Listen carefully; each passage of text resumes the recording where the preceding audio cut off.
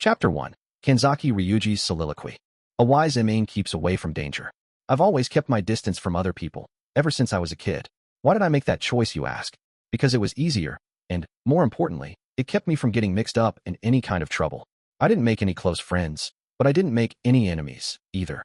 When you keep people at arm's length, neither too close nor too distant, relationships are easy. But one day I got wrapped up in a silly fight between children, simply because I happened to be close by. Apart from me, there were 4 of them. 3 of the kids were relentlessly laying into the 4th. Those 3 were being arrogant, but it wasn't as though it was for no reason. It all started with a lie. The one child who was being verbally accosted was clearly upset. That child had been lying to the others. Honestly, it was something entirely trivial. If I remember correctly, it was about whether or not the child had actually gotten an autograph from a famous celebrity. The 3 others had wanted the 4th to admit to the lie and apologize. But the 4th refused, continuing to insist that it wasn't a lie. I happened to be there by chance, and after analyzing the situation objectively, I urged the child who lied to admit to it. But ultimately, the child stubbornly clung to the lie until the end. A flimsy lie. Pointless stubbornness. I thought the situation might escalate to the point of physical harm, but I didn't do anything. Besides, in the first place, the issue was that someone told a meaningless lie. I didn't know why that child did it, if it was to look good in front of their friends or what, but it was honestly so stupid. There was no need for me to step in and help. It had nothing to do with me. That's how I truly felt, from the bottom of my heart. I mean, if anything, I thought that kid should have gotten punched at least once, so they'd learn something from the situation. But, in the end, the kid who told the lie got away with it. Just as the situation was turning dire, a third party suddenly swooped in and, employing some quick thinking, saved the child. That person protected the child without accusing them of lying, simply because they were friends. I couldn't accept that. That wasn't justice. The right thing would have been for the child to have never lied to the other 3 in the first place. My uncertain feelings over the situation hadn't gone away. Who was in the right? Was it the 3 who had told the truth, but were acting high-handed and violent? Or was it the one who had clearly been lying? Or was it the third party, who knew it was a lie, but still stepped in to save their friend? There was one adult there, who had watched the entire ordeal from start to finish. That person placed their hand on my head and told me something. If you don't have the power to help, you might as well just give up and run away. But if you do have the power and don't use it, then you're a fool. I didn't understand at the time. I wondered if that person meant, ultimately, that I was supposed to help the liar. But as I grew into an adult, I came to understand. When that person talked about helping, they didn't necessarily just mean helping the child who'd lied. I think that adult meant that, if I had the power to control the situation, I could resolve things, no matter what point of view I was coming from. That was when something stirred within me. Something hot and smoldering, something I didn't think I had inside me. Even now, I still can't forget those words I heard from an adult I had never met before. When I started attending the advanced nurturing high school, I reluctantly chose to socialize with people, which wasn't my forte. I learned how to help those in need, even if only a little. I had hoped to support Ichinos, who I recognized as the leader of our class. However, ultimately, things didn't go so well, and my heart was broken. Then, Ayanokouji Kiyotaka's words saved me. Ayanokouji, fate truly is a strange thing. Chapter 2. Know your enemy, know yourself, and you need not fear 100 battles. It was late November, and the day we were due to set out on our long-awaited school trip was finally drawing near. I was on my way to school on a bright but chilly morning when I happened to spot a group of 3 people walking along ahead of me, with Haruka in the middle. They weren't laughing out loud or smiling broadly or anything, but they did seem to be enthusiastically engaged in some topic of conversation, as though they were making up for lost time, filling the void of the recent past. "You sure you don't need to go talk to them?" asked Kay, as she walked beside me. "Nah, it's fine," I replied. "This is just how things have ended up, ever since Eri got expelled. I was no longer needed in that group, or rather, that was the way it had to be. In that case, I won't bring it up again. I understand that if you say it's okay, then that's the right answer." Kay didn't seem to care too deeply about this. She probably figured that this whole issue with the former Ayanokouji group was none of her business anyway. Besides, you know what? This just means that I get to keep you all to myself, Kiyotaka. Right. She flashed me a sincere, earnest smile, with no hesitation. There was no doubt in my mind that I had become an emotional pillar for Kay over all the time we'd spent together. "I'm super excited about our upcoming school trip," she added. "Where do you think we'll go?" "I'm not giving up on my dream of Kyoto," I said. "Yeah, you did talk about wanting to go there, huh?" "Well, for me personally, Kyoto's the only place I didn't want to go. For some reason, Kyoto, the place that I was passionately longing for, was the only one that she was dismissing. And right out of hand, too. "You hate Kyoto that much?" I asked. "I mean, it just seems like it's all, like, cultural stuff, like temples and junk. It doesn't sound fun at all, does it?" But that was one of the best things about it, if you asked me. Well, it sounded like visiting temples and shrines might not be enjoyable to Kay. That's exactly what's on my mind right now, for sure, she said. Yep. Okay, sure. Our trip destination is important too, but aren't you concerned about the results of the finals? I asked. Well, it's not like worrying about them now is going to raise my test scores, is it? Besides, I feel like I did pretty well, actually. Thanks to you, Kiyotaka. Though that overconfident part of her was a little problematic, what she said was true. Although it was unlikely that we could expect to see her get a high score, it was also safe to say that the bottom range of her scores had been rising. Realistically, I could only make an iffy declaration at this point, but I could sense some growth in her after seeing her scores. I wonder if I should spend even more time studying with you. Kiyotaka, like Sudakoan with Horikita-san, murmured Kay, the tip of her index finger pressed against her lips. She probably didn't understand that just studying for the same length of time as Suda wouldn't improve her academic performance like his. Personal motivation was very important, but the skill of the tutor was just as important. The reason Suda had developed so remarkably well was, without a doubt, Horikita's talent as a tutor. That was probably an advantage that Horikita held over even someone like Kisi, who had the same level of academic ability as her. In my case, though, my education wasn't built on that kind of foundation. It would be simple enough for me to raise Kay's academic ability forcefully by educating her thoroughly, but that wasn't my role. I had to entrust that matter to another student in the class. All I should do was the bare minimum necessary. I also needed to instill in her the kind of attitude that would enable her to study. That way, when another student who was right for the job eventually came along, they'd be able to take things over smoothly. 2.1 TWHRs were going to be set aside later this morning to talk about the school trip. I suppose that at a normal school, we might have gotten those details at a slightly earlier stage, but for the students at this school, the end-of-term exam we just had beforehand was more important. So, first, we needed to find out what our results were. Learning about the plans for the school trip and then immediately finding out you were being expelled for your test scores would have been like a bad joke. Now then, I'll be giving you your results from your second semester finals, said Chabashira-sensei. There was a feeling of tension in the air, like everyone was standing on pins and needles. But despite the nervousness and anxiety, none of the students in the class were in despair. Around this time last year, the school had conducted a unique final exam called the paper shuffle. Kushida had schemed, and Ryuu's shadow loomed. Horikita's characteristic strategies had been formidable back then, too. But this year, things were different. The rules had been standard. Students took the test that the school had produced, and if they scored below the clear pass/fail line, then they'd be expelled. It was also a competition between classes, with the class coming in first place earning 50 class points, and second place earning 25 class points. Third place, however, lost 25 class points, and fourth place lost 50 class points. It was, simply put, a scramble for class points. A failing grade was an average score of 39 or less in all subjects. Having carefully examined the exam contents, though, I concluded that a failing grade in any given subject could be avoided without much difficulty as long as a student took their classes seriously. First, for this exam's results, I'll start with the students at the bottom, said Chabashira-sensei. Her expression was stiff. She didn't show any sign of relaxation. I got the sense she was doing it to wind the students up, but I suppose that a modicum of tension was necessary. First, the student with the lowest score. The lowest grade was thought to be even more important than the highest. It's you, Hondu, with an average score of 53, Chabashira-sensei announced. Heck, me? Oh, but wait, 53 isn't so bad, is it? Wait, should I be happy about this? He cried out strangely. There was joy in his voice at hearing he'd avoided a failing grade, but he must have been conflicted over having gotten the lowest score in class. Hondu had always placed near the bottom, though. This probably wasn't the first time that his score had been the lowest. Chabashira-sensei continued announcing the results in ascending order, and eventually, she started calling the names of the higher-ranking students. The bottom range for the lower-scoring group was definitely getting higher. Even my girlfriend, Kay, didn't have as bad a score as I had expected, with an average of 56 points. It was undoubtedly Ari's expulsion during the unanimous special exam that had led to this development. Ever since that exam, the students who ranked lowest in OA had developed a constant sense of urgency, knowing that they could be next on the chopping block, so they couldn't slack off. No matter what kind of exam they faced, they had to tackle it to the best of their ability. Even Kay was steadily improving her grades, although she didn't want to study unless it was with me.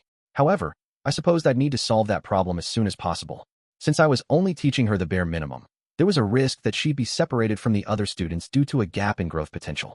I needed to ask someone else to take over tutoring her who could come up with a solid teaching plan, like Horikita, or Kisi, or even Yusuk. As our names were called, each student's score per subject, total score, and average score were displayed on the monitor at the front of the class. I came in 12th place.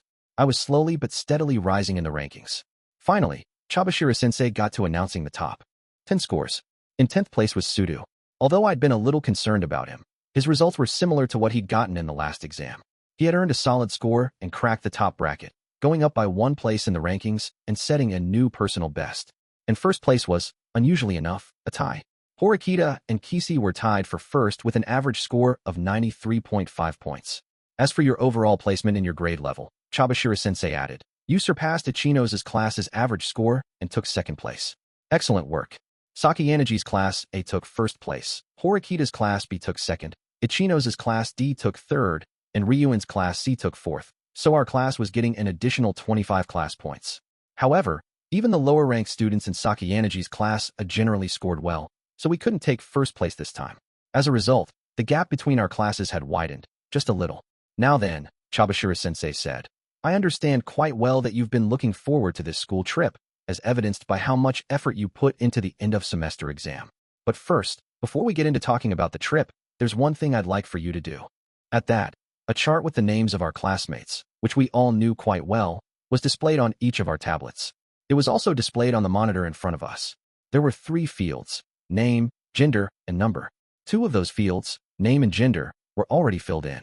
Just as Chabashira-sensei had suggested, information was given for everyone in class. Only the field for numbers was blank, so it was clear that some kind of number was going to be entered in that field. The table was generally understandable at first glance, but it was unclear what criteria the number field was supposed to be based on.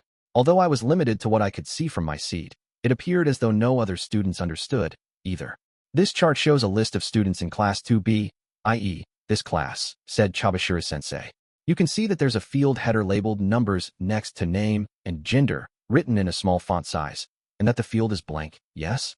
The numbers start from 1 and go up to 37, which is the number of students in this class, 38, minus you yourself. You cannot use the same number twice. First, please enter self in the number field next to your own name, so that it's easy for us to understand that it's you. Without Yamauchi and Eri, who had been expelled, there were 38 students in Class 2B. So, from the sounds of things, we were supposed to assign a number to each student excluding ourselves, going up to 37. The problem was what these numbers were supposed to mean. I couldn't possibly imagine that we'd just be assigning numbers randomly, with no meaning behind them. We all did as instructed, typing on our tablets and entering self by our respective names. After confirming that we had all done that, Chabashira-sensei began to explain what the numbers meant. Now then, regarding the numbers that I'm about to have you assign, you can basically see them as your evaluation of your peers from your own personal perspective. You could rank someone as number 1 simply because you respect their skills the most, or because you are best friends, or because they're the funniest one in class. What's important is that whoever it is you rank as first, you're making a positive evaluation according to your own set criteria. So, we were basically ranking our classmates, then. Actually, wait. It seemed that if you slid the table over, it wasn't just our own classmates in there. There were fields for students in the other 3 classes, too. I'm sure that some of you might have already noticed this, added Chabashira-sensei, but I'm going to ask you to do this ranking for the entire grade level, class by class. When it comes to students from other classes, there may be some people who you've never even spoken to before, but you're going to have to rank them based on your own criteria as well.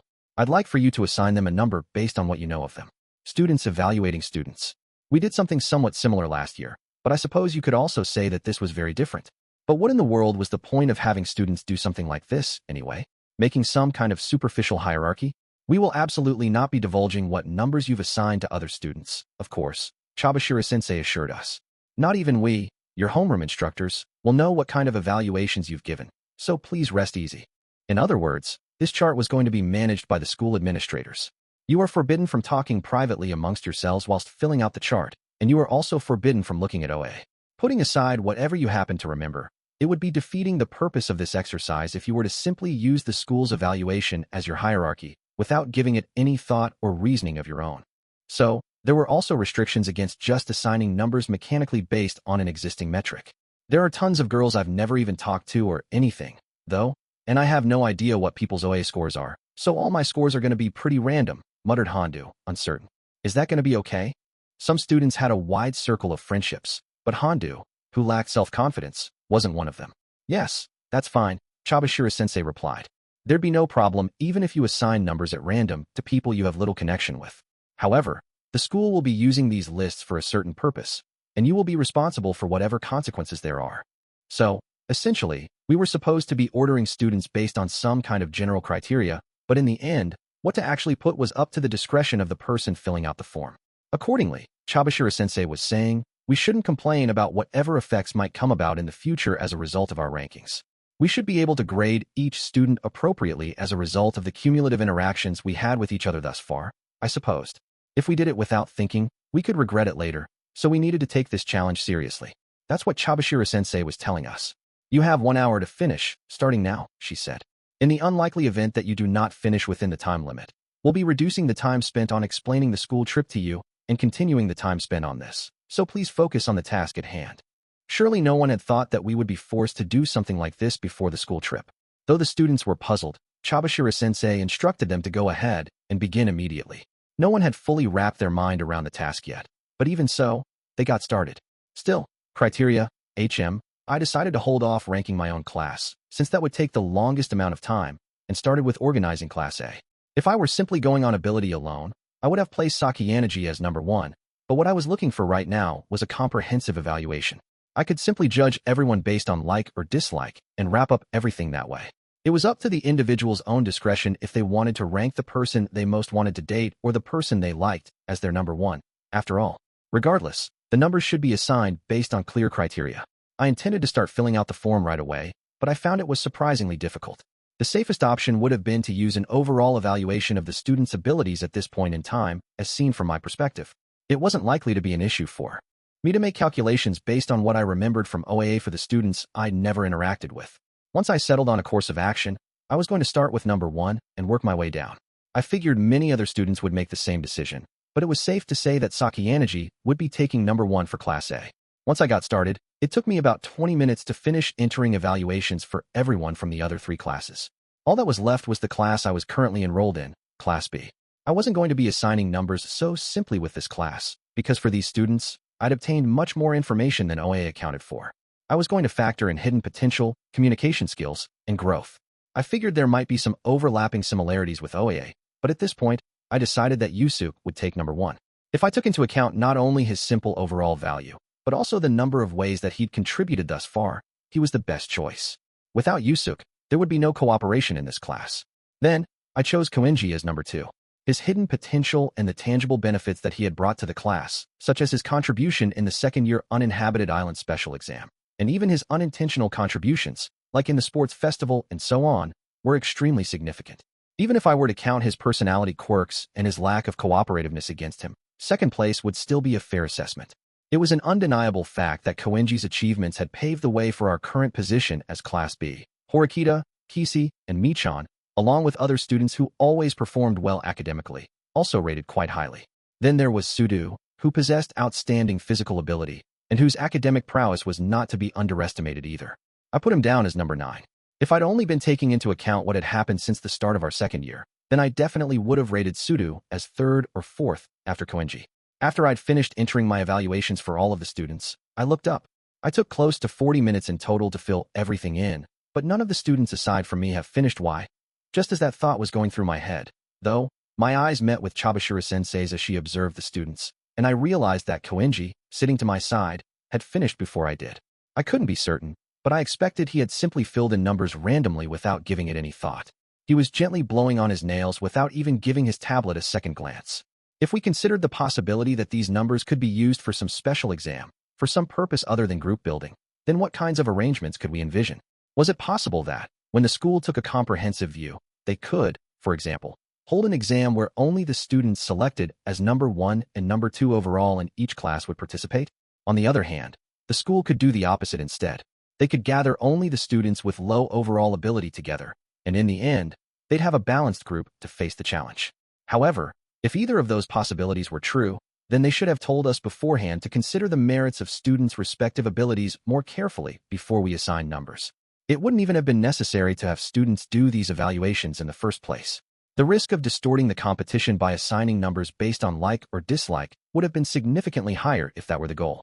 2.2 When there were only a few minutes remaining, Chabashira-sensei addressed the class. Okay, it seems like everyone is finished, so we'll bring the list-making process to an end right here, she said.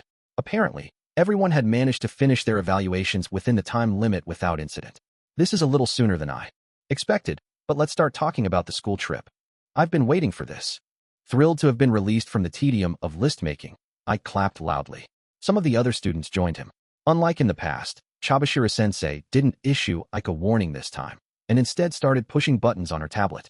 We'd heard that there was going to be a school trip, but we still didn't know what our destination would be. There were 3 options in the unanimous special exam: Hokkaido, Kyoto, and Okinawa. Each class had cast its vote for one of those 3 choices, and whichever one got the most votes would be chosen as the destination for the school trip. Incidentally, I was part of the minority faction that wanted to go to Kyoto, along with Horikita and Kisi. This class had ended up casting a vote for Hokkaido in the end, but that didn't mean hope was gone. If 2 of the remaining 3 classes voted for Kyoto, then my wish would be granted. And the results were: first, I'll tell you the results of the vote from the unanimous special exam, announced Chabashira-sensei. She paused for a few seconds, with a pompous air, for dramatic effect. After tallying up the results from each class, the winner, with a total of 3 votes, has been decided. Our school trip will be to Hokkaido. There were mixed reactions as soon as we heard the results, with people expressing both joy and disappointment. Horikita's class had allocated its vote to Hokkaido, but that didn't necessarily mean the majority were happy about this. Anyway, we were going to Hokkaido, huh? Horikita didn't appear to be disappointed, from what I could tell by looking at her back. Even Kisi didn't seem especially unhappy with the announcement. Meanwhile, Sudu and the other people who were in the pro-Okinawa group had shown absolutely no sign of even really reacting to the news from the start. Classes weren't allowed to share what they had voted for, but it was possible that some rumors had been going around anyway. I felt like it was a little disappointing, but hey, Kyoto was Kyoto, Hokkaido was Hokkaido. Each was its own thing. From my perspective, it was still an unknown world out there, and the vote didn't change the fact that I was looking forward to the trip. I'm sure that you're already aware of this, but don't forget that a school trip, just as its name implies, is an excursion meant for learning and acquiring knowledge. Unlike in a regular high school, there are many rules you'll need to follow. Chabashira-sensei warned lightly, so that the exuberant students wouldn't confuse this trip with a vacation. You're not telling us that there's going to be a special exam or something, are you? Asked Hondo fearfully. There was no way we could be sure, and it was understandable that someone would want to speak up to rule it out. In response, Chabashira-sensei chuckled softly as she looked at the students. Relax. There will not be a special exam where you'll be competing over class points. Hearing her clear, definitive answer, the class collectively let out a sigh of relief. Anyway, before we go into the details of the trip, let's first touch on the schedule for the 4 nights and 5 days, said Chabashira-sensei. School trip schedule: Day 1, depart from school - Haneda Airport - New Chitose Airport - arrival at ski resort, lesson - skiing - to Ryokan. Day 2, free day 3, visiting tourist spots around Sapporo - back to Ryokan. Day 4, free day, with some conditions. Day 5, return. Apparently, we were going to be free to do whatever we wanted all day on the 2nd day, and again on the 4th day, albeit with some conditions. Wait, I was all worried. But that looks totally normal, exclaimed Hondo. Actually, hold on, it's even better than normal. Yeah, free days. Apparently, almost all of the students in class had a positive impression of a normal school trip schedule. It sounded like this one was somewhat comparable to what you would find at most schools, and people appeared to be unusually excited about that fact. It was true that it wouldn't have been unexpected for this school to come up with a more complicated or involved schedule. It's fine to get excited, but have you already forgotten what I said earlier? Chabashira-sensei said. Yes, you are promised free days, but there will be no shortage of activities that you'll need to be doing as students at the advanced nurturing high school. There wasn't going to be a special exam, though. So, what in the world is going to be expected of us? I wondered. Know your enemy, know yourself, and you need not fear 100 battles. That is the theme of this school trip, said Chabashira-sensei. Huh? Wait, what? What does that mean? Hondo cocked his head to the side in apparent confusion. He must not have understood the quote Chabashira-sensei had referenced, from Sun Tzu's The Art of War. It was Sudu who spoke up first to explain the proverb in an easy-to-understand manner. It means to actually understand the enemies that you're fighting and their situation, and to understand your own situation properly, too, he said. Basically, if you make sure you know that stuff, then you'll never lose. Oh wow, dude. So, like, you even get that kind of stuff? Asked Hondo. Nah, it ain't really anything amazing. Besides, you can figure out what it means literally from what the quote says in the first place. I was starting to like how he wasn't being arrogant about having one piece of knowledge. That left a good impression. Normally, several groups are formed on school trips, as people are out and about, Chabashira-sensei said. Things will be no different for you in that regard, but there is one aspect that is clearly different from how other schools do it. Namely, groups will be formed not just from students within your own class, but with students from your entire grade. Huh? Wait, what? What? One student wailed.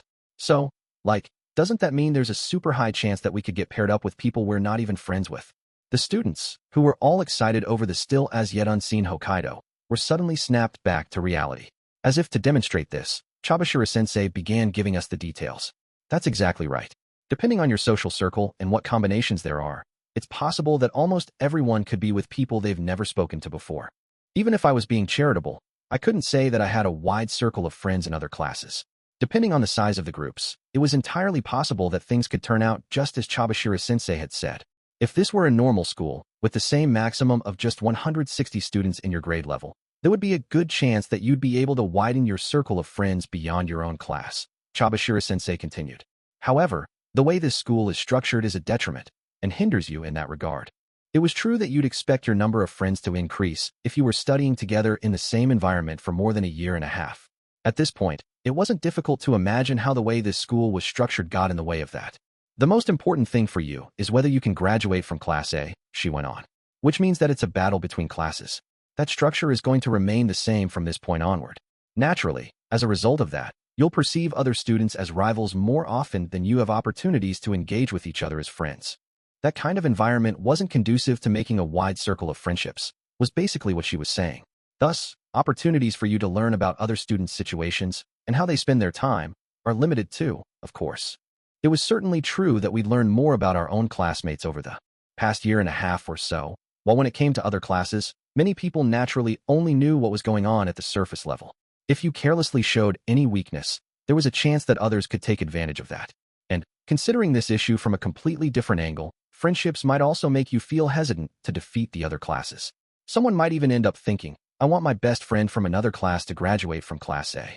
If something like that were to develop, there could be substantial hesitation when the time came to fight. There were probably more than a few students who intentionally wanted to keep themselves from knowing too much about people from other classes.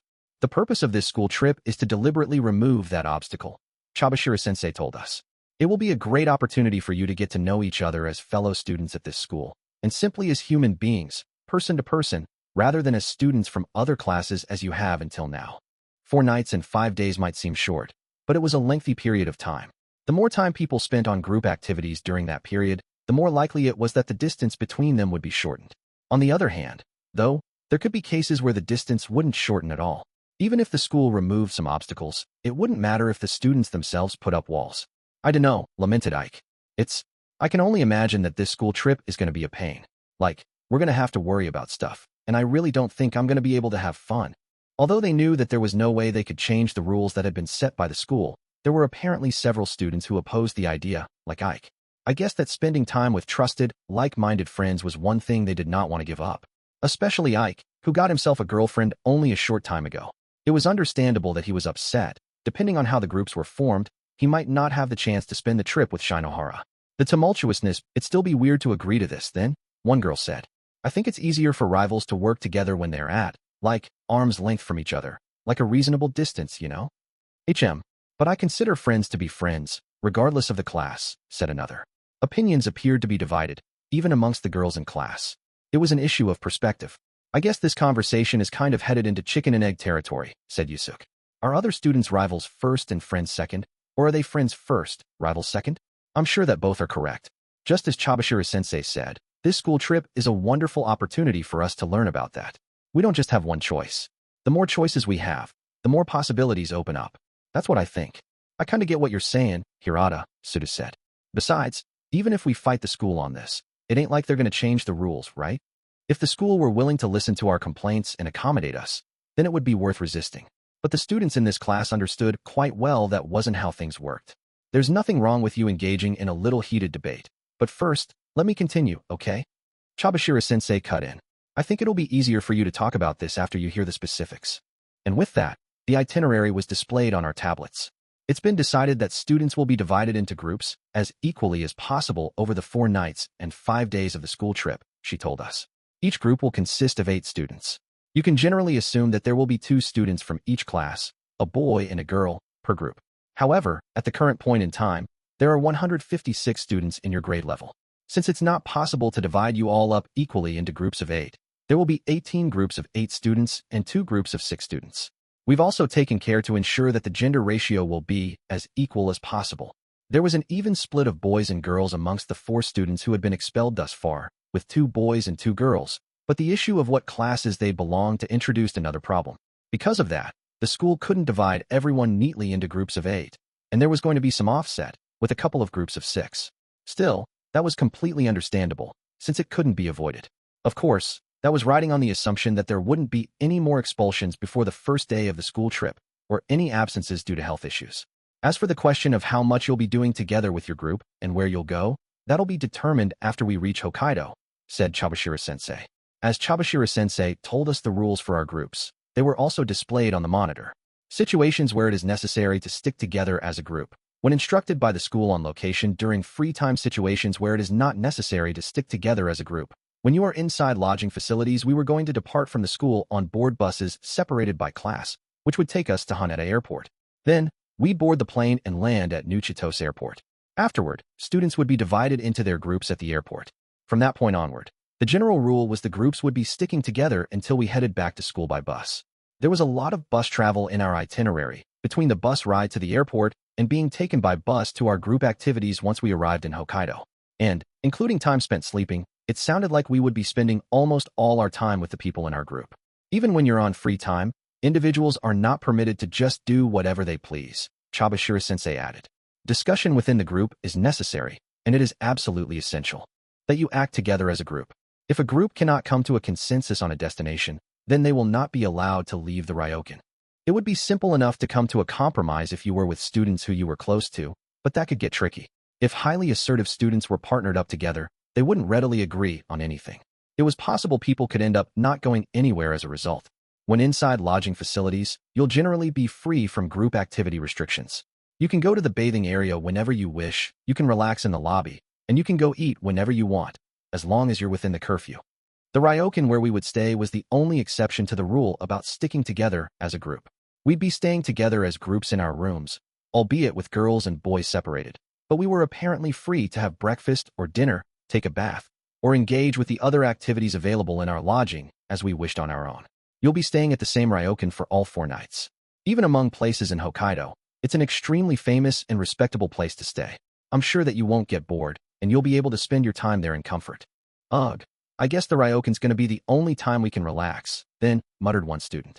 I'm just going to say this once more, but this trip really is an excellent opportunity for you to get to know students from the other classes on a deeper level, said Chabashira-sensei.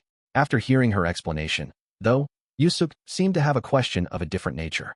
If the idea is to have us interact with a larger number of people, isn't it a little strange that we're going to be with the same group of people for the entire trip? He said. You make an excellent point, Hirata, said Chabashira-sensei. We did also consider changing groups in a daily rotation. However, if we just randomly put you in touch with lots of different people, you wouldn't really get to know your group mates. If you were together for less than a day, it wouldn't be difficult to just pass the time superficially as acquaintances. However, it's a different story if you're together for 4 nights. If you cannot open up honestly and spend time with your group as your true selves, then you won't be able to enjoy this valuable trip. It was true that if a group were together for only a day, then you could just stick it out no matter who you were with. Even if you were put together with a group you didn't like, it would change the next day, so you could just put up with it until you eventually got put into a more comfortable situation. On the other hand, if you knew that your group was fixed, then you'd have to make things work. Someone like Hirata or Kushida, who have a lot of friends in other classes, might get along with whoever they're paired up with, no matter what kind of group they're in, Chabashira-sensei went on. And on the flip side, for someone with few friends, it's true that they might have a tough time no matter what group they are placed in. Those are definite possibilities. However, don't look at this negatively. Think of it as a good opportunity. Obviously, relationships weren't quite that simple. If you were the type of person who wanted to make friends but couldn't, then yes, you might be able to take a proactive approach like Chabashira-sensei said and see results. But for those who considered friends unnecessary, this was going to be a somewhat burdensome school trip. Well, I suppose that if you thought like that, the very idea of a school trip might be depressing anyway. Also, if it's proven that a group is not acting together as a unit, that may lead to free time being revoked, said Chabashira-sensei. If something like that were to happen, then it would be like more than half of the school trip was rendered meaningless. In other words, it was imperative to stick with our established groups. Most of the students tended to follow the rules, but there were some students who didn't. In unison, the students' eyes all turned to Koenji at the far back of the class. What is it, ladies and gentlemen, he said. You're all looking upon me with such envy in your eyes. I don't mind. You may gaze upon me all you wish. Koenji hadn't been listening to a word that Chabashira-sensei or anyone else had said. He looked at everyone with a beaming smile as he spoke. In many ways, he was the sort of young man who couldn't read the room, but he still came to school reliably, and he wasn't a rule breaker. He might be unexpectedly obedient in his group on the school trip. Maybe. It really wasn't clear what the future might hold, so I was sure that many students were hoping not to be paired up with Koenji if at all possible. The group assignments are not going to be determined randomly, Chabashira-sensei continued. Groups will be assigned based on the tables you made earlier. So, that was why she'd specifically had us carry out that task before explaining the details of the school trip. Also, about your phones. I know you use them every day, and you can still use them during the school trip. That won't be a problem. Restrictions on who you're allowed to call will not change on the trip. Calls to other second years or other enrolled students will be permitted, as will calls to police or emergency services in the event of an emergency, but calls to family or anyone else outside of the school will remain prohibited. The school will keep track of your call history, so please exercise caution. Chabashira-sensei had laid out the theme for this school trip. It was hard to believe that it was simply to get the students to become friends. It could be interpreted as one of the milestones for our school life in the days to come.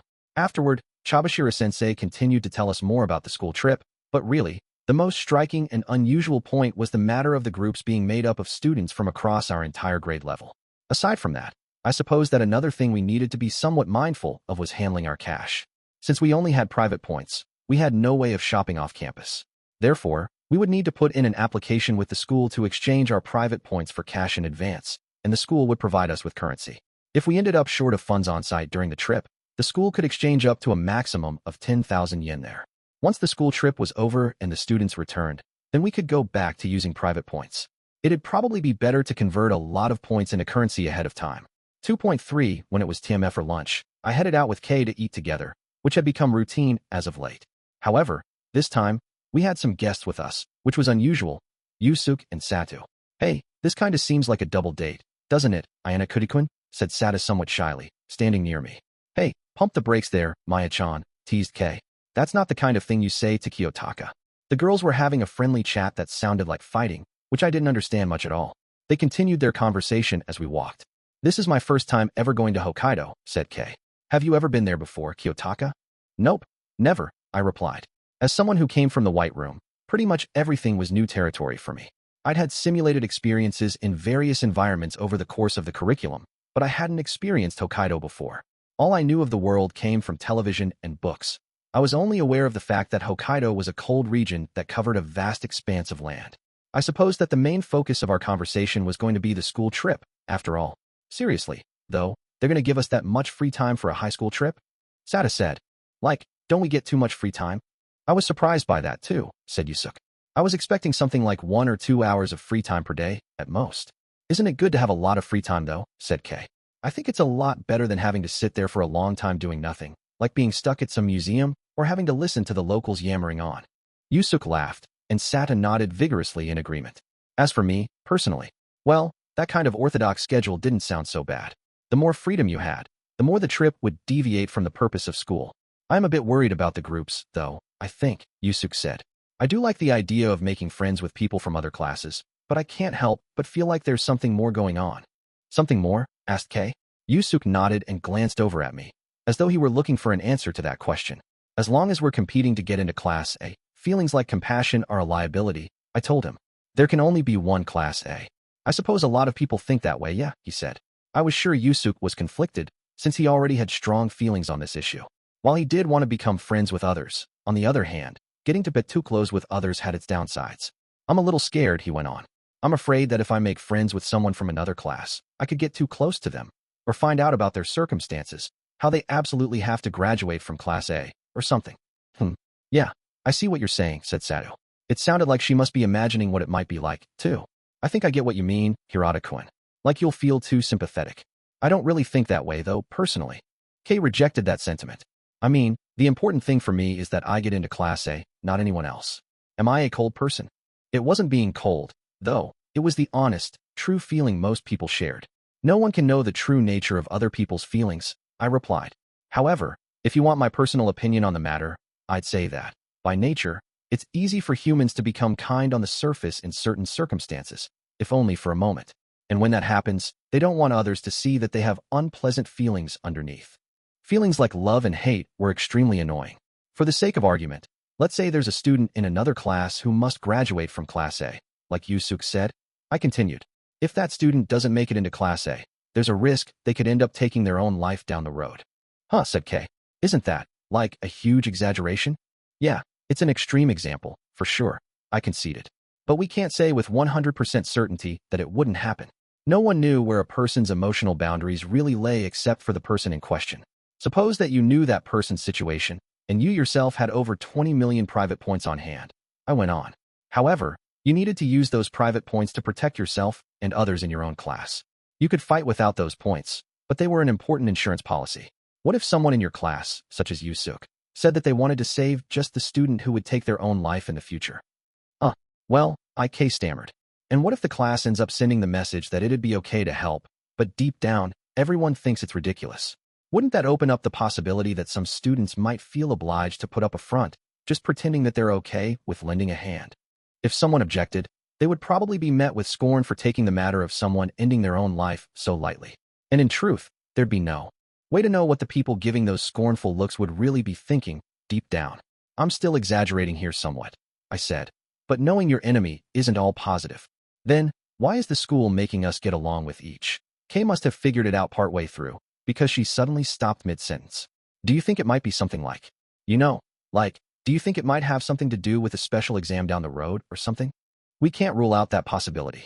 At the very least, right now, there was basically no one in any of the other classes who we'd be upset to see expelled. Anytime someone we weren't close to was removed from the playing field, we gained a vital advantage and came a step closer to Class A. Those tables we made, this school trip, they might just be setting the stage for something, I said. If so, then it might be the final exam that's the real challenge. If that's true, then things could get messy. I'm genuinely scared, said Yusuke. Same, me too, Sada said. I have a bad feeling about this. Over the course of this conversation, both of them had gained a better understanding of their anxieties about the future. At the current point in time, we didn't know if expulsion would be a factor, but it was looking certain that this year's final exam was going to be harder than the last one. 2.4 The students' feverish enthusiasm off the school trip didn't wane after class ended. I received a succession of messages from a certain someone, who apparently wanted to meet with me at a bench near Kiyotaka Mall. I could have ignored the messages, of course, or changed the date of our meeting, but Kay had plans to hang out with Sadu and some other girls at the dorms today, so the timing was perfect for me. I was curious about what was going on with the person who'd messaged me, so I figured it was a good idea to meet. I immediately replied to the text saying I could meet today, and I headed to the agreed location. Since I arrived about 10 minutes earlier than planned, I decided to sit down on the bench and wait. Classes had just ended for the day, so students were walking past the bench where I was sitting, heading toward Kiyotaka Mall. I had to say, somewhere this conspicuous was a curious choice of meeting place. Was it out of the fear that I'd be on my guard and refuse to meet up? No, that seemed out of character. Actually, the fact that I'd been deliberately contacted in advance was also out of the ordinary. Was this simply some kind of emotional or psychological problem, or were there other forces at work? I spent some time sitting there watching the crowd of students heading toward Kiyotaka Mall, and then, the appointed time came and went, but there was still no sign of the person I was supposed to meet. I figured the meeting time was probably supposed to be approximate, so I decided to carry on browsing the internet without worrying about it. Just as I was killing time scrolling on my phone, I heard a girl's voice from somewhere close by. Hello. When I looked up, I saw that it was Amasawa Ichika, the one who'd been messaging me earlier. She was with Nanace, though, who was in a different class from her. In contrast to Amasawa, who was all smiles, Nanace appeared a bit surprised. They waved as they approached, stopping about 10 centimeters in front of me. Sorry to have kept you waiting, said Amasawa. I see that Nanace is with you too, I said. I couldn't just ignore Nanace while she was standing right in front of me, so I decided to go ahead and acknowledge that she was there, as a formality. Yes, Nanace said. I'm sorry. Please excuse me for tagging along without telling you. Nah, no need to apologize, I told her. It was just a little unexpected, is all. I had gone into today's meeting with the assumption that I was going to be talking one-on-one with Amasawa. But any question as to why Nanace was here was quickly dispelled by what Amasawa said next. Nanace-chan held me up. That's why I'm late to our meeting. Amasawa pointed her finger at Nanace, indicating that she was the one responsible. And on top of that, she insisted on tag Jin along. She turned to Nanace. You wanted to see Ayanokouji-senpai that badly, huh? Huh? Really? I asked. Well, no, Nanace got a little flustered, but she regained her composure and immediately corrected Amasawa. I was curious about what Amasawa-sen was up to, so I followed her, but I didn't know that she was meeting with you, Ayanokouji-senpai. Huh, said Amasawa. Did I not say anything about that? I was pretty sure I did. You only said something once we saw Ayanokouji-senpai. Ahahaha, you might be right. So, that was why Nanace had looked so flustered when our eyes met. I listened to the two first-year students as they explained the situation to each other. Still, seeing as how Nanace showed no sign of leaving, I figured she must have had her own reasons for being here. Putting that aside for a moment, though, I turned my attention to Amasawa. I heard you've been absent from school for a while. I commented. You're well informed, she said. You investigated me, huh? So, you were interested in me after all. You know, I'd welcome anything from you, Ayanokouji-senpai, even stalking. After the cultural festival was over and the holiday had passed, Amasawa hadn't been seen in class. I had figured it was unlikely it was due to illness. Ayanokouji-senpai knew because I reported it to him, said Nanace. Wait, so you're my stalker, Nanace-chan? Amasawa exclaimed, raising both hands in the air in a deliberate overreaction. I'm a girl, huh? Well, we do live in an age of diversity, right? And you're cute, you know? So maybe. Please stop making self-serving assumptions. Nanace remained calm in the face of Amasawa's high energy. That's actually exactly why I spoke to Amasawa-san today, she said to me. She's been absent ever since Yagami-kun was expelled. It was obvious her absence wasn't due to poor physical health, but some kind of psychological condition, and so it was only natural for me to feel distrustful when she suddenly came back to class. So, it was a natural course of action to watch the movements of a White Room student after they'd suddenly returned to class. Yagami Takuya. He'd meddled in my business a few times, but after everything that led to his expulsion, it was clear beyond doubt that he was a student of the White Room, which made Amasawa his fellow student. What had happened must have shaken her up. And now that I know that she's meeting with you, Ayanokouji-kun, I've decided I can't just leave, Nanace added. You're like a knight, protecting your senpai, teased Amasawa. No, it's nothing as grandiose as that. It's just that I determined that I couldn't know what you might do, Amasawa-san, in your current state of mind. It might have seemed like a series of coincidences that brought Nanace here, but she must have been making her own speculations. It was difficult to imagine Amasawa deciding to come to school now, after the vacation had ended, simply because she wanted to go back to class. Yeah, I guess it's something like that, said Amasawa. The bright, chipper attitude she had exuded up until this point was gone. I couldn't feel the usual energy radiating from her. I know I'm kind of butting in, but I figured it'd be okay. If you're still here at this school, then that means you've found the answer on your own, right? I asked. Almost instantly, Amasawa's smile quietly faded. Judging by the wavering I saw in her eyes, she must not have found it after all. Why didn't you tell them to take me back too, senpai? She said. I think you could have gotten me expelled along with Takuya. Because you've been more concerned with enjoying yourself at this school than with getting me expelled, I replied simply. That's how I see it, anyway. You had no intention of forcing me out of school. It would have been the same for Yagami, too. Although I had never had any direct, heart-to-heart conversations with him, I likely wouldn't have needed to get him expelled if he had prioritized staying in school. It's not what you think, senpai, said Amasawa. I still haven't found my answer yet. It's because, well, I was wondering, even if I did go back, if there would be a place for me anymore. I just kind of lost track of time, thinking about all that. She let out a soft, self-deprecating chuckle. In other words, she hadn't yet decided whether she was going to stay here or move on. Or, I supposed, she could still choose to turn on me, too. But you have found some direction, I said. That's why you called me, isn't it? Well, yeah, I guess, she said. I'm beginning to think that, since I'm still here, maybe it's okay for me to stick around after all. I can't go back to the White Room, can I? And even if I did leave school, it's not like I know where my parents are or anything. I'd hate it if I just ended up doing shady part-time jobs or something because I didn't have a purpose. Like, what a stereotype, am I right? If she were on the streets, she would need to take any means necessary in order to survive. But as long as she stayed in this school, provided she neither dropped out nor got herself expelled, she was guaranteed room and board until graduation. Furthermore, the school had a system set up to purchase back a student's private points on graduation. From what I'd heard, it wasn't exactly an equal value exchange, but even as low as half value, you could still get a considerable amount of money. It would be possible for her to get some money that way and find a decent job somewhere. There was also a third path. Amasawa didn't seem to be thinking about that, because she didn't know where her real parents were, but there was always the option of trying to find them and returning to them. Still, if she were to officially drop out from the White Room, there essentially wasn't any guarantee about how she'd be dealt with. It would be up to Amasawa's parents whether there was anything for her on the third path. First, her parents would need to be powerful in some way, either wealthy or prominent. If the White Room knew that she was the child of an influential family, then they were more likely to treat her hospitably. Secondly, Her parents would need to want their daughter Ichika back. If those two conditions were met, it was possible that she could start a new life as a normal girl. Even so, there wasn't any need to force that choice now. Perhaps Amasawa was bothered by my silence, because she spoke up once more, her voice subdued. I'll stay here at this school. Only, if you don't mind it, Ayanokouji-senpai. And if I told you to drop out? I asked. I'd drop out, she replied. I had wondered what kind of reaction she would have to that, pleading, angry, or sad. But she responded immediately and definitively. I'm not hearing any hesitation, I said. You're not thinking of trying to get revenge for Yagami? I don't feel like causing any more trouble. Which meant that she came to this meeting with that much resolve, fitting for her. Those words don't really sound like something a belligerent person like you would say. Amasawa, said Nanase. You're right, Amasawa said. Only Ayanokouji-senpai gets this kind of special treatment from me. As for everyone else, though, don't think I'll be holding off in the future. Those must have been her true intentions, without any degree of falsehood. Amasawa seemed to value Yagami more than I'd thought, as a compatriot from the White Room, as a brother in arms, so to speak. It was quite possible that anyone involved in Yagami's expulsion from this school could become one of Amasawa's targets in the future. There's no reason for me to be against you staying here, I told her. If you want to stay, you can do whatever you want, Amasawa. I didn't know how much encouragement to give her, but her face relaxed a bit into a happy smile. So, you mean that my abilities are so far behind yours that I'm not even a threat? That's not what I meant.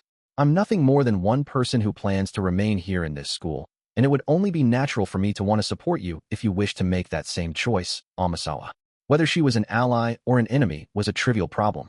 Of course, if she tried to interfere with my plans, then I wouldn't be able to just leave things be, but I'd hope she already understood that, after what happened with Yagami. I see, she said.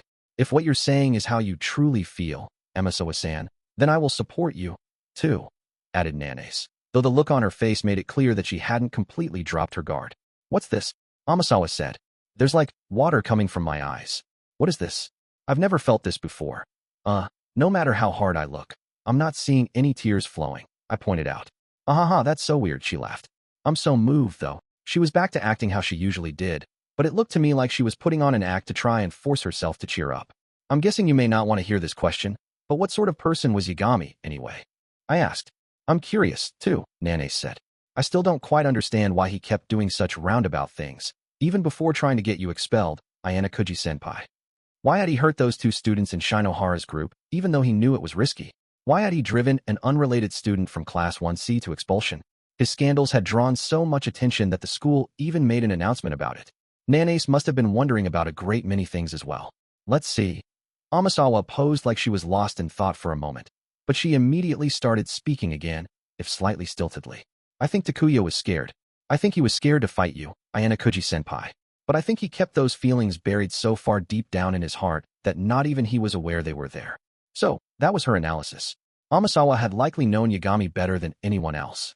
I was sure that I didn't need to interject or ask her for additional details. What she told us was likely the correct answer. So, in order to escape from those feelings of terror, she went on, he kept making long detours, over and over, without even realizing it. And that had ultimately led to him digging his own grave. I think it might take me a little bit longer to get back to my usual self, Amasawa said. But I'm sure that I'll be fine again soon. There wasn't any need for her to rush things. It hadn't even been a full year since Amasawa had started her life here at this school. It'd be fine for her to take her time and think about the path she wanted to take from here on. That's all I wanted to tell you today, she concluded. So, I think I'm going to head on back for now. What about you, Nanase-chan? It sounded as though Amasawa was inviting Nanase to come along with her, but Nanase shook her head. I'm sorry, but I'd like to speak with Senpai a little. Do you mind? I see. Well, I'll lend him to you for today, as a special occasion, said Amasawa magnanimously. I'm not your property, I thought to myself, but I figured that was just Amasawa putting on a brave face, trying her hardest to make it look like she was okay. She didn't stick around for too long. She started walking toward the dormitory. Nanase and I both watched her in silence until she disappeared from view. Looking at Nanase's side profile, she had a grim expression on her face. From what you've observed, she said, what do you think about the things Amasawa-san said, her behavior, and her mannerisms? What do you mean? I asked. I'm still a little worried about her actions causing problems in the future. So, Nanase was anxious about that. No wonder she kept looking at me so intensely. You can't trust her? I'm not saying that I don't want to trust Amasawa-san, Nanase said. But I don't think we can let our guard down.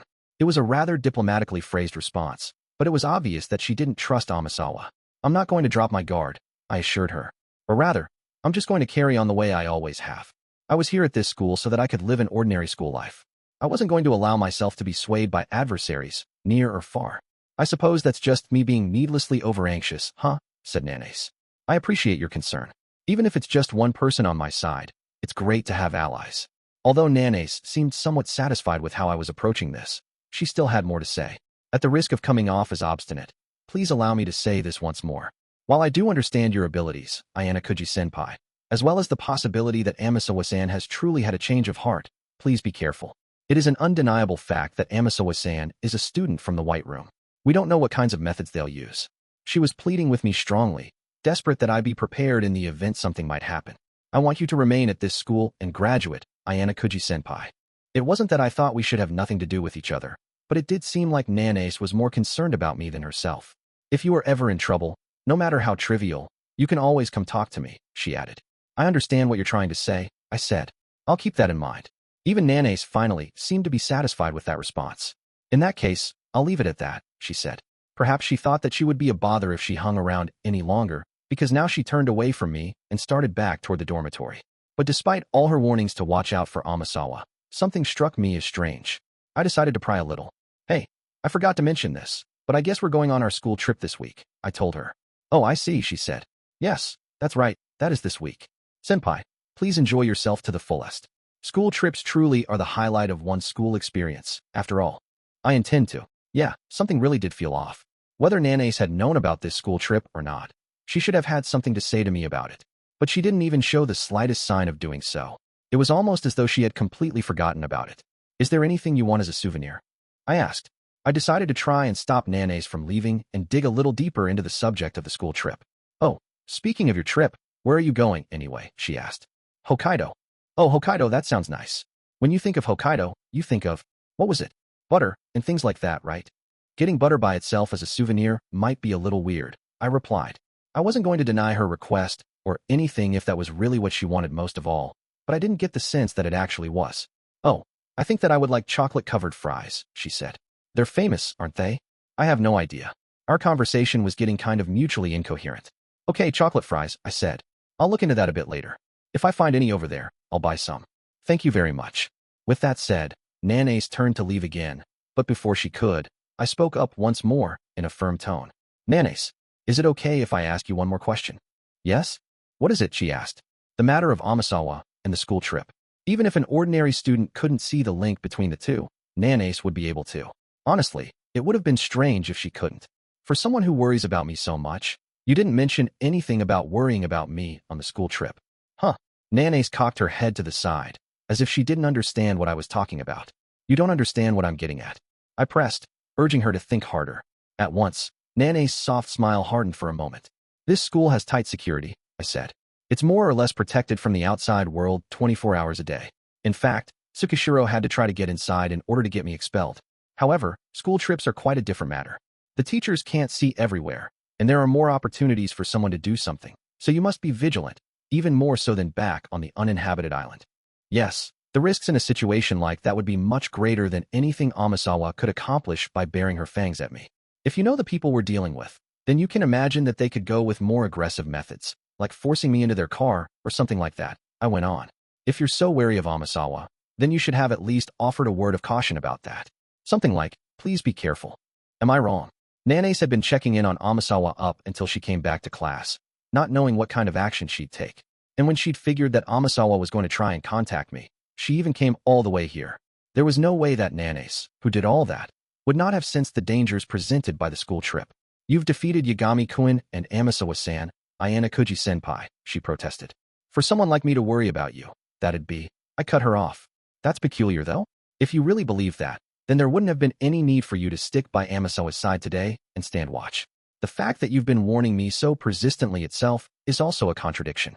Unlike out there in the outside world, where it was possible that a large group of adults could come after me at once, Amasawa is just one person, even if she is a White Room student. When it comes to how dangerous those two scenarios are, there's no comparison. Nanace was bewildered and immediately opened her mouth to speak, but no words came out. Can't think of an excuse? I asked. What are you saying? It seems like there's some kind of misunderstanding, Ayanokouji-senpai. Nanace had very obviously been shaken just moments ago, but right now, She was completely calm again. Sure, it might be a misunderstanding on my part, I said. In that case, go ahead and tell me your opinion on the school trip again. You were worried about Amasawa, who might do something reckless out of desperation, and kept an eye on her. So, why didn't you have a single word to say about your concerns about the school trip? I'm ashamed to say this, but I think that I was naively unaware of the dangers. Now that I think about it, yes, I suppose the outside world would be full of dangers, as you've said, Ayanokouji-senpai, and yet, she was trying to claim that she was simply unaware. Indeed, if that were the case, it wouldn't be difficult for me to understand how the conversation got here. But unfortunately, drawing a conclusion based on that was out of the question for me. There's been a nagging question in the back of my mind ever since I met you, I said, about the relationship between Tsukishiro, the White Room students, and you, Nanace. I'm sure you were given a lot of instructions by Tsukishiro, but why weren't you told anything concrete? Tsukishiro had taken advantage of Nanace Tsubasa's desire to avenge Matsuo Aikaru to make her obey his orders. But on the other hand, Tsukishiro had never revealed anything about the identities of the White Room students to her. I think it's because I'm a normal person, wouldn't you agree? She replied. Since I'm not as capable as a White Room student, it's no wonder that I couldn't be trusted with that information. At first, I didn't see the man known as Tsukishiro as someone of particularly high value, I said. That was because I thought there was a more efficient way for him to get me expelled from school than what he was doing. However, as I got to know him, I changed my mind. I started to think that someone like him really could push me out of this school. He was so good that it made me think that he was holding back on purpose. But in the end, you weren't expelled, Nanace said. Isn't that because your abilities exceeded acting director Tsukishiro's expectations? If the story simply ended there, then yes, you might be right about that, I answered. In other words, there was a possibility that this sequence of events wasn't as simple as it appeared. Getting back to the topic at hand, I think there's another reason why you're wary of Amasawa, but made no attempt to alert me to the dangers of the outside world. The truth is that it was just due to a lack of awareness on my part, she insisted. What other reason do you think there could be? Wasn't it because you couldn't guess what Amasawa was going to do today? And you didn't warn me of the dangers of being out on the school trip because you already knew that the White Room had no plans to try anything? If there was no chance whatsoever that they would try and come after me, then it was understandable that Nanace wouldn't be worried. I'm afraid I don't understand, she said. How could I say with such certainty that there was no possibility of them trying anything on the school trip? That's what I want to ask you, I replied. Our conversation has given me a keen understanding of the risks involved with the school trip. I'd like to ask you to be even more vigilant regarding Amasawa-san. Apparently, no matter how many times I repeated the question, Nanace was going to stick to her story that it was just a lack of awareness. This is nothing more than a theory, but would you mind hearing me out? I asked. I don't mind at all. Go ahead, said Nanace. Tsukishiro never had any intention of getting me expelled from the very beginning. That's my theory. Although that theory overturned a lot of the assumptions I'd made up until this point, it did suggest that quite a few things were connected. But wouldn't that be odd? Nanace said. How would you explain the existence of people like Amasawa-san and Yagami-kun, then? Yagami-kun was specifically working to get you expelled, Ayanokouji-senpai. That much was clear from our conversation with Amasawa-san. If Amasawa and Yagami were only serious about getting me expelled because they weren't informed of the true goal by their superiors, then it makes sense, I replied. But what about acting director Tsukishiro? He took advantage of his position of significant power to employ several aggressive measures. If he was really trying, I would have been expelled. Honestly, before even talking about how my abilities might have played into it, he should have taken advantage of any one of the countless options at his disposal to bury me completely. I understand your thinking, senpai. Perhaps such intentions really were hidden, as you suggested. But I have to say, the fact I'm being included in this is a little upsetting. I don't want to be thought of as an enemy, just because I failed to mention the dangers of the school trip. Okay then, while we're on the subject, what about the cultural festival? I pressed her. Someone affiliated with the White Room even came close to me, and yet you never appeared. Was that another instance of you simply being unaware? Was it just that you were too busy with your class's offerings for the festival, and you weren't able to get around to it? Meaning that your worries about me were secondary. Taich, that's not it, she sputtered. Of course I was worried about you. And I was still watching over you from time to time then, senpai, and, are you sure about that? Can you say for certain that you've actually been watching out for me? If so, then next, I'd like to ask you when and from where you were watching me. Whatever kind of person Nanace was, no matter her position, she should have understood very well what kind of person I was. If she carelessly gave me some false testimony, there was no escaping the fact that I would quickly expose her. I still remembered every minute detail of what happened on the day of the cultural festival. Even at the cultural festival, they didn't try anything to force me out of school, I added. They urged me to come out willingly.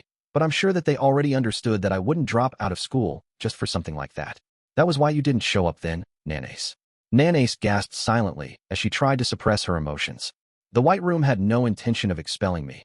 I went on. Not during the cultural festival before, and not now, during this school trip, either. In fact, it was never their plan from the very beginning. If my theory is correct, Nanase, then your presence here is extremely curious. Did Matsuo really commit suicide? And did his son Aikiru die? I always assumed you were a third party, Nanase, and I thought that increased the likelihood of what you told me about Matsuo's death. But if you being here was part of a calculated plan from the very beginning, then all that credibility is lost.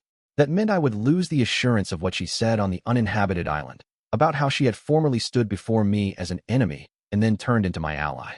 It's all true, Ayanokouji-senpai, she insisted. However, even if you've presented your thoughts as hypothetical, I'm sure that I can't dispel your doubts easily just by saying so.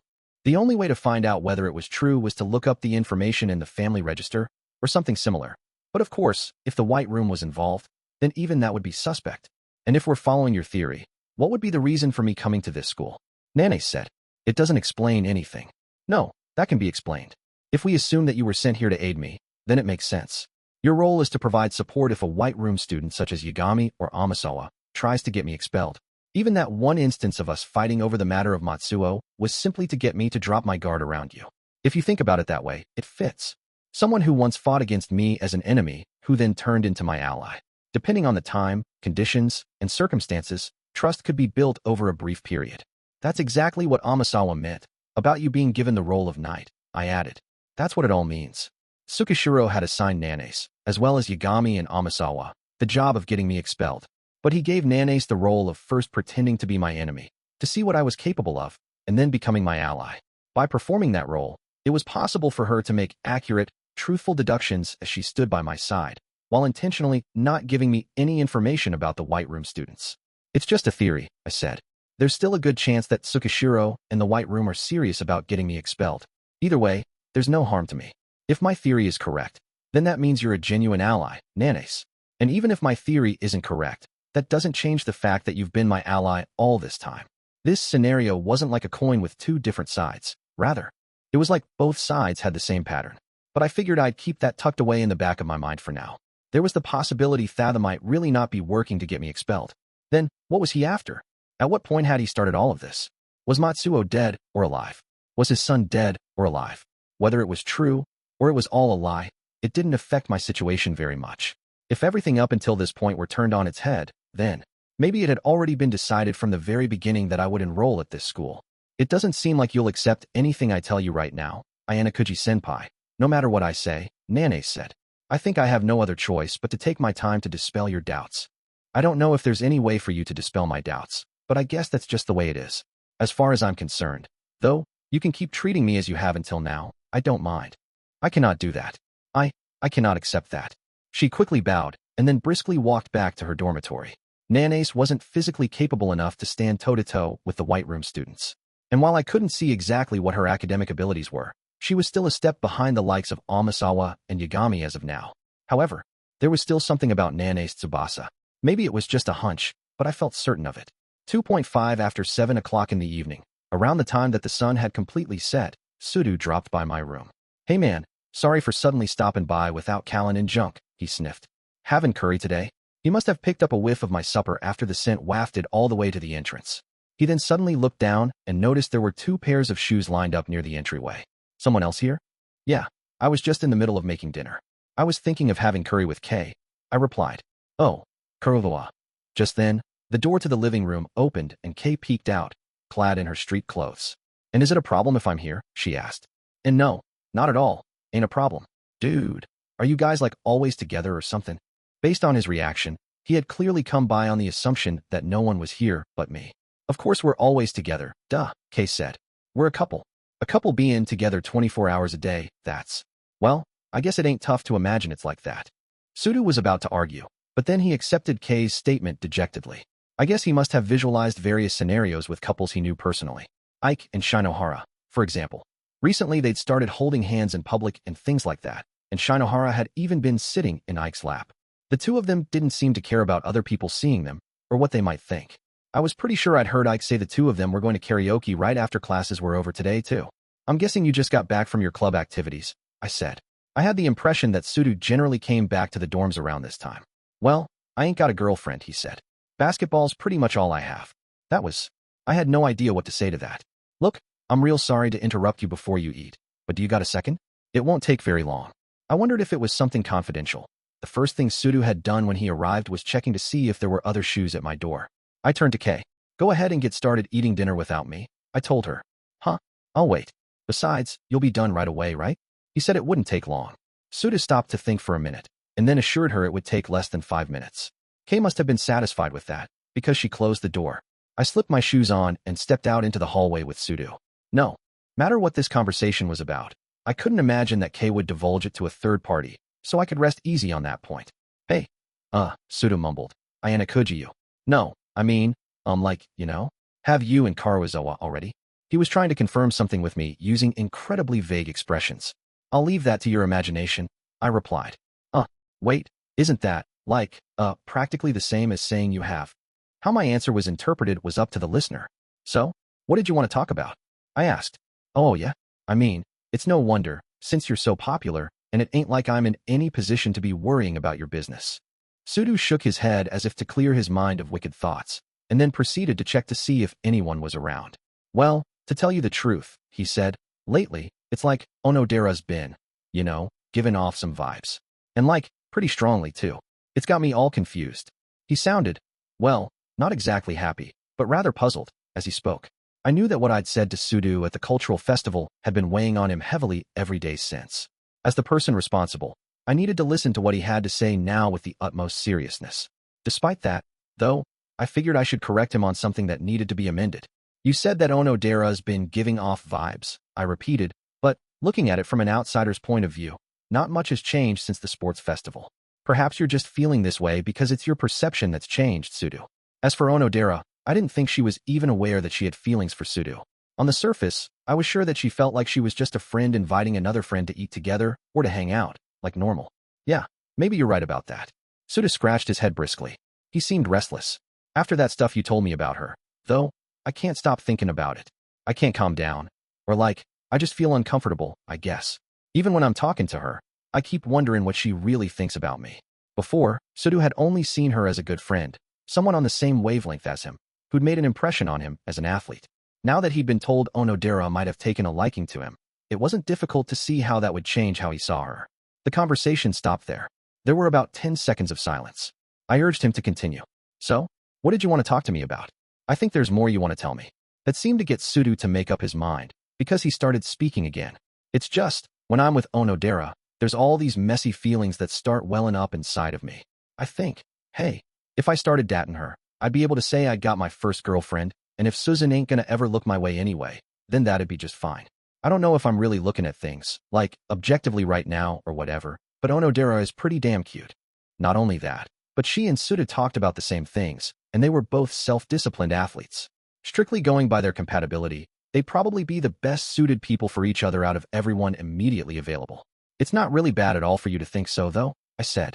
Besides, even if you like someone that way, it doesn't mean the other person will reciprocate. Often, it's one-sided. Of course, it wasn't like everyone could just take that kind of situation in stride. Suda was struggling with just that, right here and now. Maybe, but there's something else I've been thinking about, too. I mean, you might have been wrong about how she feels in the first place, and she might only think of me as a friend, right? If that's true, then that means I'm being full of myself, thinking this stuff, and it makes me embarrassed, and my head just gets all jumbled up. There was basically zero doubt in my mind that Onodera liked Sudo.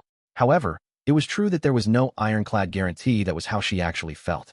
And anyway, tomorrow, she could have someone else in her sights instead. You've had a lot of worries too, though, yeah? Suda said. I mean, Karuizawa used to date Hirata.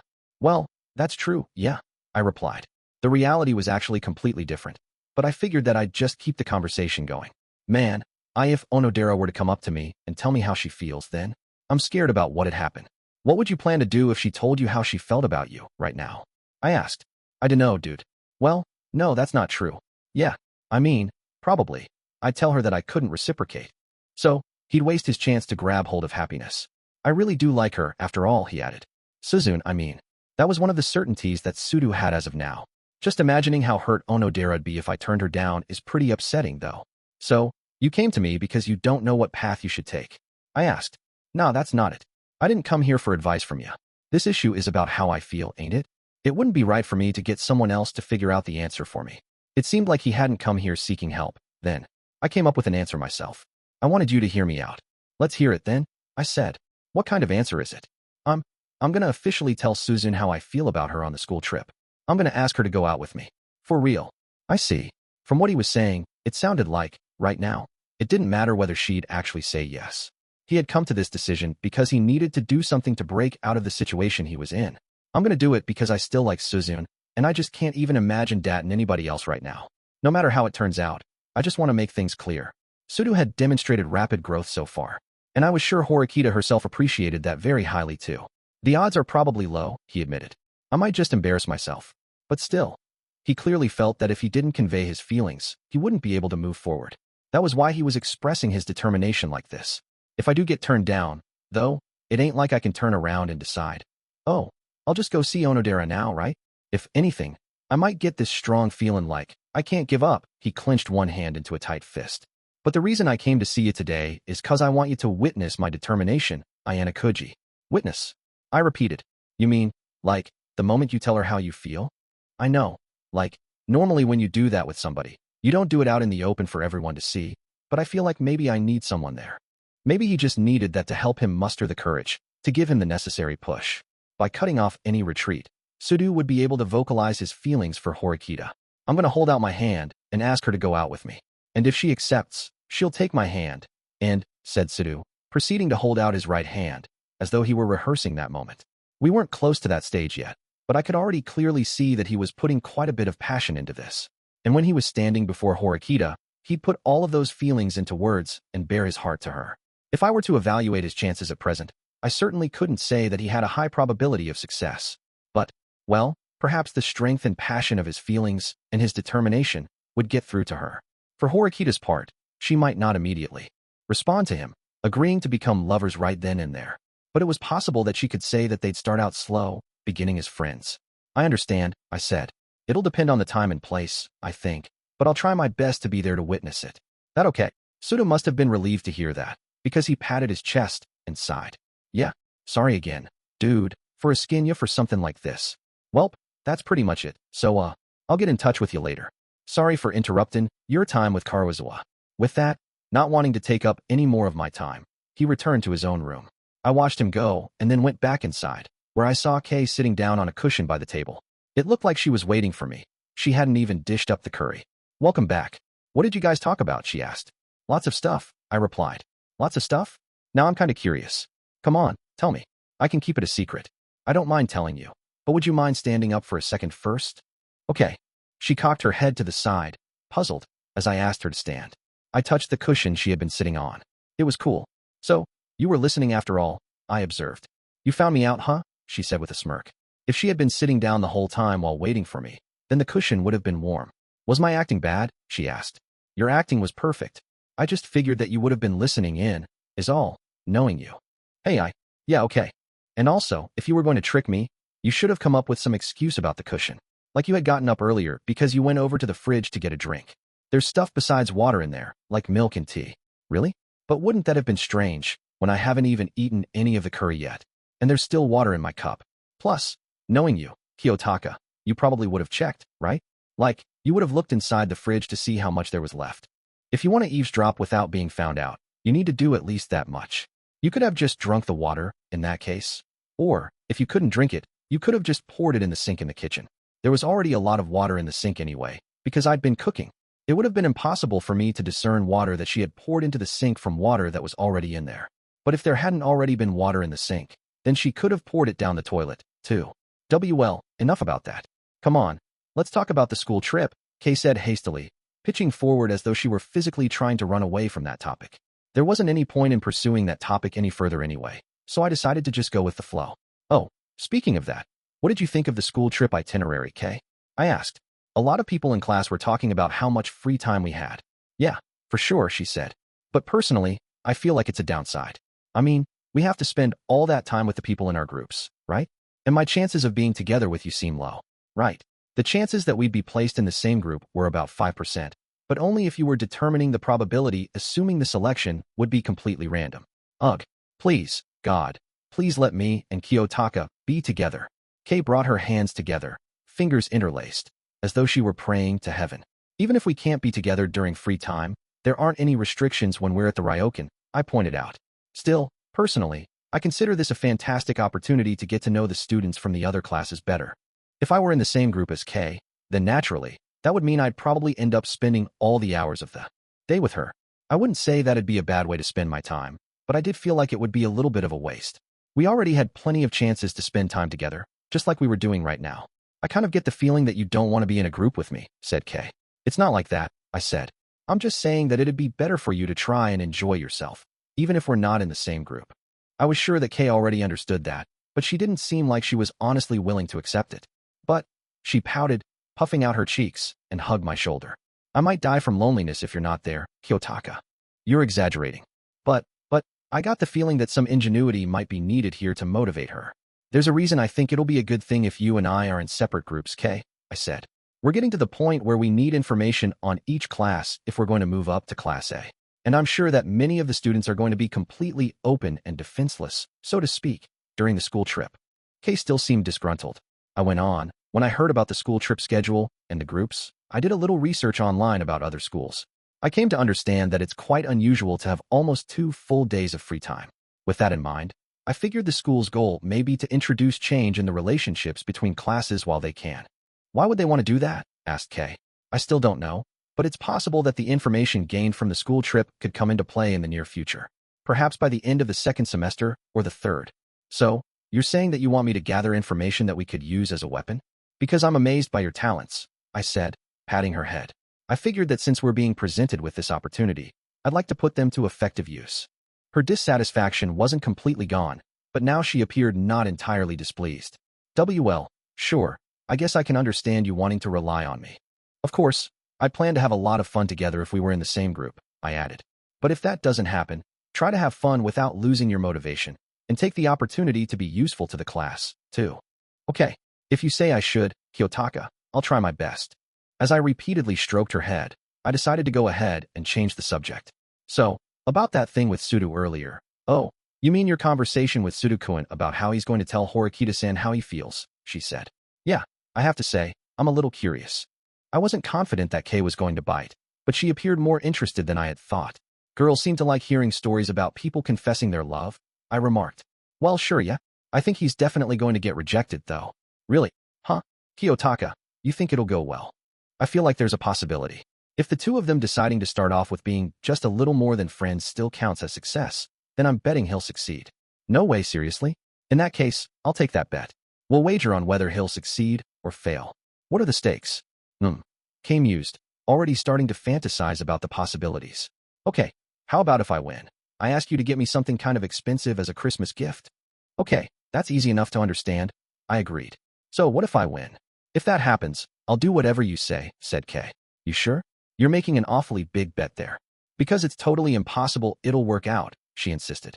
It's not really about whether Sudo-kun is a good or bad guy. It comes down to the person he's asking. Horikita-san. She has no interest in things like romance. I have to wonder about that, I said. It was certainly true that, at first glance, Horikita didn't seem to be the type to fall in love. And if you were to ask if she liked anyone in particular at this point in her life, well, I'd have some serious doubts about that. However, I didn't think you could say definitively that Sudo's confession of romance would fail just because she didn't have feelings for him. Right now, Horikita was also at the stage where she was learning from a lot of new experiences. I couldn't deny the possibility that she might decide to step up to the challenge, so to speak, just as I had. And if the person reaching out to her was Sudo, she'd probably feel like he wasn't a bad choice. I'm looking forward to Christmas, said Kei. I wonder what I'll have you buy for me. In that case, I'll think long and hard about what I'll have you do for me, Kei, I replied. Whoa, that feels a little naughty. That was nothing more than Kei's own imagination. Chapter 3, Self-Explanatory School Trip. It was the Morning Goth, the first day of the school trip. A total of 4 buses had gathered, and all the second-year students were wearing their casual clothes as they stood in line. It was just under 5 degrees Celsius that morning, and it felt like the cold was occasionally prickling my skin. However, the temperature was going to be even lower in Hokkaido. The school made sure that the students didn't forget their gloves and coats and such, just to be safe. We were also going to do a final check of our luggage, including clothing, and confirm that we had essential items with us, such as our cell phones. Mishima-sensei, the homeroom instructor for Class 2A, addressed us in a loud, clear voice before we boarded the bus. First and foremost, I'm relieved to say that no students will be absent from the school trip due to illness, he said. The homeroom instructors for the second-year classes then proceeded to oversee boarding for the 4 buses.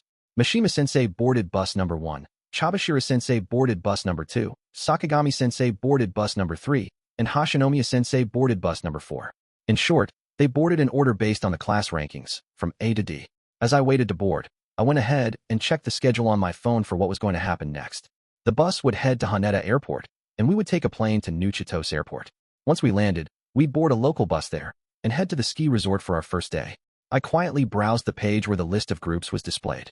There, I saw I had been placed in Group 6, along with 7 other students. From Class A, there were Kido Hayato and Yamamura Miki. From Class B, me and Kushida Kikyu.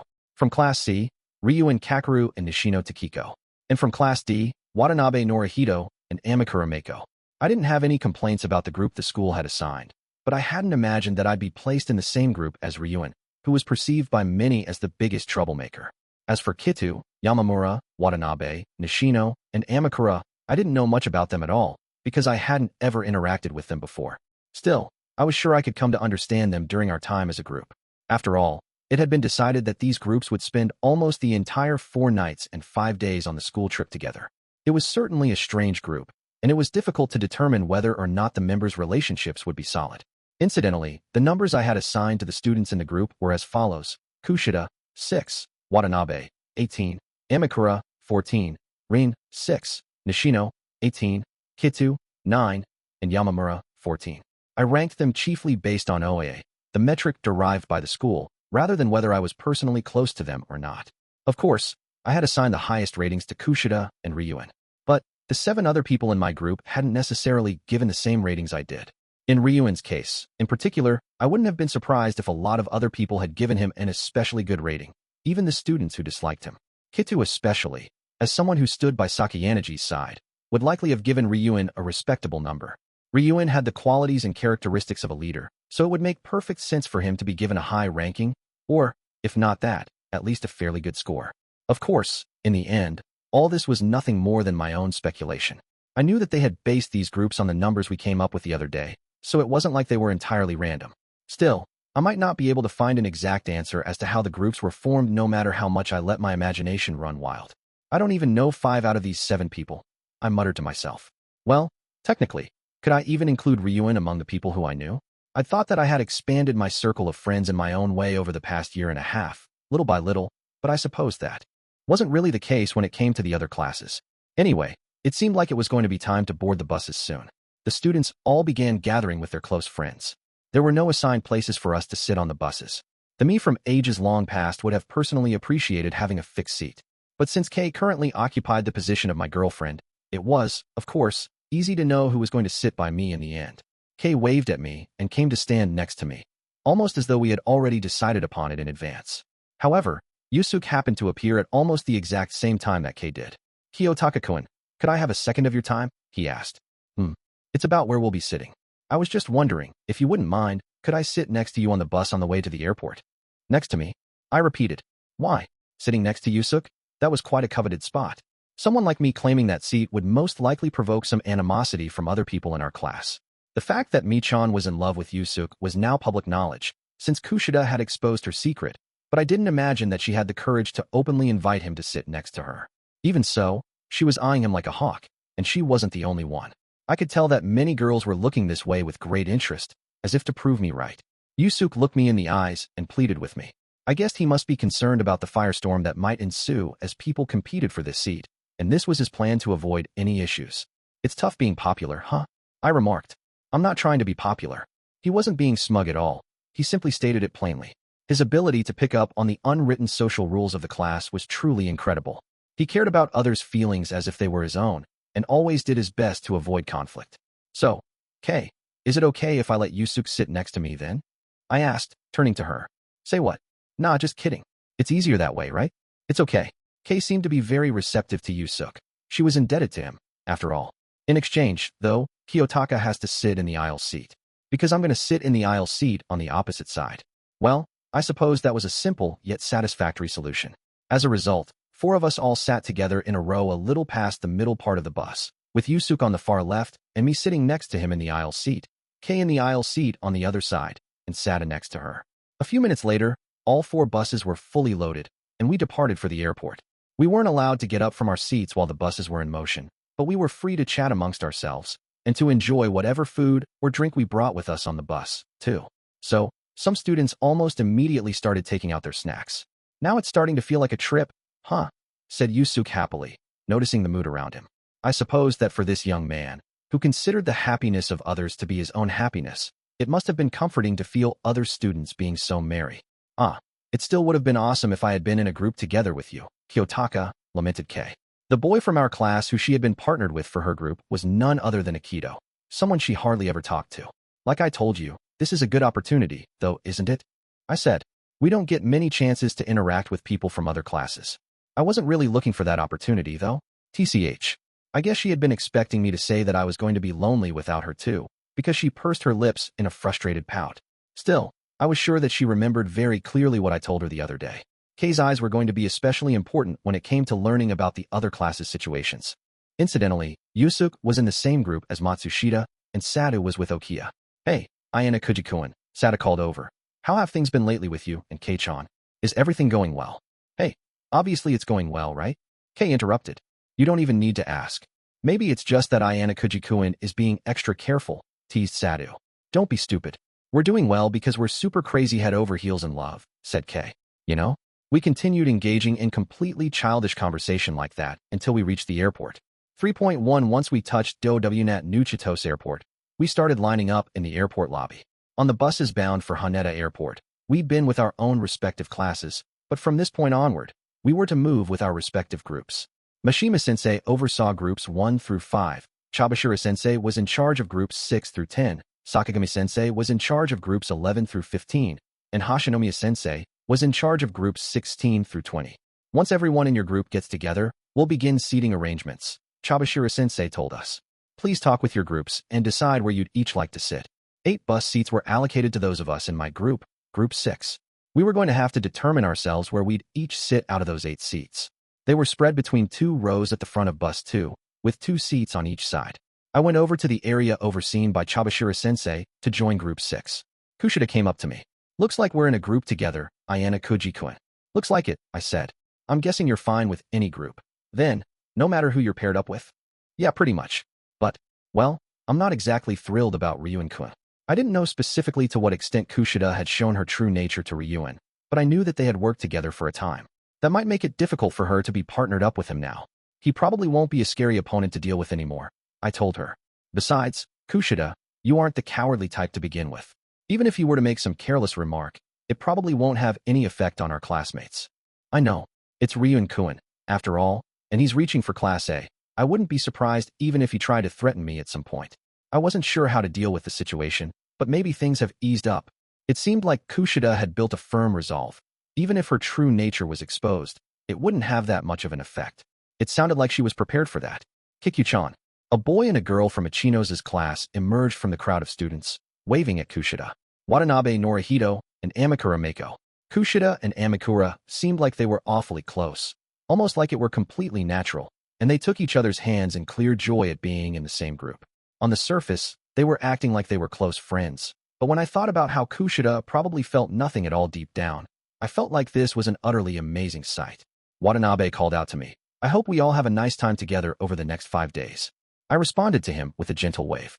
I had never interacted with him before this point, so this would be a good opportunity to get to know what he was like.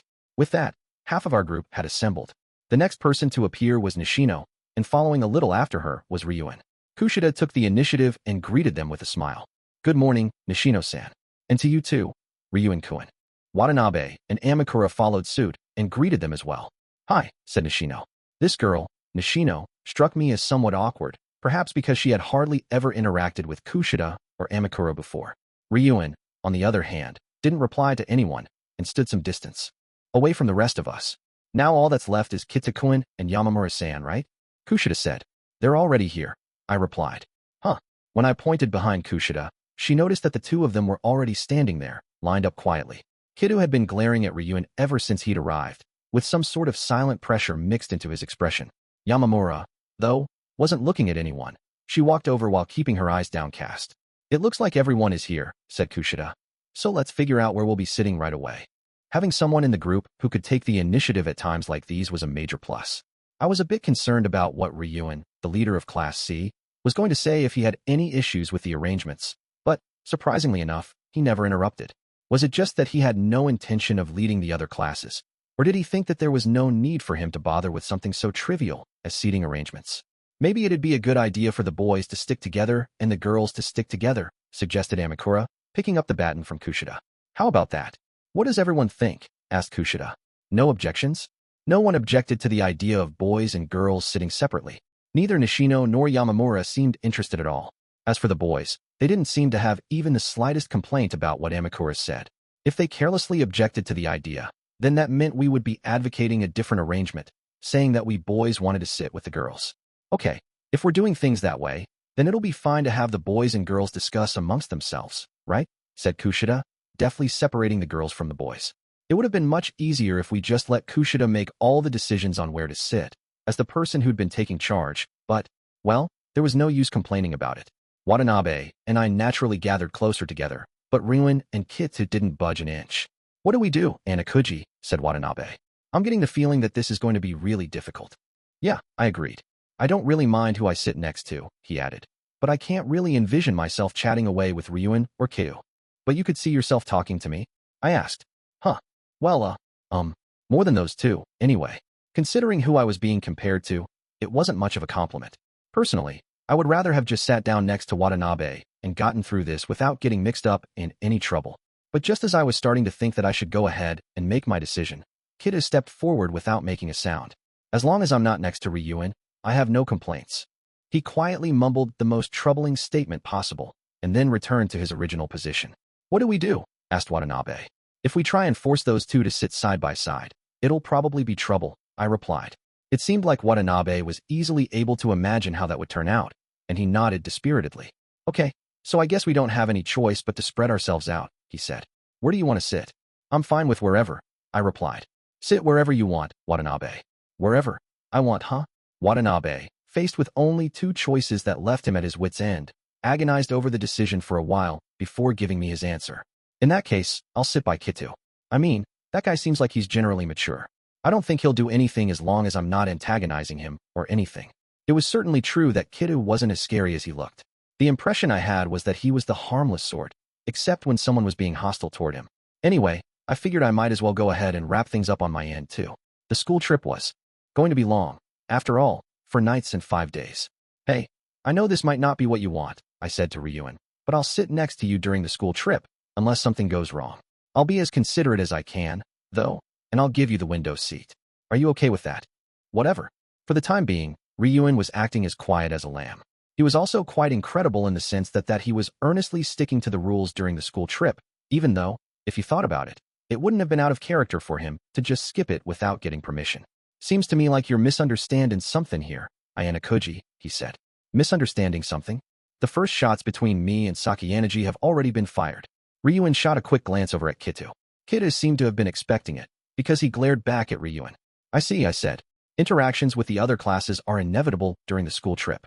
So, you're saying that this is the perfect opportunity for classes to look for openings to exploit in each other.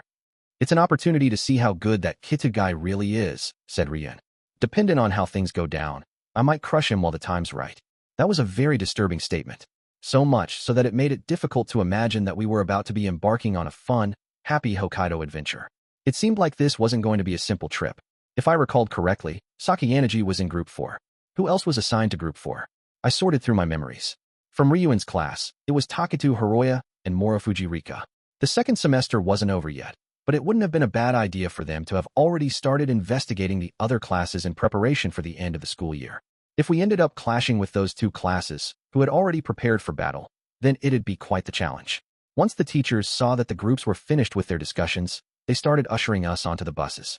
I seated Ryu in the window seat and sat down next to him. On the bus earlier, all together as a class, there'd been a lively atmosphere, but now it was so quiet that it almost seemed like what happened before was just my imagination. Now, As designated by the school, we were in groups with students from the other classes. It would take some time for the students to get to know each other and to be able to talk to each other casually, since not everyone was close friends with each other. Almost as if to prove this point, nearly half of the students on this bus had preferred to stick together by class rather than separate based on gender. That was an example of what inevitably happened when you couldn't take the initiative and decide who would sit next to whom, like Kushida did with our group. Even so, all the students were on the same page in their desire to have fun. By the time the bus started moving about 30 minutes later, self-introductions were mostly over and done with, and little by little, students were starting to chat within their groups, rather than with just their own classmates.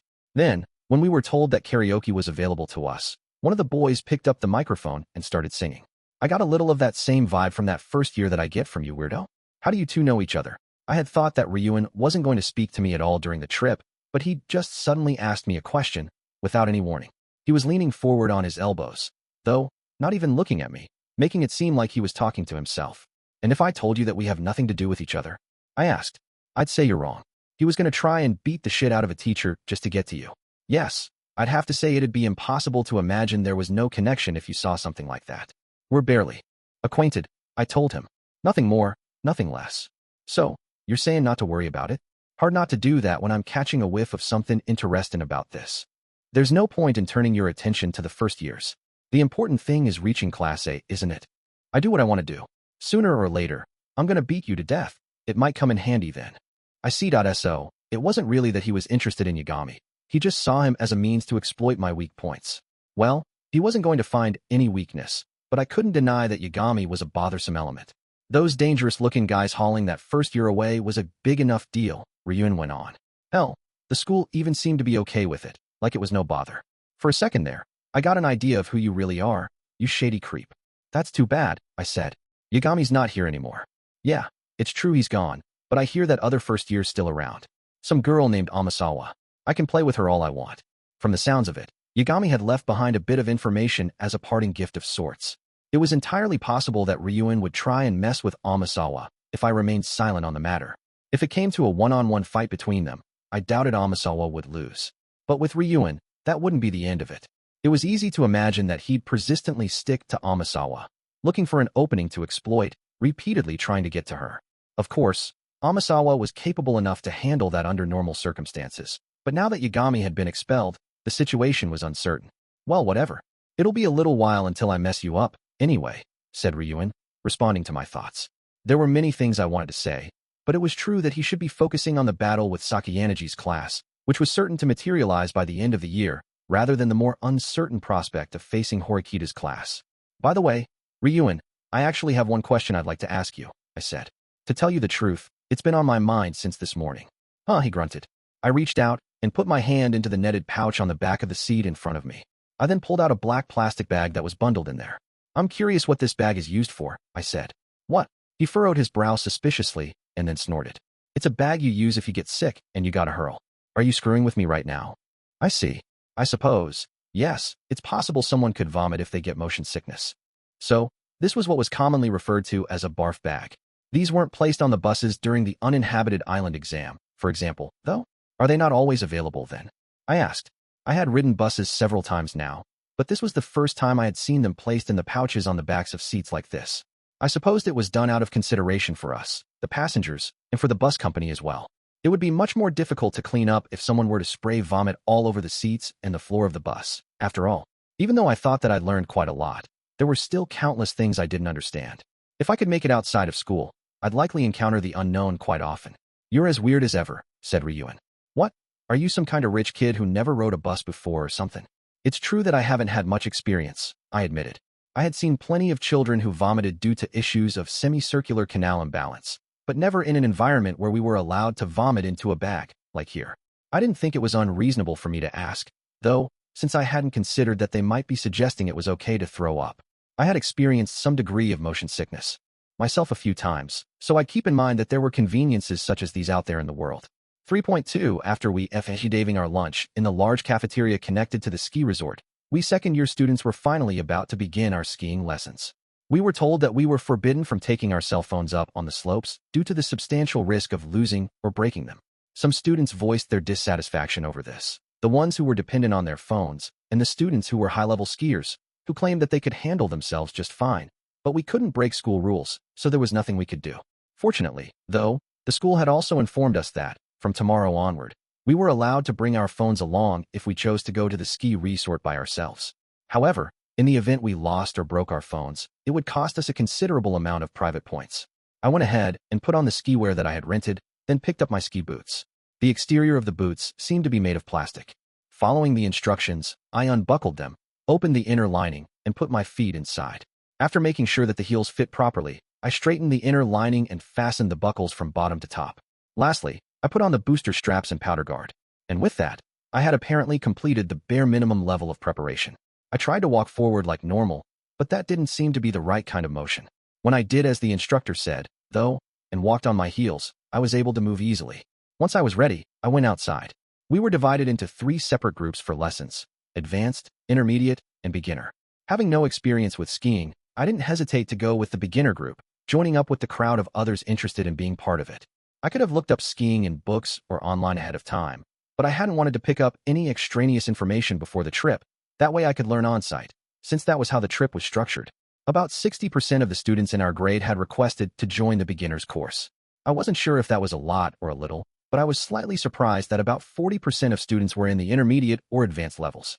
It didn't seem to me that people in the Kanto area had many opportunities to go skiing, but these students must have had at least some experience. Out of Group 6, there was no sign of Ryuuji, Kitu, Nishino, or Kushida, perhaps because they were in the intermediate or advanced courses. The rest of us were apparently beginners. There were a lot of people in the beginner's course, so they had subdivided us into groups of 10. The instructor taught us how to ski, starting with the basics.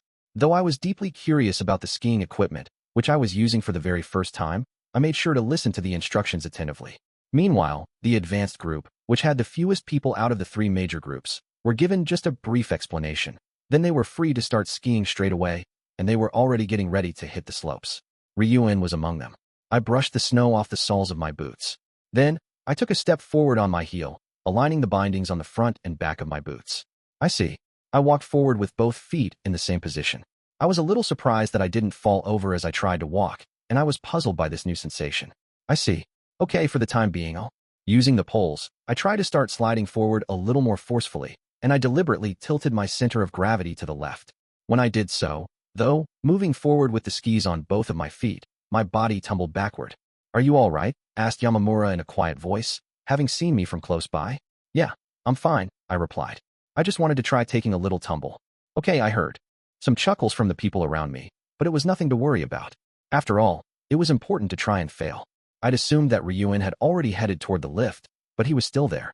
I saw the corners of his mouth curve ever so slightly up into a smile when he noticed me fall, and he walked away, seemingly satisfied. Perhaps he had been waiting to see me fail. "Be careful," the instructor warned me. I bowed slightly and apologized to the instructor, then proceeded to do as instructed. Afterward, we each got to try some actual skiing. Surprisingly enough, a lot of people fell down. I had a couple of unintentional spills, but I was starting to get a general feel for it. It took about 30 minutes to get through the lesson. After we completed all the steps, we were free to do what we wanted. 3.3 After the training was over, Watanabe and some others got together to head to the beginner's course, which looked to be a gentle slope. Watanabe started heading over there on his skis, and then turned around to look at me. "You're not coming, Ayanokouji?" he asked, puzzled. "I think I want to try skiing somewhere else for a bit," I replied. "Oh, okay. All right. See you later, then." I watched Watanabe and the others go, and then started heading somewhere else. "Hey, Ayanokouji, get your goofy ass to the beginner's course over there," said Ryuuji, pointing. He himself was headed toward the advanced course. He sounded exasperated. "This is the advanced course." "No, it's all right," I said. "I kind of want to try it." "Huh? That's rich, coming from a guy who was shuffling around like an awkward penguin just now." "I really don't think you should," Ayanokouji-kun, Kushida cut in. "It's about 70% steep slopes and slopes with hard bumps." Even I was a little scared. The two of them must have tried it at least once, to be advising me against it. I suppose since they had gone to the trouble of warning me. I was planning to back down, but then, out of the corner of my eye, I saw Yamamura rather unsteadily getting onto the lift bound for the advanced course. I couldn't imagine that she had consciously chosen to go for the advanced course. Perhaps it was because she was slightly behind Kitu, and she saw him get on, or maybe she had simply gotten on by mistake, and no one nearby stopped her. Seems like Yamamura wasn't kidding about what she said back on the bus, about how she kind of blends into the background, I remarked. "Huh," said Kushida. "That was Yamamura," I told them. I think she probably got on the lift not knowing it was for the advanced course. Oh no, we should probably go after her, said Kushida. And so, we all headed toward the advanced course together, and I got on a ski lift for the first time in my life. Since two people could ride a lift carriage at the same time, Kushida and I rode together. The lift never stopped moving, and soon, we were gradually lifted into the air, and our feet left the ground.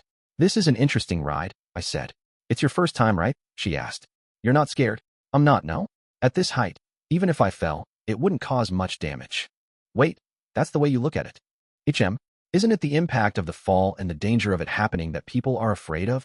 Well, yes, I think so too. But she was visibly perplexed, seemingly caught up on my choice of words, but I didn't understand the reason. Well, never mind, she said. Lately, I've started feeling like it's meaningless for me to bother thinking about you, Ayanokouji. She sighed deeply, and, for just a brief moment, I caught a glimpse of the real Kushida's face. She must have decided that there was no need to worry that Ryuuji or the other people behind us would hear anything, since there was some distance between each lift carriage, and the wind was blowing, too. I'm not exactly delighted over your choice of expression, I said. No one would be overjoyed at being told that it was meaningless to think about them. Well, I can't help it. It's just how I honestly feel. Kushida looked over at the mountains far off into the distance. I'm usually confident that I can read situations and people's thoughts. The same goes for people like Horikita-san and Ryuuji-kun. Of course, there are times I'll still lose, because I'll be outdone in other areas. It was true. You wouldn't necessarily always win just by reading what your opponent was thinking. As for you, though, Ayanokouji-kun, I thought I could read you before, but I was completely wrong. You're the first person I've ever met where I can't guess what you're thinking at all. Just for reference, what does that feel like? I asked. You really want to ask me that? She said without even turning around. All I could see was the back of her head. I suppose I probably shouldn't, after all, I said. The feeling I was getting strongly suggested that she was unwilling to answer my question. Anyway, Kushida suddenly turned around, a demonic look, completely absent from her face. She looked like she normally did. This is important, so I want to make sure right here and now, she said. You're not planning to get me expelled, are you? Wow, you're really asking me that straight out. Since I can't tell what you're thinking, the only thoughts I can go on are my own. If I were you, Ayanokouji-kun, how would I think and how would I act? And you're trying to figure out whether the decision you'd reach, if you were me, would be to get you expelled. Kushida nodded without hesitation, looking me square in the eyes. It felt like she was trying to rattle me, to draw out my true intentions. I decided to deliberately avert my gaze and give off the impression that I was trying to get her expelled. From a normal person's perspective, it would look like Kushida was right on the mark, and I was upset that she had pointed it out, so I could only avert my eyes in frustration. I thought it would be interesting to see how Kushida would take it. Are you screwing with me? She asked. I'm sorry, she'd clearly spotted my trick. Having been exposed, I immediately apologized, understanding that even though she was smiling at me, she was glaring at me fiercely. I mean, you're obviously making fun of me, aren't you? She said. Is it that funny to you? No, it's not funny at all, I said. I'm sorry. I was sure she hadn't intended for it to happen that way. But that interaction just now showed that Kushida had brilliantly read what I was thinking. I have no intention of getting you expelled, I told her. Really? The idea of your expulsion was removed from the table once Horikita decided to keep you in class. Even if Horikita were to consider the possibility of expelling you now, I would choose to talk her out of it. It was unlikely that it would fully dispel Kushida's suspicions, but what I'd just told her was the truth. The unanimous special exam, murmured Kushida. For her, the unanimous special exam must have been a humiliation that she'd never forget. Still, the prerequisite for not expelling her was that Kushida didn't repeat the mistakes she'd made, but I figured that I didn't need to explicitly mention that fact here. Besides, all her classmates already knew about her now, so the idea of her doing it again wasn't realistic. There is a possibility that, even if I don't get rid of everyone else in class, I could abandon the class myself, Kushida said. There are methods I could use to get out. I could either get a class transfer ticket or save up private points. Can you really turn a blind eye to a risk factor like that? The fact that Kushida could refer to herself as a risk factor was another interesting thing about her. That wouldn't be a betrayal, though, I said. That would simply fall into the category of personal strategy. In truth, there's nothing wrong with making use of the systems the school provides to move to a winning class. If you don't think that your own class has a chance of winning, you can move when the opportunity presents itself. Besides, who had the right to tell someone that they had to stay on a sinking ship? I really can't read you at all, Ayanokouji-kun, she sighed. I can't even tell if you're speaking from the heart or not. That might be because I don't show it on my face, I replied. It's not just that, though. Exasperated, Kushida turned her attention to the end of the lift, which was fast approaching. Still, I have to wonder why. My secret was exposed when I wanted to keep it hidden at all costs. I was so frustrated, bitter, and hurt, and nothing was supposed to matter anymore. And yet, here I am, on the school trip, going skiing, and having fun. And I'm even starting to feel like it's not a bad thing. A school trip should be a fun event for lots of students, I said. For a lot of people, sure. But personally, up until now, I've always found events like this to be a struggle. I suppose that was because of the effort she had to put into pretending she was something she wasn't. It was precisely these kinds of events that required that effort. Hey, can I ask you something about Yagami-kun and Amasawa-san? Asked Kushida. Those two first-year students, huh? I interacted a little with Amasawa, but I barely know Yagami. I kept it vague just in case, but Kushida might have simply wanted to get out some questions that she had been keeping inside. Well, if you don't know, Ayanokouji-kun, then there's probably no point in me asking, she said. It's okay, go ahead. So, what about them? You know that Yagami-kun was expelled, right? I guess the things he did during the uninhabited island exam were brought to light. Then, I said. And there was talk about him punching a teacher, too. It's understandable that he got expelled after all that. Anyway, he went to the same junior high as you, right? In the year below you? You two seemed to get along. So you must have been shocked, huh? Yagami was a student of the White Room. It was impossible that he really had any connection with Kushida in the past. He had likely been provided information by Tsukishiro and pretended that he had gone to her school, forcing Kushida to play along to avoid the risk of people finding out about her past. However, there was no way an outsider like me should have been able to deduce that, so I had no choice but to provide the answer I did. No, he wasn't, Kushida said. Yagami-kun, that kid knew about my past. The only people who attended my same junior high were the Horikita siblings. In that case, you're asking me how he knew about your past? I asked. Someone must have told him directly, she mused. So, I was naturally suspicious of you and Horikita-san, Ayanokouji-kun. Ryuuji-kun knows my true nature, but he doesn't know about my past, so I could rule him out. It was true that a person's true nature and their past were completely different things. But it just doesn't add up that Horikita-san would do that, does it? She went on. There's no benefit for her in talking about my past. So, by process of elimination, you're the only one, Ayanokouji-kun. It's been on my mind for a long time now. I see. It was true that I was one of the few students who knew about Kushida's past. Her turning hostile during the unanimous special exam had been inevitable, but I suppose that one of the reasons why she had gotten so hostile then was because of these suspicions. Moreover, it was obvious that Amasawa had gotten involved with Kushida, and my connection with Amasawa must have made me look increasingly suspicious. Even if I casually denied everything right here and now, the question of who'd told Yagami would likely continue to weigh on Kushida's mind. Whether or not her suspicions would be dispelled was another matter. I don't care either way, she said. I just want to know the truth. So, even if I was connected with Yagami and Amasawa, you'd forgive me then? I asked. What? There's no way I'd forgive you. I'm just saying that I won't do anything to you over it, Ayanokouji-kun. In fact, I think it's making me realize all over again that you're an opponent I'm no match for at all. Right now, her fangs were meekly hidden, and she was saying that she would conceal them even further. No, but that doesn't make sense, she added. I can't think of anyone else it could be, but I think it might not have been you after all, Ayanokouji-kun. After all, he wanted to get you expelled, and he wasn't pretending, either. He really, really wanted that. That would be a contradiction, wouldn't it? It was true that Yagami's actions raised doubts about the idea that I had the kind of connection with Yagami and Amasawa where I'd be passing them information about Kushida. Deliberately going out of my way to chase Kushida into a corner by doing something like that would only have been a hassle for all of us. I was sure that spending her days at school with those doubts in mind must have been a little stressful. That being said, though, I couldn't talk about the specifics of the White Room. A long time ago, Yagami and we went to different schools, but we didn't know each other, I said. We lived in the same neighborhood. Huh. Amasawa too. I think I gave those two the wrong idea about me, and they've been holding a grudge for a long time. I was able to clear up the misunderstanding with Amasawa, but not with Yagami. I tried dealing with it by ignoring him, but I never expected him to contact you without my knowledge. Wait, hold on. What? Even in that case, this is still weird. How would he know about me? I don't know how he found out, but I think he saw that we were classmates and looked into you because of that. Don't you think? He was looking for an opportunity to get revenge on me. You simply got pulled into it. I bowed my head slightly to Kushida in apology. Even though I didn't know, I'm sorry that you got pulled into it on my account. Ayanokouji, I didn't expect that this was going to completely clear everything up, but I figured that admitting I had some past connection to those two would help answer some of the questions Kushida had been wrestling with.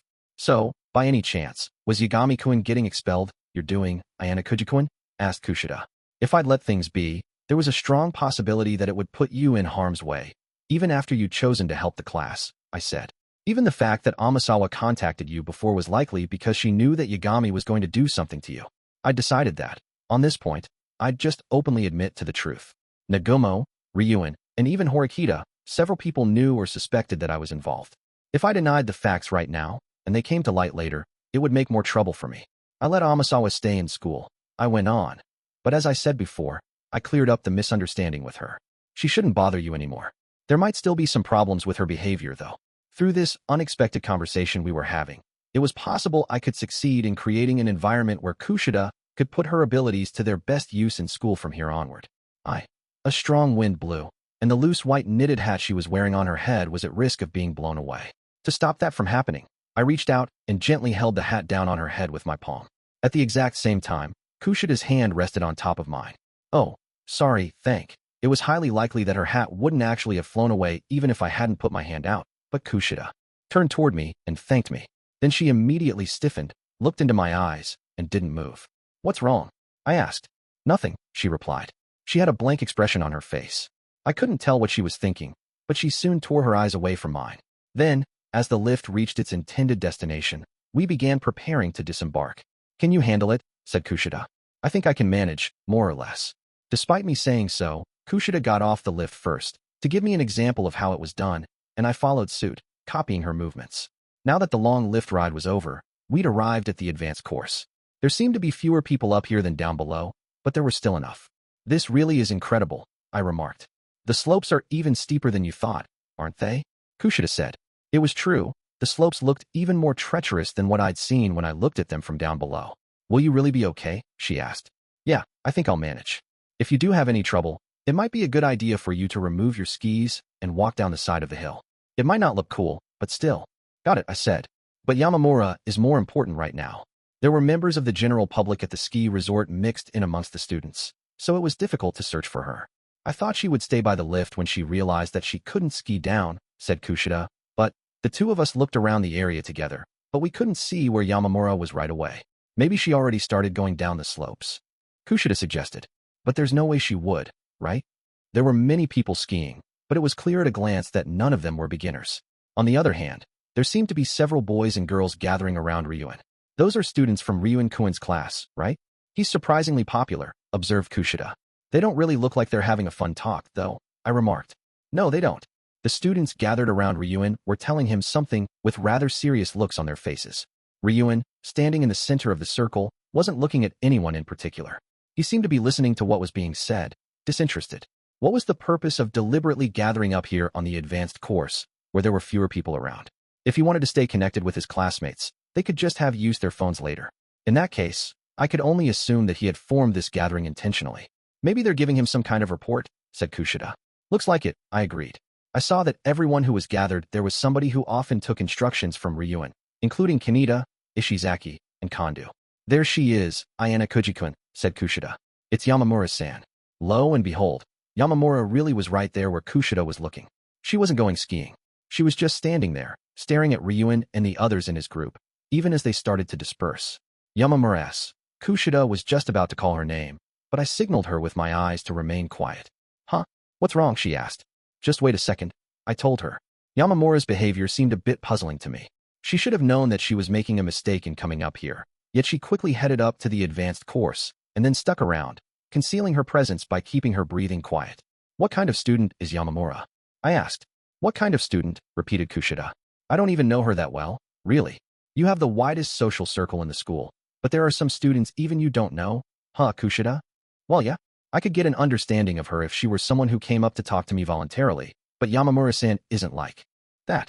She hasn't approached me a single time, and even when I've tried talking to her, she just gives me short replies or nods silently, and the conversation ends there. I can't really get to know her like that, can I? If Yamamura was closing herself off from others, then it was true that Kushida couldn't do anything about that. Who is she close with in Class A? I asked. I don't know that, either, Kushida said. I can't imagine her talking to anyone, frankly. She's really lacking in presence, isn't she? We'd only just come together as a group, but I definitely also had the impression she lacked presence. From Yamamura's individual OAA scores, it was clear that she had low physical ability, but high academic ability. Before long, the students gathered around Ryuun dispersed and returned to their respective groups. At the same time, Yamamura pulled her gaze away from Ryuin and his classmates and slowly began to move. Kushida and I kept our eyes on her so we wouldn't lose her. But just then, "Oh, she tripped," I muttered. Her feet must have gotten caught in the snow because she fell down. There were some people around her, but either no one noticed or no one cared enough to help her. "It really must be tough to have so little presence," said Kushida. "Why did you look at me when you said that?" I asked. "Because you're the poster child for lacking any presence, you know? You're like the original, I guess." That was a sad fact that I couldn't deny. No matter how hard I tried, it wasn't that easy to get things right in that area. "By the way, what do Yamamura's actions look like to you, Kushida?" I asked. Trying to change the subject, huh? "It's not like that." I denied it, but Kushida chuckled in amusement. "As for Yamamura-san, maybe she's acting on someone's orders to keep watch over Ryuin-kun's movements." "That seems likely," I said. "And that someone could only be one person. Sakayanagi-san, right? But I don't have the impression that Yamamura-san has any point of contact with her." "But couldn't that be exactly why Sakayanagi would choose her? No one is aware that there's any connection between them. Even I might not have noticed anything if we hadn't been in the same group. Yamamura and I were both beginners at skiing, so I'd been curious about what she was up to. That was the impetus that brought me this far. If I'd been in the intermediate or advanced level instead, I probably would have started skiing already without even wondering what she was doing. If we can confirm whether there's a connection, then we should do it," said Kushida. "That'll be important for when we fight against Sakayanagi in the future." "Yeah," I agreed. "It's vital for us to figure out which students she's relying on as agents, after all." "Right," said Kushida. "Yamamura's on the move," I observed. Kushida and I kept watching as Yamamura took off her skis, then started nervously walking down the steep walkway at the edge of the slope. "I'll go help her out a bit. Maybe I can get a little closer to her." Kushida, determining what she needed to do, started pushing herself toward Yamamura on her skis. "She sure moves fast," I said. Kushida was quick-witted, and she smoothly read my intentions. On top of that, she had strong conversational skills that allowed her to get on friendly terms with most everyone. Since this was how she was going to survive in her own class, she couldn't cut any corners. Now then, I decided I'd go ahead and try the advanced course by myself. 3.4 After we were seated on the ski slopes, we headed to the Ryokan, arriving just a little before 5 o'clock. We all filed into the lobby in order, starting with Group 1, so that we could go to our assigned rooms. Soon it was Group 6's turn, so we headed inside, following the groups in front of us. The Ryokan's exterior gave the impression of a building with a rich history, but inside, in the lobby and other areas, everything looked very well maintained, exuding a feeling of cleanliness. We put on the slippers we would wear while inside the Ryokan. Then we set our luggage, which included our clothes and such, down by our feet and waited to receive our keys. Watanabe sighed as he got his key in the lobby. "I already knew it. But man, we really all got to sleep together as a group, huh?" he muttered, sounding a little depressed. We would be sharing a room with the same group of people that we'd be going around with starting today. We had no way of changing that. Whether or not we could make it a comfortable space was up to us, and us alone. "Hey, Watanabe." When Watanabe turned around as his name was called, he saw a duffel bag flying toward his face. "Wah!" Watanabe managed to catch the bag with both arms. He was shocked, unable to wrap his mind around what had just happened. "Take that to the room," said Ryuin. "I'm hitting the bath." He was the one who had hurled his bag at Watanabe. Watanabe didn't have the guts to say no to Ryuin, so he just forced a smile. Ryuin disappeared toward the back of the Ryokan, presumably headed to the bathroom with the large bath. "Ugh, I don't feel like this is going to go very well," said Watanabe. "I'll carry it," I said. "Oh no, it's okay. I was the one he asked to do it anyway." Well, rather than saying Watanabe was asked to do it, I would say it was more like Ryuin had forced it on the person it seemed easiest for him to push around.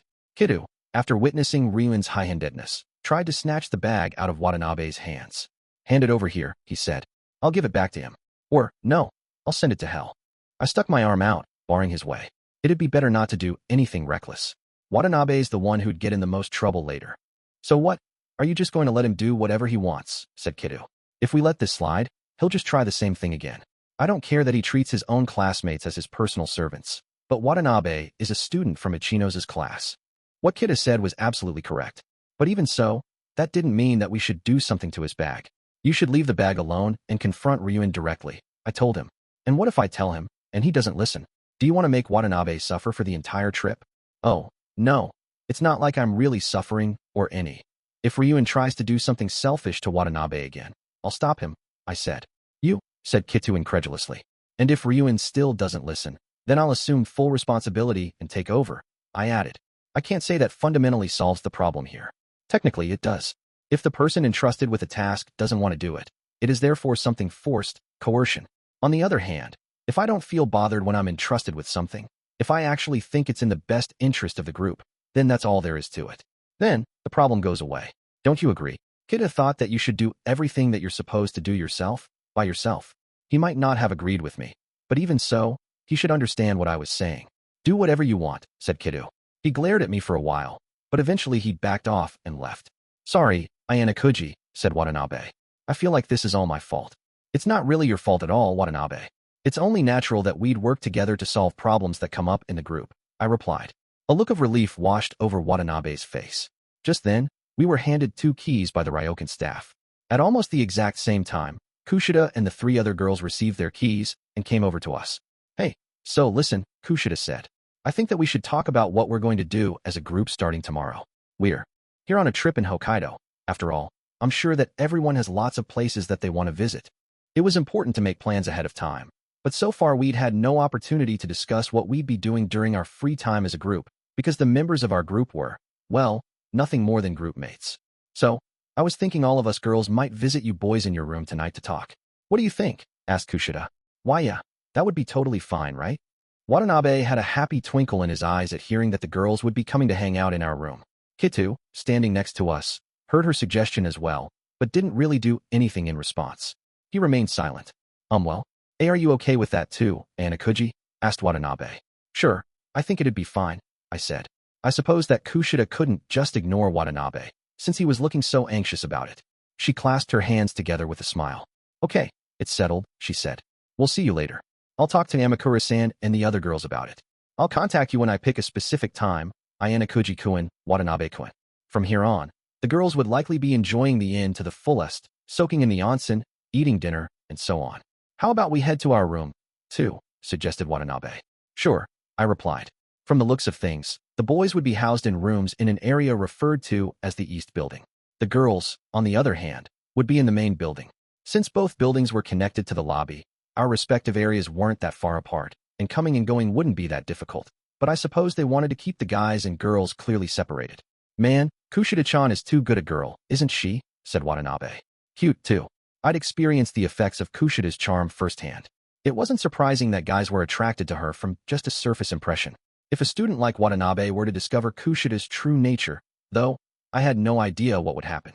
I have to say, though, he added, I shudder to think what things would be like if Kushida-chan wasn't here. Geez. It was true that Kushida was doing an excellent job of guiding the group forward. If there was no one to take the initiative like that, meetings to decide on what to do during our free time would only end up being placed on the back burner. All I could say to that was I was sincerely thankful to Kushida for putting in the work so we could avoid that issue. But I didn't know if her work was going to solve all our problems. Ryuuji and Kitu were probably going to be a big problem, after all. Ever since we were put into Group 6 and had to spend time around each other, they had constantly been telegraphing their murderous rage toward one another. It was a constant touch-and-go situation, with both sides trying to probe each other and keep each other in check. Watanabe and I proceeded down the hall, our slippers making light slapping noises as we walked, until we reached room 203. I inserted the key and opened the door to our room. It was quite spacious inside.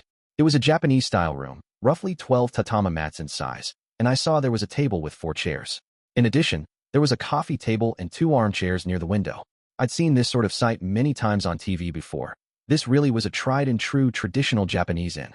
Once I'd set my luggage down in the room, I immediately opened the refrigerator. Aside from the free water, it was stocked with a small assortment of soft drinks. However, the price per bottle was a bit higher than the market price, so I didn't see any reason to take one. There seemed to be vending machines out in the lobby as well, so, if necessary, I could just go buy something there instead. Kitu came in too, and he silently sat down in the corner and closed his eyes. For some reason he was sitting cross-legged, in a seated Zen meditation position. I decided to leave him alone for the time being, and went ahead and opened up a thick folder labeled Guide. It contained a map of the Ryokan, the username and password needed to access the internet, and a description of everything else of interest, from bathing options for guests who weren't staying the night to the tourist attractions in the nearby area. I might get the opportunity to use this guide in our discussion with Kushida and the other girls. After a quick glance around, I decided to take a look at the other facilities, like the restroom and such, last. I discovered that our rooms did not appear to have their own individual baths, and that we would need to use the main bath. That probably wouldn't be much of a problem. Personally, since we were here, I'd rather enjoy a good soak in the large bath over and over than bathe in a small tub. Now then, I said to myself, Dinner started at 7 o'clock, and we still had plenty of time until then. I figured I should probably go to the main bath. I was sure there must already be a huge crowd of people closing in on it. I'm headed to the bath, I announced. Oh, PL, please wait. Hold on just a minute. I'll go with you. Watanabe shot up from his chair so quickly that he practically fell over. What about you, kiddo? I asked. I'm fine, he replied. Okay, then I'll leave a key here with you, I said.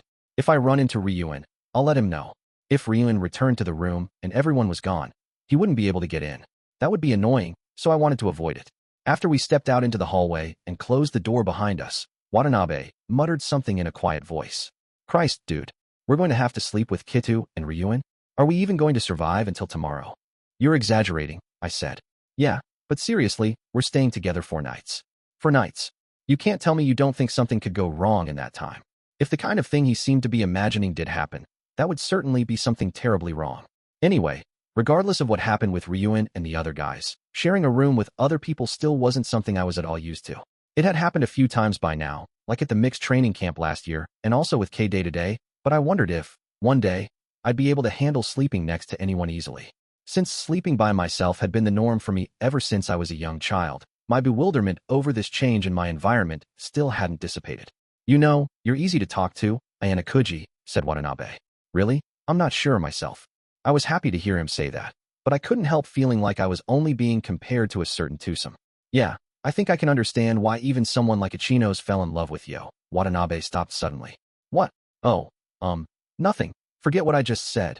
He noticed his obvious verbal gaffe and tried to correct it, but I'd already heard. Well, it wasn't like anything was going to change just from me hearing it, anyway. Judging from the look on your face, I'm guessing you already knew? He asked. When I didn't answer that question, Watanabe looked a little relieved. I heard people talking about it, he said. Girls talk about that sort of stuff. I think that most of the guys who like Ichinos still don't know about it. But anyway, you're going out with Karuizawa, from your class, right? I couldn't deny it. That was a fact. I nodded in response. Man, I'm sure the guys who like Ichinos must feel a little mixed up over that. Well, no, I guess a lot of them might be happy about that news. What about you, Watanabe? I asked. Me? That's a secret. Judging from his calm demeanor, it didn't seem like he had any special feelings for Ichinos. He seemed to have them for another girl, although I didn't know who. This school trip is kind of a major event, though, he said. Don't you think? I'm guessing that more than a couple of people will probably tell a girl they like how they feel about them. That's so. It was true that school trips were a big deal. Even Sudo had decided he'd tell Horikita how he felt about her on this trip. That wasn't anything unusual. This was probably an important event for the students. As for me, well, if I had a little more guts, I'd think about it, said Watanabe. It seemed like he was imagining several things, but then he shook his head from side to side in apparent frustration. Anyway, there's way too much I don't know about the creatures known as girls right now. I'm thinking I'm going to start practicing making myself more likable for the time being, so that the girls in our group will get a good impression of me. If I can become the kind of guy who leaves an impression, then I can build experiences to lead to the real thing, I think. I'd been with Watanabe for less than half a day, but I certainly didn't have a bad impression of him at all. He was basically a good guy, without a doubt. He was the type of guy who easily got caught up in the flow and couldn't say no to anything, but he also had the ability to communicate well with both guys and girls. He was slightly above average in terms of both his academic and physical ability, with scores of C+ and OA.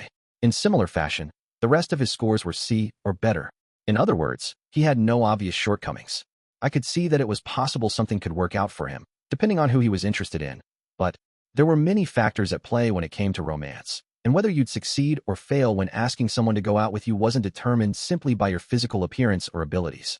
It heavily depended on the relationship that both sides had built up over the time they'd known each other, so it likely wasn't something I could discern just from spending half a day with him. 3.58:37 p.m. Many students, after finishing their dinner, headed over to the large bathhouse, considered to be the true draw of the traditional Japanese inn. And Horikita Suzune was no exception, as this was one of the things she was looking forward to most. Horikita had finished eating more quickly than the other students around her, but she was surprised to find that there were already 3 students undressing in the changing room. Among them was a girl who didn't want to be seen naked and had decided to end her meal quickly so that she could get through the process fast. Horikita, on the other hand, didn't feel any aversion or shame over being seen naked by people of the same sex. That was partly due to the fact that originally, when she was in elementary school and junior high, she didn't stand out very much, and she didn't have any friends, so no one really paid any attention to how she looked anyway. Even so, when she opened the sliding door out to the large bath, she spread out her face towel and casually covered the front of her body with it, for etiquette's sake. As she stepped inside, she felt a rush of heat wash over her, and the bath, which was a bit larger than she had expected, spread out before her. There were 2 large indoor pools inside the room. There was an outdoor open-air bath as well. It was a large bath surrounded by rocks, which could be seen on the other side of the glass. After lightly washing herself off with hot water, Horikita decided to head out immediately to the Iwaburo, the large onsen surrounded by rocks. There, she saw 2 unexpected guests had already arrived before her. One of them was her classmate Kushida Kikyu. "Oh, Horikita-san." Kushida immediately noticed that a new visitor had arrived and greeted her with a gentle wave. Of course, Horikita knew that wasn't how Kushida really felt. The welcome was only because Rakaka Momo, a student from Class A, was also present. Kushida would never dare share her true feelings in front of a student from another class. Horikita responded to her greeting with a brief glance, then got into the pool and headed for the edge, not going over to sit by Kushida. Horikita wanted to take a spot where no one would speak to her, and she wouldn't be bothered. She let Kushida and Rakaku's idle conversation wash over her, not talking to anyone, and continued to enjoy the hot spring for 5 minutes, then 10 minutes. Then, before she knew it, Rakaku was gone, and only Kushida remained. Not even the faintest trace of the smile she had been wearing remained on her face. "Why didn't you leave with Rakaka-san?" Horikita asked her. "Wasn't it fun spending time with her?" "Huh? I don't really need a reason, do I?" said Kushida. "I love hot springs. Were you thinking that I wanted to talk to you?" "I wasn't really thinking that, no." "Really? Didn't you ask me because you were thinking about it?" "Okay, you've made your point." Horikita let out a sigh of slight regret in response to Kushida's sudden show of aggressiveness. "You really do have a wide circle of friends, though. I've never even spoken with Rakaka-san."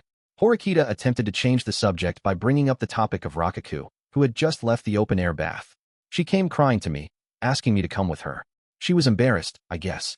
I don't blame her, though, she's so scrawny and flat-chested." Now that she knew there was no one to overhear, Kushida started spewing venom. She examined Horikita as though trying to evaluate her. "Horikita-san, well, you look good, well-proportioned. Not really that impressive to me, though." Kushida moved a little closer to Horikita. "What? You want something from me?" Horikita asked. "Nothing. It's just that it'd look off if we kept this unnatural distance between us, right? You and I are classmates, after all, Horikita-san. Normally, it'd be strange if I wasn't close to you, talking with you." When Rakaku was still there, it didn't look strange that Horikita and Kushida were apart from one another. However, if they were clearly leaving a wide space between them in the outdoor bath now that Rakaku was gone, there was a possibility that any new visitors would get the feeling that something was up. "All I understand is that your struggles must be incalculable," said Horikita. "The best thing would be for you to leave and go somewhere else, like the indoor baths," said Kushida. "I'll have to refuse your suggestion." "Wow, you really are quite a stickler, Horikita-san. You won't even listen if I ask you to please drop out of school." Hearing Kushida still talking about getting her to drop out in such a calm and composed manner, Horikita let out another sigh. Upon seeing that, Kushida smiled broadly. "You really do have a kind smile," said Horikita. "Obviously, you can see out here from inside, so I can't do anything careless." As well as the surrounding voices, Kushida was also constantly considering people's gazes. To any uninformed student who happened to look at them from indoors, they would seem like nothing more than 2 classmates chatting amicably with one another. Not only did Kushida pay attention to the sense of distance, she was constantly alert to any prying eyes in her surroundings and made sure nothing was left to chance. "If you can handle yourself that well, then perhaps you should have tried to get by in school without being found out by Ayanokouji-kun," replied Horikita. "That was because I was so incredibly stressed out after starting school here." "I didn't think that you'd be here, Horikita-san. You know, I'm sure that must have been unexpected." The disappointment that followed the initial relief of thinking she had completely cut off everyone from her junior high school days must have been immeasurable. "We have to live on campus, to build new relationships with people," Kushida said. "You can understand that I'd need to vent sometimes, right?" And as a result, Kushida's tragedy began when Ayanokouji just so happened to spot her when she was in the middle of venting. "You're free to continue hating me," said Horikita. "As long as you contribute to the class, I have no complaints. Your performance at the cultural festival was spectacular. Well, I could do at least that much without any difficulty. It's a weapon to protect myself." Kushida abruptly stopped mid-sentence and looked over at the sliding door that led to the open-air bath. An instant later, the door rattled open noisily, and out came Ibuki with a face towel draped over her shoulder. Kushida was alarmed by the arrival of a new visitor, but she quickly relaxed when she recognized who it was. Ibuki already had a good understanding of Kushida's true nature, along with Horikita. "Horikita."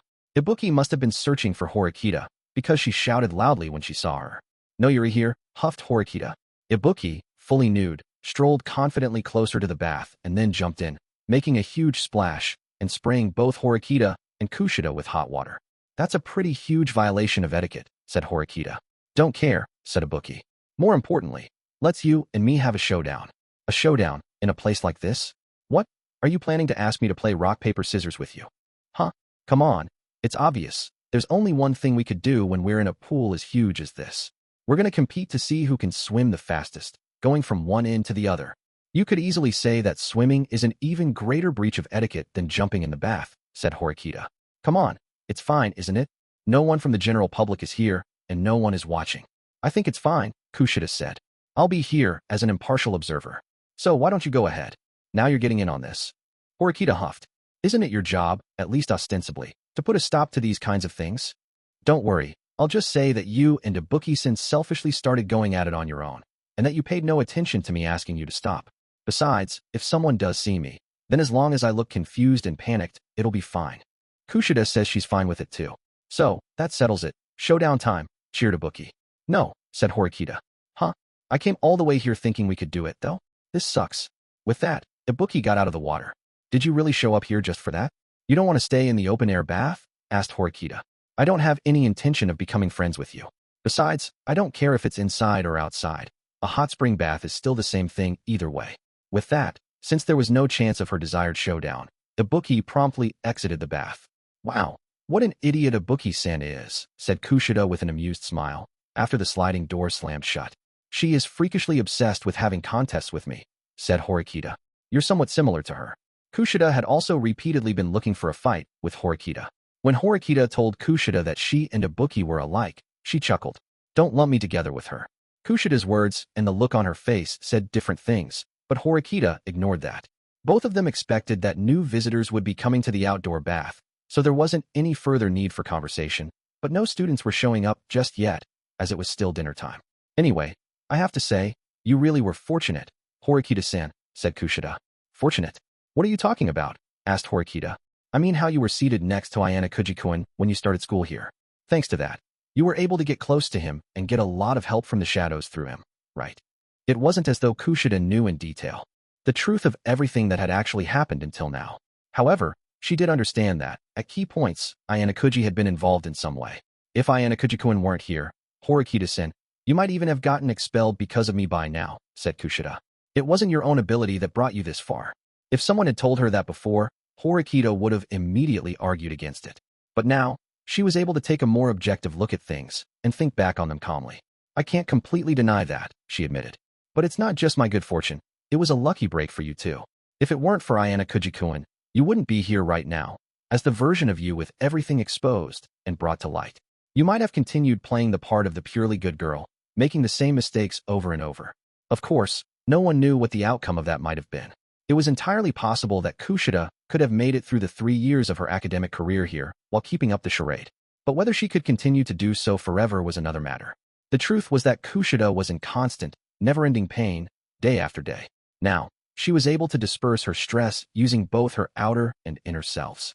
Perhaps, she said, that was the truth, and it was being presented to her by someone she didn't like at all. Normally, Kushida would have admitted to it only as lip service, but instead, she nodded, as she felt there were some things that she needed to admit to. That was something that she had gained because she had been pushed to the brink of death during the unanimous special exam, and managed to bounce back and stay alive. For the first time in her life, she had experienced a change in her way of thinking and her values. When you think about it, I suppose that you were even luckier than I was, said Horikita. It honestly pisses me off when you make a good comeback like that. Horikita-san, said Kushida. The two of them stopped speaking at that point. They were two people who normally wouldn't engage with one another, and neither of them could think of any particular reason to stay in the bath for a long time. However, for some reason, they continued to soak. Neither of them had a clear answer as to why this was, but to them, it felt like leaving first would equate to losing. It was because there was that feeling in the air that they stayed. Please pardon the intrusion. It was a few minutes after Ibuki had left that Kushida and Horikita's time alone together came to an end. Ichino's Hanami had shown up to the open-air bath, entering somewhat shyly. You're all by yourself, Ichino-san? That's rather unusual, remarked Kushida. Ahaha. Yeah, I guess so, a little, said Ichino's. Kushida was well aware that Ichino's had been talking with a lot of people over dinner. From that, she understood that Ichino's must have wanted to come here on her own. I suppose everyone has times when they wish to be alone, said Horikita. I'll get out of the way. Horikita was starting to feel quite flushed and decided that this was likely a good time to call it a night. She thought that she'd switch places with Ichinos and naturally pass the baton over to Kushida, assuming that Kushida and Ichinos would likely engage in casual conversation, and that'd be that. Oh no, that's okay. It's not like that at all. Please don't mind me, flailed Ichinos, stopping Horikita as she was just about to get up. Kushida turned to Horikita with a smile, as if to follow up. Already going, Horikita-san? Ichino-san said that it's okay, so why don't we all chat together? What do you mean? Asked Horikita. I mean, I feel like I still haven't had my fill of talking to you, Kushida said. Is that not okay? Kushida said things that she didn't really mean, even though she made it seem like they reflected how she really felt. Ichinos looked a little worried, too, as if wondering if she had interrupted something in coming here. Well, I decided that I'd had enough conversation, but all right. I'll stay for a little while longer. Horikita sat down on top of a rock on the side of the pool to let the night breeze cool down her warmed-up body. It had started snowing outside, so the air outside the water was cold, but it actually felt quite pleasant. Hey, Ichino-san, there's something I'd like to ask you. Would that be okay? Asked Kushida. Ichem, what is it? You can ask me anything, sure, said Ichinos. So, Ichino-san, are you going out with anybody? Ichem, wait, what? Ichinos panicked over the entirely unexpected question. It's just that, lately, a lot of guys in class have been asking me if you're available, Kushida said. Kushida seemed unaware of what was going on as she asked that question, but in truth, that wasn't the case. In fact, Kushida knew that Ichinos was available now, and she knew that Ichinos had feelings for Ayanokouji. She had already finished gathering that information at an early stage. Kushida was better informed than anyone else in Ichinos' class, but she wouldn't breathe a word about that. No, there's no one. I'm not seeing anyone, answered Ichinos. I see, said Kushida. Okay, so, is there anybody you like? The only reason that Kushida was asking these sorts of questions with an innocent look on her face was because she wanted to dissect Ayanokouji even further. She wanted to find out why Ichinos had taken a liking to him. She was also taking into consideration the possibility that this could eventually become a weapon she could use. However, Ichinos didn't admit it. And no, there isn't. Really, no, I don't have anyone like that. She denied the truth and hid her face in the bathwater, trying to hide the blush that was coloring her face in her embarrassment and awkwardness. Kushida had considered the possibility that, if Ichinos had admitted to it, she could have mentioned the matter of Karazawa or gotten into deeper topics, but it didn't seem like it was going to be that easy.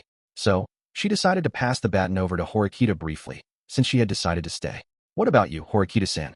Do you have any stories of romance? No, Horikita responded in less than a second. She had almost no interest in romance. I see, said Kushida. You seem like you'd be exceedingly popular, though, Horikita-san. And you seem to be very friendly with Sudo-kun. I don't understand it myself. What about you, though? You seem to get along even with boys from other classes. I feel like Ichino-san might be curious about that, too. Horikita, faced with an irritating question, turned it back around on Kushida. Her intention was to quickly remove herself from the conversation and let Kushida and Ichinos talk. Yes, you're right about that, Ichinos said. I've been getting a lot of questions from boys about Kushida-san, too. Though Kushida clicked her tongue in irritation at Horikita in her mind, on the outside, she directed a bashful smile at Ichinos. Huh? Really? I don't really know all that much about things like romance either, though. But you know, I feel like it might be a waste to fall in love while you're still a student. She decided to focus on sowing the seeds for the topic to move forward, if they were going to waste time talking about this now. A waste? Asked Ichinos. Yes. After all, I hear that student romances hardly ever go anywhere, Kushida explained. Something like between 10 and 30%? It's hard to take the plunge, when you consider that less than half work out. That's why I'm making a conscious effort not to fall in love right now. Ichinos had an even wider circle of friends than Kushida herself. By telling her this, Kushida hoped she'd be able to preemptively discourage any guy planning to try and ask her out, even guys who were prepared to go down in flames if they asked. In the time since Kushida had started school here, she had already had more than 10 students privately ask her out, from all grade levels. It makes me happy that people like me, but, at the same time, I'm afraid of getting hurt, Kushida said. I see. I think I can understand that, said Ichinos. Kushida thought there was almost nothing more pointless than romance when you were a student. While Ichinos and Kushida were engaged in conversation about love, Horikita stood back up. I think it's time I be going, she said. Oh, you're leaving already? Asked Kushida. I don't know anything about romance. I see. Well, I certainly won't press you. But is there perhaps another reason why you want to cut this conversation short? I don't understand what you mean. Don't worry about it. I suppose you've reached your limit. You're probably too hot. I wanted to keep talking with you, though, Horikita-san.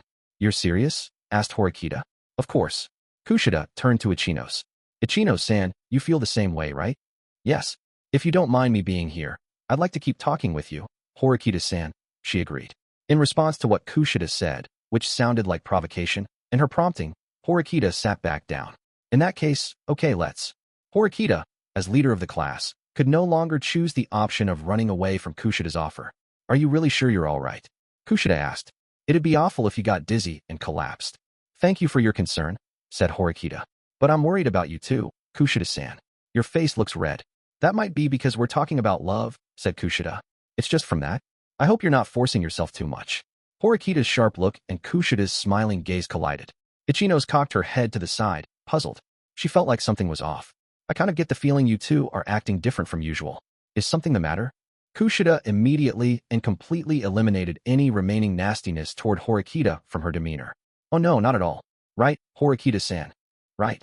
Even though Ichinos was a comparatively trustworthy person, there was no need to give her any extraneous information. That was what Horikita had concluded, and so she played along with what Kushida said. The talk of romance between Kushida and Ichinos continued for a while, and eventually, their conversation turned into idle chatter. Horikita listened attentively throughout, enjoying both the onsen and the snow that continued falling gently. Afterward, some of Ichinos' friends who had come over after they had finished eating called Ichinos inside, and she left to join them. Then, as another group of girls poured into the open-air bath, both Horikita and Kushida kept their distance from one another, but continued their contest to see who could outlast the other. Their stalemate continued for another 10 minutes or so. But then, don't you think it's time that you two get out now? You're both bright red. When Ichinos saw that both Horikita and Kushida were nearing their limits, she popped her face outside. Hear that, Horikita-san, said Kushida. I think you're the one who should heed what Ichinos-san is saying, don't you? Said Horikita. Both sides stubbornly tried to persist, but more students had started appearing at the outdoor bath now that they'd finished their meals. Since it would have been difficult for them to continue their competition like this, they both read the writing on the wall and stood up at the same time. It was a nice bath, wasn't it? Said Kushida. It really was, said Horikita. Perhaps too much so. Actually, did something happen between you two after all? Said Ichinos, worried, once again feeling like there was something strange going on, but the two of them left the bath, acting as though nothing had happened. 3.6, just before 10 p.m., there came two gentle knocks at our door. Watanabe, looking at the door, said that he'd answer it and hurriedly got up. Was he taking the initiative for our sake, or for his own? Sorry to have kept you waiting, said Kushida. As Watanabe opened the door, 4 girls poured in, with Kushida in the lead. Welcome. Wow, it sure is late, huh? Watanabe seemed nervous and bashful. His movements suddenly became tense and delayed, and he hurriedly tried to make way for the girls. Sorry, I ended up spending a little too much time in the bath, so that's why we're late, said Kushida. It was true that her face looked a little red. At the same time, though, I noticed that her hair looked glossy and smooth. We seldom had the opportunity to meet with girls at night right before bedtime, which was probably why this was such a valuable experience to Watanabe. With the 4 girls coming in, an indescribable fragrance instantly spread throughout the room. It wasn't like the stink of a gathering of boys. It was like a completely different environment. I wonder why it smells so good in here now, asked Watanabe. It certainly is a mystery, I replied. The large bathhouse was stocked with bottles of shampoo and conditioner that were made with soy milk. Perhaps they were wholesale items purchased for business purposes for customers. I had no complaints, but the lather wasn't particularly great, and the shampoo and conditioner felt like they were relatively cheap. Normally, I would assume that they'd have put the same products on the men's side as they did in the women's baths, but the scent that wafted from the girls was clearly different from the soy milk-based shampoo we used. Or perhaps the girls had brought their own items. Hey, try asking them, Watanabe said. Ask how they smell so good. Sorry, but I don't think I can ask them that. Even someone like me, who knew little of the world, knew that. I was sure that if I asked the girls something like that, they'd feel creeped out. It makes you a little nervous, doesn't it, when you think about being in a guy's room? Whispered Amakura to the other girls as she looked about the room, seeming a little uncomfortable. Even though the rooms had the same layouts, they might have looked different from one another, strangely enough. Hey, after we're finished with our discussion, how about we all go to Honami-chan's group's room, said Amakura. They're having girl talk until just before lights out. Really? Sure, I'm okay with that, said Kushida. Unlike Kushida, who readily agreed to the idea right away, Nishino declined the offer, seemingly disinterested. I'll pass. I'm not really good friends with them. Yamamura proceeded to jump on the bandwagon now that Nishino had declined. She lowered her head and mumbled something quietly. Me too. I'll pass. Really? Said Amikura. I thought everyone would be on board, but, well, it's all right. Hearing that the girls would be leaving soon, Watanabe had a somewhat disappointed look on his face. Lights out was at 11 p.m., though, which was somewhat late, so we still had some time until then. It was a school trip, after all, something that people had been looking forward to, and everyone wanted to really cut loose. So, this is what it feels like to have girls in your room, muttered Watanabe quietly, drunk with ecstasy. More importantly, Watanabe, you should welcome the girls as soon as possible, I said. This is your chance to increase your likability, right? Just inviting them into our room was something that even I, Ryuuji, or Kitu could have done. To make a lasting impression, he'd need to go one step further. Huh? Support them? Like how? Asked Watanabe. He was so overwhelmed by the girls being here that he couldn't seem to see the situation. The girls came to the guy's room, so this was like an away game for them. They probably didn't know where they should sit here. Where should we sit? Asked Kushida. For futons had already been laid out in this Japanese-style room by the staff, spaced a little apart from one another, so you'd have to sit near the edge of the room if you were going to sit on the floor. Deciding whether to force them into a cramped space or take other measures would be a show of skill in this situation. Huh? Well, anywhere should be fine, I think, said Watanabe, not quite understanding the situation. If you don't mind sitting on top of a futon, you can go ahead. Sound good. He proceeded to remove blankets from 2 futon sets and prepared a space. The girls looked a little surprised, but since there wasn't any other suitable place for them to sit, Kushida nodded in agreement. The 4 girls all sat down on the 2 futon sets near the door. Well then, lights out is fast approaching. So let's get started right away, said Kushida. Speaking of, where's Ryuuji-kun? On the other side of the sliding door, I replied. I remembered that when I'd opened the sliding door before, I saw the small table, the 2 armchairs, and the small refrigerator. Amikura seemed like she was too scared to go near the sliding door, so Nishino, being Ryuuji's classmate, walked over and threw the door open. Ryuuji seemed to be relaxing on one of the armchairs while playing on his phone. Did you not hear? We're meeting, said Kushida. Here works. I can hear you fine, said Ryuuji. You might be right about that, but I'd still like everyone to come over and be present, since the purpose is to build solidarity as a group. Kushida called for Ryuuji to join us without even a hint of fear. Perhaps Ryuuji didn't like her acting like that, because he laughed and turned his phone off. You sure are eager, but do you really understand your position here? He sneered. What is that supposed to mean? Asked Kushida.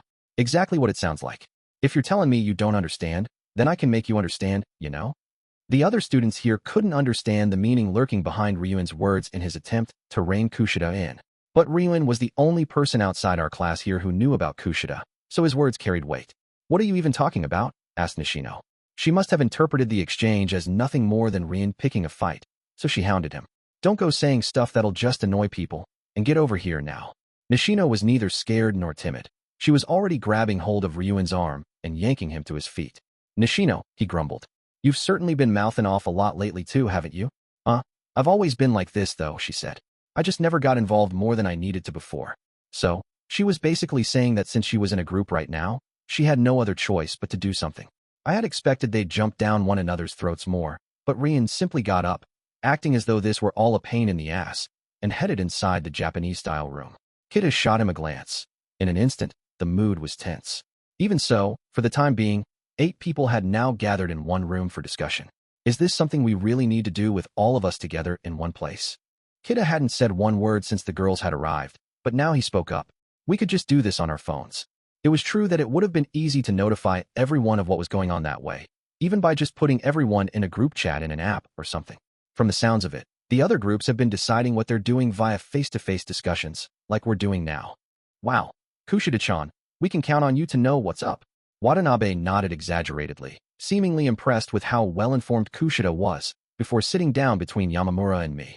Perhaps Yamamura was alarmed by the unexpected and sudden approach of a young man, since she took a half-step backward, almost standing, in an effort to get away from him.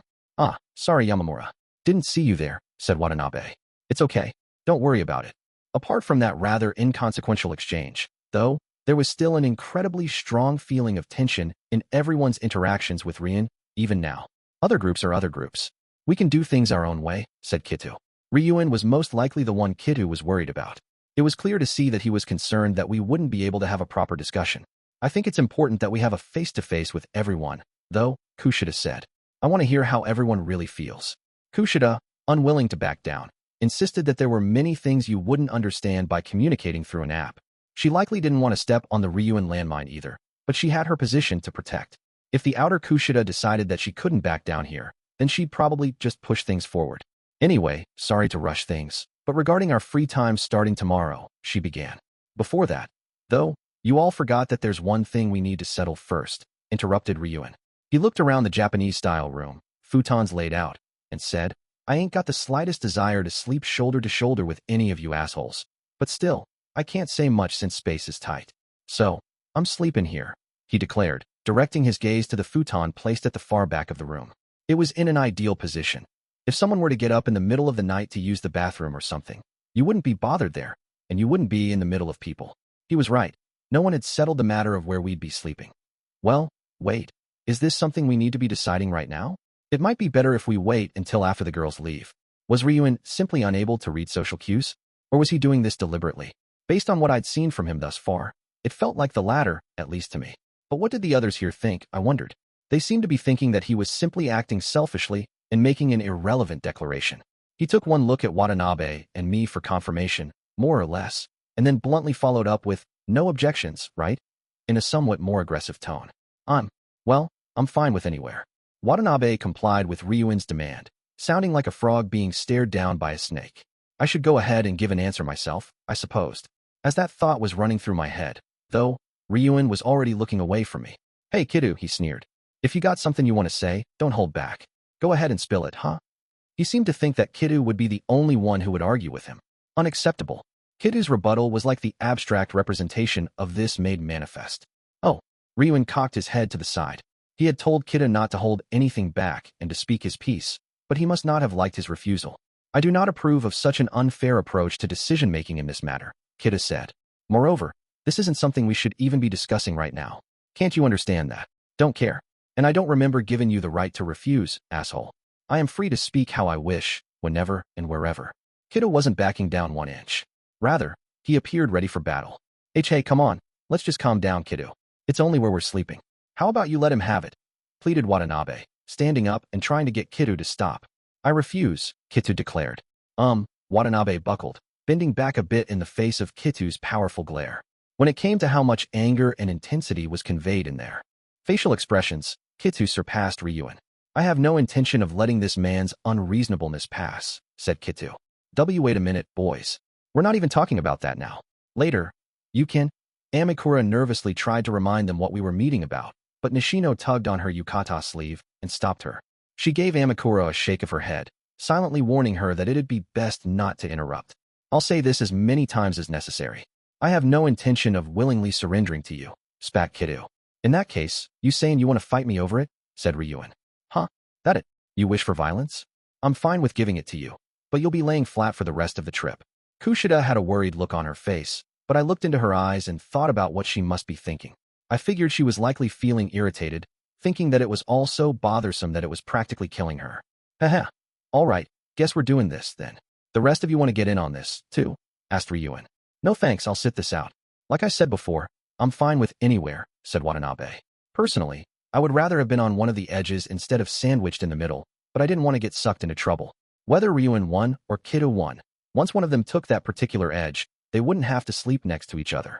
It was far more likely that Watanabe or I would be between them as a buffer. I'll pass too, I said. You can decide this with a fight if you want. If you both want that one end, we'll just let you fight over it, and you can let Watanabe and I each take one of the remaining 3 spots. Okay, if we didn't assert our natural rights, then there'd be trouble later. It seemed like Ryuuji and Kiddo were both saying that futon was their utmost preference, and so Watanabe and I were free to choose from the remaining spaces. Also, please don't decide this with violence, I added. I had to say at least that part in a forceful tone, otherwise Group 6 would look bad. I'd heard that the school would be ruthless in imposing restrictions on any groups that caused trouble. Maybe it was a bit of an exaggeration, but it would be a shame if we weren't able to leave the Ryokan the whole duration of the trip, now that we were finally here. Well, I like settling things with my fists, since that's easy to understand, but I guess we can't do that, huh? Said Ryuuji. At any rate, I was grateful that they seemed to at least have the prudence not to get violent. Thanks, Ayanokouji, for saying what I wanted to say, said Watanabe. No big deal. I didn't really say anything special. That's not true, though. At least to me. You did, anyway. You can take the other edge, if you want. Was it just the students in Ichino's class who all seemed to be fundamentally composed of goodness? I hadn't even asked him for the space, yet he just gave the edge to me. With that decided, There'd be either Ryuun or Kitu on the far end, and Watanabe would be next to that person. The person in the third futon would be whoever lost this contest. And then I'd be sleeping on the end closest to the entrance to the room. Besides, I need to build up a little tolerance anyway, said Watanabe. Apparently, one of the reasons why Watanabe had given up that spot was for a personal matter. Of course, I was sure that the idea of being sandwiched between Ryuun and Kitu wasn't all that thrilling, though. In the blink of an eye, Ryuun was already clutching a pillow in his hands. I guess people always think of this sort of thing whenever someone mentions a school trip. It's going to be a one-on-one fight. And I'm sure you don't even need to hear the rules. Huh, Kitu? Of course not, he replied. What? I cocked my head to the side. What are you going to use the pillow for? I didn't know what awaited us now that this change had been made. Come on, school trips pillows? Ryuun said. Put those two together, and there's only one thing it could mean, right? Only one thing? I had no clue. However, all the other students aside from me appeared to understand, and Kushida quickly stood up. All right then. In that case, why don't I act as referee? Offered Kushida, seeming regretful at having been placed in such an absurd position. It might be better if we can have someone judge this impartially. Wow, you're so disciplined, Kushida-chan, even at a time like this, marveled Watanabe. I would have loved to have heard what Kushida honestly thought, but the other girls were close by, as well as Watanabe. Anyway, more importantly, I was deeply interested in seeing what they were going to be using the pillows for. I'll let you take the first one, said Ryuun. You'd best not give it to me, Kitu replied. You don't want to be defeated without taking a single shot, do you? Come at me with no regrets, Ryuun. Ryuun smacked the pillow against the top of his hand, smirking, with a pomp sound. In that case, I ain't gonna hold back. I'm gonna kill ya, Kitu, Ryuun snarled. With that, he swung wide, chucking the pillow like it were a ball. The pillow, which was stuffed with buckwheat chaff, flew at Kitu at high speed. Although there was a fair distance between the two of them, the pillow was thrown with such intensity that it wouldn't be surprising if whoever was hit by it got knocked off their feet and lost. And yet Kita calmly and precisely caught the pillow. Now I'm going to kill you. Kitu threw the pillow back, and his own throw had no less intensity than Ryuun's. Ryuun then proceeded to catch it in magnificent fashion, and he immediately switched his stance to throw it again. Not bad, Kitu. Looks like I might have a little fun. Once again, the pillow was returned to Kitu. This is, I muttered. A pillow fight, said Kushida. You've never done this kind of thing before, Ayanokouji-kun? I had the impression that boys were always having pillow fights, though, you know, on trips in elementary school and junior high, or at summer camp and stuff. This was the first I had ever heard of it. No one had engaged in anything like a pillow fight even during the mixed camp last year. Darkness ball.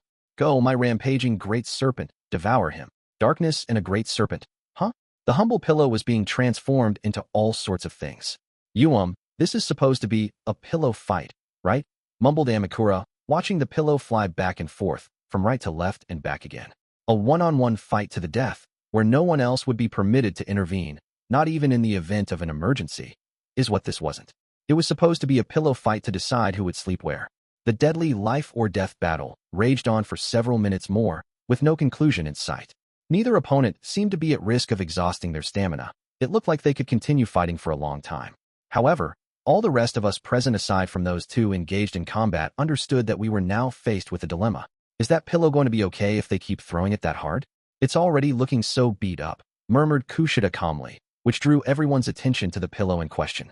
I was sure that no one needed this to be explained, but pillows weren't items meant for throwing. Now, if you were just gently tossing it, that'd be one thing. But there was no way that the pillow wouldn't get increasingly damaged after being hurled back and forth with no restraint, full force, in a succession of blazing fast pitches. That reminds me, whose pillow is that, anyway? Asked Watanabe suddenly, checking the futons that were laid out on the floor. Out of the 4 futons there, the pillow was missing from the one on the far edge, the one that Watanabe had let me have. Guess it's mine, I said. I didn't have the item that I should have had on my futon. At that very moment, in fact, Kita seemed to be clutching it tightly in his hands, pouring yet more of his darkness power into it. I could tell quite well that the pillow was screaming in agony. I'm pretty sure you'd get nightmares if you slept with that pillow, muttered Watanabe. Well, actually, I'd say that the fact there was no guarantee that the pillow would even keep its shape was terrifying in the first place. Whichever side won, I'd have liked my pillow to be returned to me safely. Humph. Kitu had poured more intense killing intent into his throw this time than ever before. Perhaps it was because Kita's thick fingers were digging into it so tightly, but the pillow exploded the moment it left his hand. The cloth ripped open, and the buckwheat chaff that had been stuffed inside was now scattered across the room.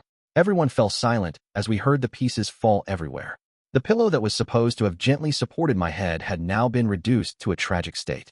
Oh, pillow, I wish so strongly for you to be returned safely to me, and yet you weren't, were you? I would like to express my deepest condolences to the victim that was cruelly cut down on this battlefield. Ugh, boys. I can't help thinking they're such I mean, they're simply children, aren't they? Muttered Kushida, quietly enough so that only I could hear her. The buckwheat chaff that had scattered across the room had also become as still as death. Neither Rian nor Kitu seemed to be particularly bothered by that, though, and their fingers were already reaching for the nearest pillow at hand. That was when Nishino spoke up, raising her voice. Hey, listen, we don't exactly have all the time in the world here, so can you guys finish whatever this is later? It's a hassle. Ryuuji ignored her warning and looked like he was going to continue, but Kitu was not. He sat down without a word, deciding to put this matter on hold for the time being. His previous feelings had cooled, and he sensed the frustration of those around him. So, this mean you lost, then, Kitu? Asked Ryuuji. If she says that it's a bother, then I have no intention of being a bother anymore, said Kitu. Considering the impression he usually gave me, he had pulled back so quickly that it was almost shocking. Well, knowing things had turned out this way, I wish they hadn't had the pillow fight in the first place. At the very least, I could have avoided having my pillow becoming a sacrifice, with its innards tragically strewn about. Okay, well then. First, let's get this cleaned up, said Kushida. And then, after we're done, let's chat. With all the guys, except for Ryuuji, and all the girls helping out, we successfully managed to gather the debris from the pillow in short order. I'd have to get a new pillow from the Ryokan staff later, I supposed. But I agonized over whether I should tell them the truth or lie. The buckwheat chaff that had been scattered all over the room was collected and placed in a translucent plastic bag in the trash bin. Then, our discussion began. Kushida, as a matter of course, began the discussion, speaking for the group. So, about our free time, we just need to be back to the Ryokan by 7 p.m. for the final check-in for dinner, right? Said Kushida. Amakura immediately got into the discussion. Yeah, it really feels like we have the entire day free in that case, doesn't it? We could take a train or a bus or something to get somewhere relatively quickly, but what do you all think? Nishino-san, is there anywhere you want to go? Kushida asked. I want to go skiing, I guess, Nishino replied. We basically just practiced all day today, so I didn't get enough real skiing in. And we're here in Hokkaido, after all. I agree with Nishino, I added. I felt it would be a waste if I'd only spent half a day skiing by the time this trip was over, now that I had gone through the trouble of learning how. Kitu silently expressed his agreement, as well with a casual raise of his hand. Sounds like quite a few people want to ski, then, said Kushida. Watanabe-kun, Yamamura-san, what about you? I don't really have any objections myself, said Watanabe. I mean, we're going around the city on the third day, so that sounds fine to me, you know? I don't mind going anywhere, said Yamamura. Even Yamamura, who still couldn't ski very well yet, didn't seem particularly reluctant about the idea. Was she just going along with everyone else around her, or did she simply want to get better at skiing? I couldn't really tell what her feelings were in that area. Meiko-chan, what about you? Asked Kushida. Well, I'm not that good at skiing, so I can't say that I'm really thrilled. But if everyone else wants to ski, I'm okay with it. We are a group, after all, said Amakura, demonstrating a willingness to concede completely. Kushida didn't put forth her own opinion in the discussion, instead turning to Ryuuji, who was sitting in an armchair. What about you, Ryuuji-kun? She asked. Do whatever you want, he snapped. Apparently, he wasn't advocating anything in particular, casually abandoning his right to speak. Once Ryuuji, the most troublesome member of the group, had issued that statement, a wave of relief washed over us. It was probably better to assume that Ryuuji also felt he'd enjoy skiing, rather than just not having any interest in going anywhere. Chapter 4, School Trip Day 2. It was now the morning of the second day of our school trip. After we finished eating breakfast and getting dressed, we killed time in our room relaxing, waiting until the bus bound for the ski resort was set to depart. Watanabe and I were innocently watching TV. On the other side of the television screen, celebrities were reading off summaries of the morning news and providing their own innocuous, tepid commentary. After a while, the vibe of the programming suddenly changed rather dramatically as they entered a segment of the program that was a special feature on kittens. Meanwhile, Rian was in the same room, sitting in the armchair as though it was his own personal seat, while Kitu was staring fixatedly at a magazine, reading one by one through a stack of them that were available to borrow for free from the Ryokan. They all appeared to be fashion magazines. He looks so unsettling like that. It's hard to imagine that he's just reading. It feels like he's studying a manual on how to murder people, Watanabe whispered into my ear. He had spoken in a quiet murmur so as not to be overheard, but in an instant, Kita shot him a penetrating glare. That must have terrified Watanabe, because he averted his gaze, hiding in my shadow. I mean, he's definitely done a Thados somebody, don't you think? He squeaked, terrified. I felt my shoulders being shaken, but I wanted to concentrate on this kitten segment on TV, if possible. Hey, Kitu. Things ain't clear for you either yet, right? With how yesterday's pillow fight turned out. Have a throwdown with me today. As though he were attempting to call forth a storm to raise this peaceful morning, Ryuuji approached Kitu and proposed they fight. Needless to say, this was not a welcome development for me and Watanabe. Fool, said Kitu. Do you intend to jump straight into the jaws of death yourself? If you wish to feel regret, then I shan't stop you. Haha. In that case, do your worst, said Ryuuji. What kind of competition do you want? Asked Kitu. Well, ain't that obvious? We're gonna go skiing soon, so that'll be it. From the sounds of it, Ryuuji was proposing a simple time trial to see who could finish faster. Kitu might not have been a beginner, but it was clear based on what I'd seen yesterday that Ryuuji was highly skilled, at the very least. There was no need for Kitu to willingly go along with a proposal that would essentially drag him onto Ryuuji's playing field. However, Kitu forcefully shut his magazine, the look on his face unchanging. You think you can beat me in skiing? He said. I will crush your hubris. Apparently, he was going to accept the challenge, not showing any sign of running from it. Hey, you guys shouldn't fight, you know? Hey, you two listening? Said Watanabe in a tiny voice. I'm pretty sure they didn't hear your words of warning, I remarked. Watanabe had spoken so incredibly quietly that if a child heard him just now, they would probably have said something like, wow, an ant is talking. I had been sitting next to him and had only just barely, ever so slightly managed to make out what he said. I'm just picturing you looking pathetic, crawling down the slopes on all fours, sneered Ryuuji. Laughable, Kida scoffed. As Ryuuji and Kida traded verbal jabs, I could tell that they were both heating up. Kida stood, rolled up the magazine that he had borrowed, and drew closer to Ryuuji while holding the magazine out, as if it were the blade of a sword. When you lose, you're going to be as quiet as a little kitten for the rest of this trip, said Kitu. I wondered if Kitu had unknowingly been influenced by the segment on cats on the TV, but that's what he was demanding from Ryuuji. Huh? Well, if you ask me, I've been plenty quiet already, said Ryuuji, batting away the magazine forcefully with a slap. Can't you just leave it at that for the time being, please? I'd like to watch this segment on cats, I said, urging the two of them to keep their distance from one another and not to fight. Wow, you've sure got guts, Ayanokouji. They might turn around and make you their target, though, don't you think? Said Watanabe, worried. Nah, I don't think so. There's no benefit to either of them in going up against someone like me, I replied. Besides, the general Ryuuji versus Kida schema was going to remain unchanged, unless someone made a big show of butting in. Anyway, now that you two have calmed down, I can keep watching this special on. Before I could even finish that sentence, the cats had already disappeared from the TV. I guess that these things called special features didn't last for very long, because it was over in just a few minutes. Sorry, that's too bad, Ayanokouji, Watanabe said. You like cats? Nah, not really, I replied. Wait, you don't? I had just wanted to watch, more or less. I didn't hold any particular fondness for the animal known as the cat. I would likely have felt the same way if it had been a special feature on dogs, or even hippopotamuses.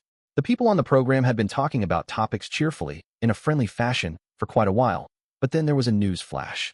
Now for some breaking news.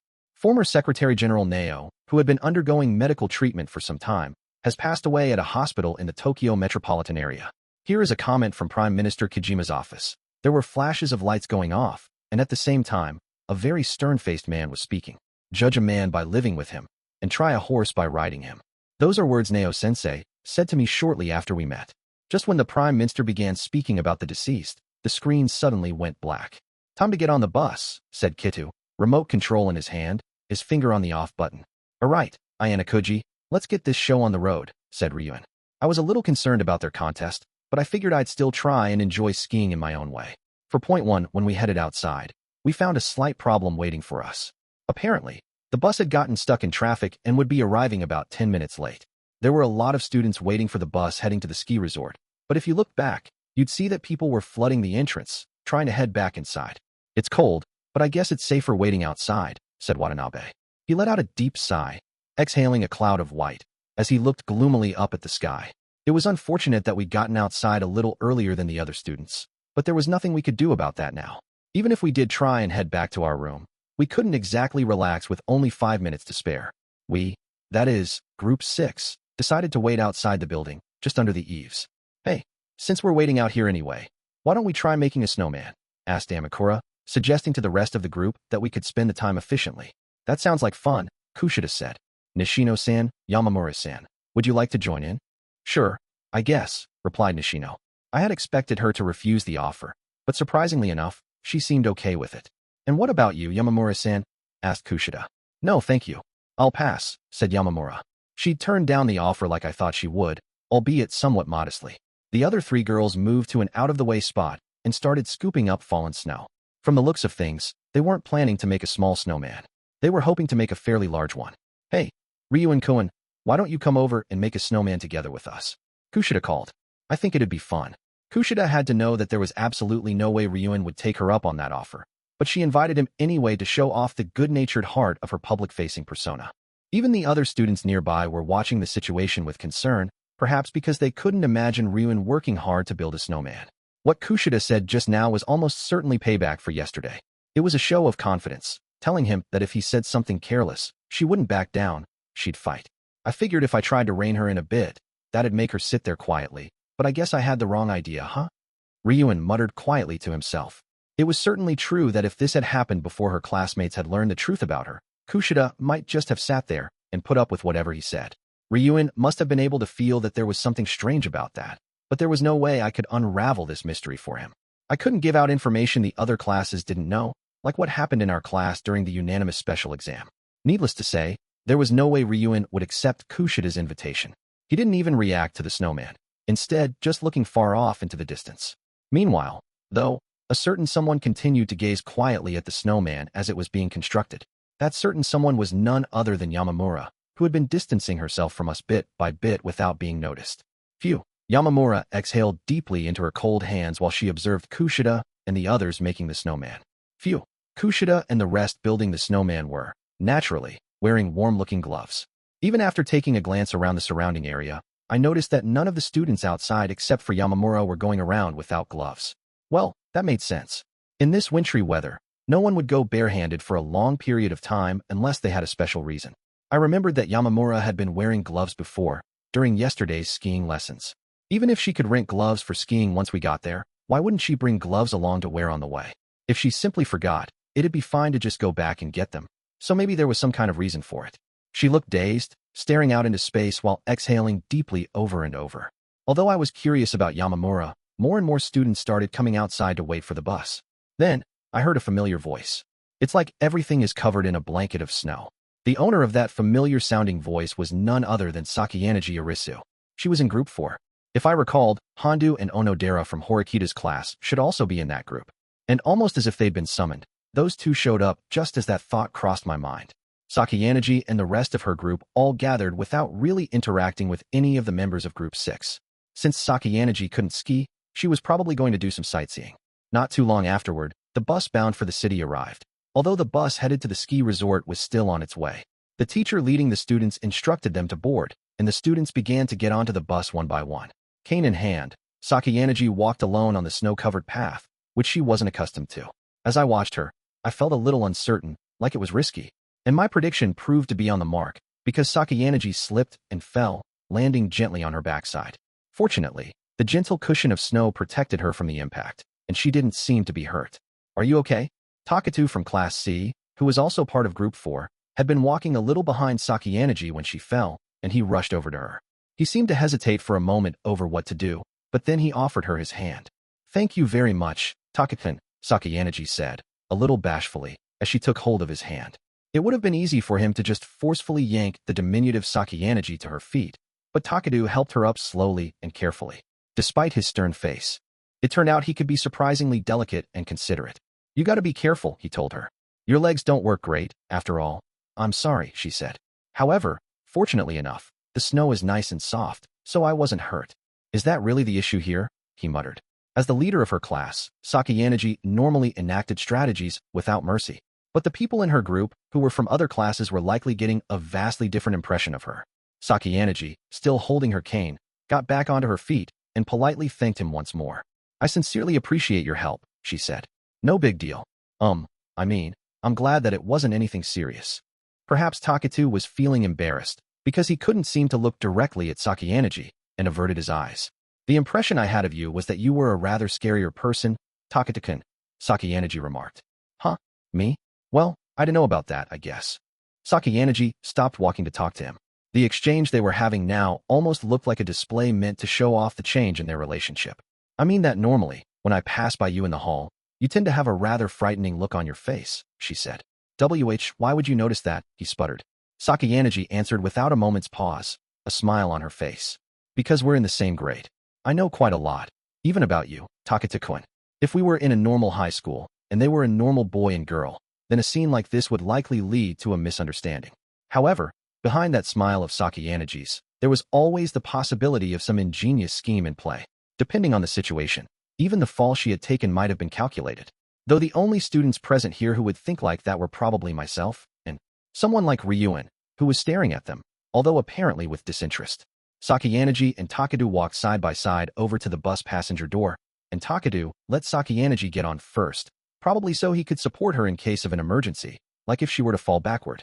Whether or not there was some ulterior motive at play here, it was clear that people who didn't normally have any contact were gradually beginning to close the distance between one another. Just then, the bus bound for the ski resort, which had been delayed, finally arrived, taking the place of the bus that left for the city. For point 2, when we departed from the bus that took us directly to the ski resort, the 8 of us decided not to go into the resort right away, but to explore the nearby area first. Although we hadn't planned on it, Amakura had noticed that there were several souvenir shops and such in the area around the bus, and that was how the idea got started. It wasn't like the ski slopes would be gone after a 20 or 30-minute detour. Ooh, Hokkaido mornings sure are freezing, aren't they? Said Kushida, rubbing her gloves together and shivering. It was nice and warm inside the bus, so you can really feel the huge change in temperature. Yeah, I can't believe it's this cold when it's still November, said Amakura. And there's snow on the ground and everything. It's so weird. When the rest of the group had stopped moving, Ryuuji called over to them.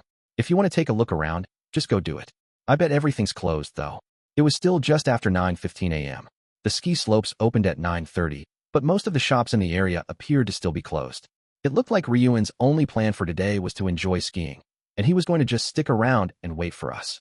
Among the scant handful of stores that were open at this hour was a somewhat unusual apparel store. For some reason, Kido walked over and stared intently at the clothing in the shop. There was a lineup of rather flashy and unusual clothes on display, for sure. I wondered if he'd found something he liked. Just as I was thinking about that, though, he put back the clothes he had picked out and started looking for something else. Man, Kid has got some huge feet, huh? Those are like Yeti footprints.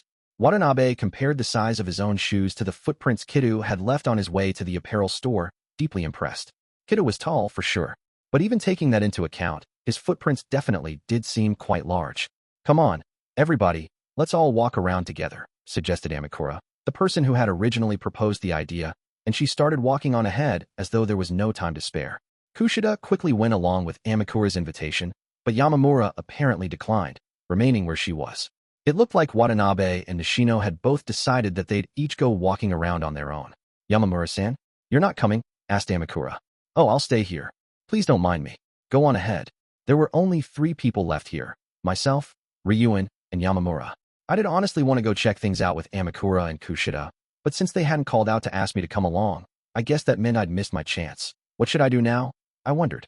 I could walk around and check stuff out on my own, like Watanabe and Nishino, but since Yamamura had declined the invitation, she was going to wait here until our group mates returned. If I left, she'd be all alone with Ryuuji. That would have been fine if those two were just okay being around each other, but they had practically never even met before. I couldn't envision a scenario where they try to get to know each other through conversation, so I felt like leaving her with him would be a terrible idea. Therefore, even though it was frustrating, I decided that the correct answer would be to stay here, unless Yamamura or Ryuuji decided to go ahead and do something on their own. Oh, Yamamura trembled as she watched Amakura and the others walk off, their backs appearing smaller and smaller as they disappeared into the distance. The cause of Yamamura's shivering was her hands, which she was hiding inside her coat. I was almost completely certain that she had come here without a pair of gloves that I in that case. Should I lend her mine? I wondered. If she refused and told me she didn't need them, though, that would make things a little awkward. Kitu and the rest of our group were already gone, so it was just the 3 of us now, Yamamura, Ryuuji, and I, and all was quiet. Yamamura seemed like she was putting up with the cold as much as she possibly could, but she couldn't completely hide it. While I continued to hesitate over saying something, though, Ryuuji spoke up in a harsh tone. Hey Yamamura, take your hands out of your pockets. Huh. Apparently, he had also noticed how cold Yamamura seemed, and how unnatural she looked with both hands thrust into her coat. I thought she'd show her cold hands, but she averted her gaze, and then, no, her voice was very small, but her response was a flat refusal. Huh, I won't. It's cold.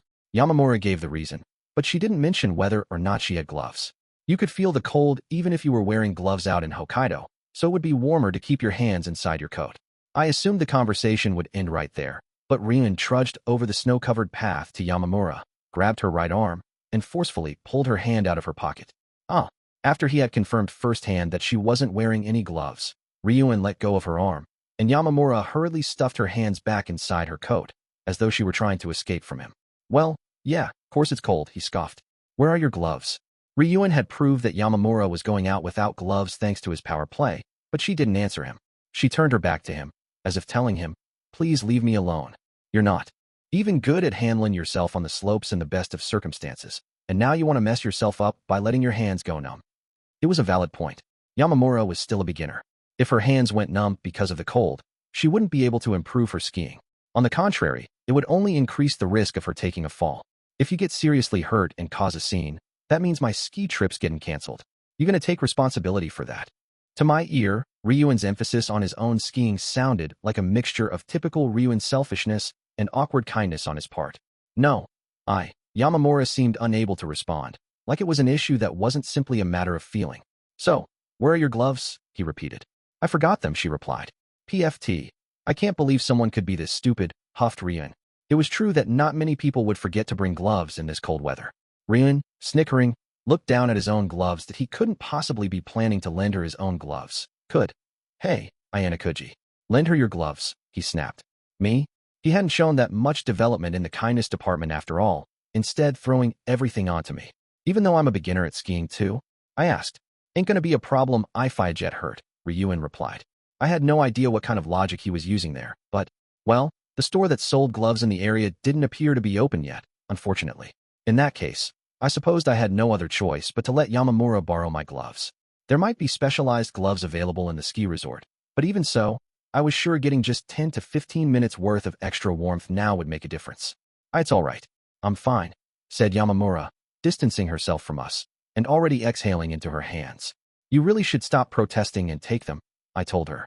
The cold causes vasoconstriction, your blood vessels are constricting. Your body is shaking because of a reaction in your muscles, which are trying to raise your body temperature. It might be dangerous for you to go skiing in your condition. Wouldn't it be most frustrating for you if things turned out exactly like Ryuun said they would? Well, she trailed off. I took my gloves off and practically shoved them into her arms. But, what about you, Ayanokouji-kun? She asked. I'll be fine, I said.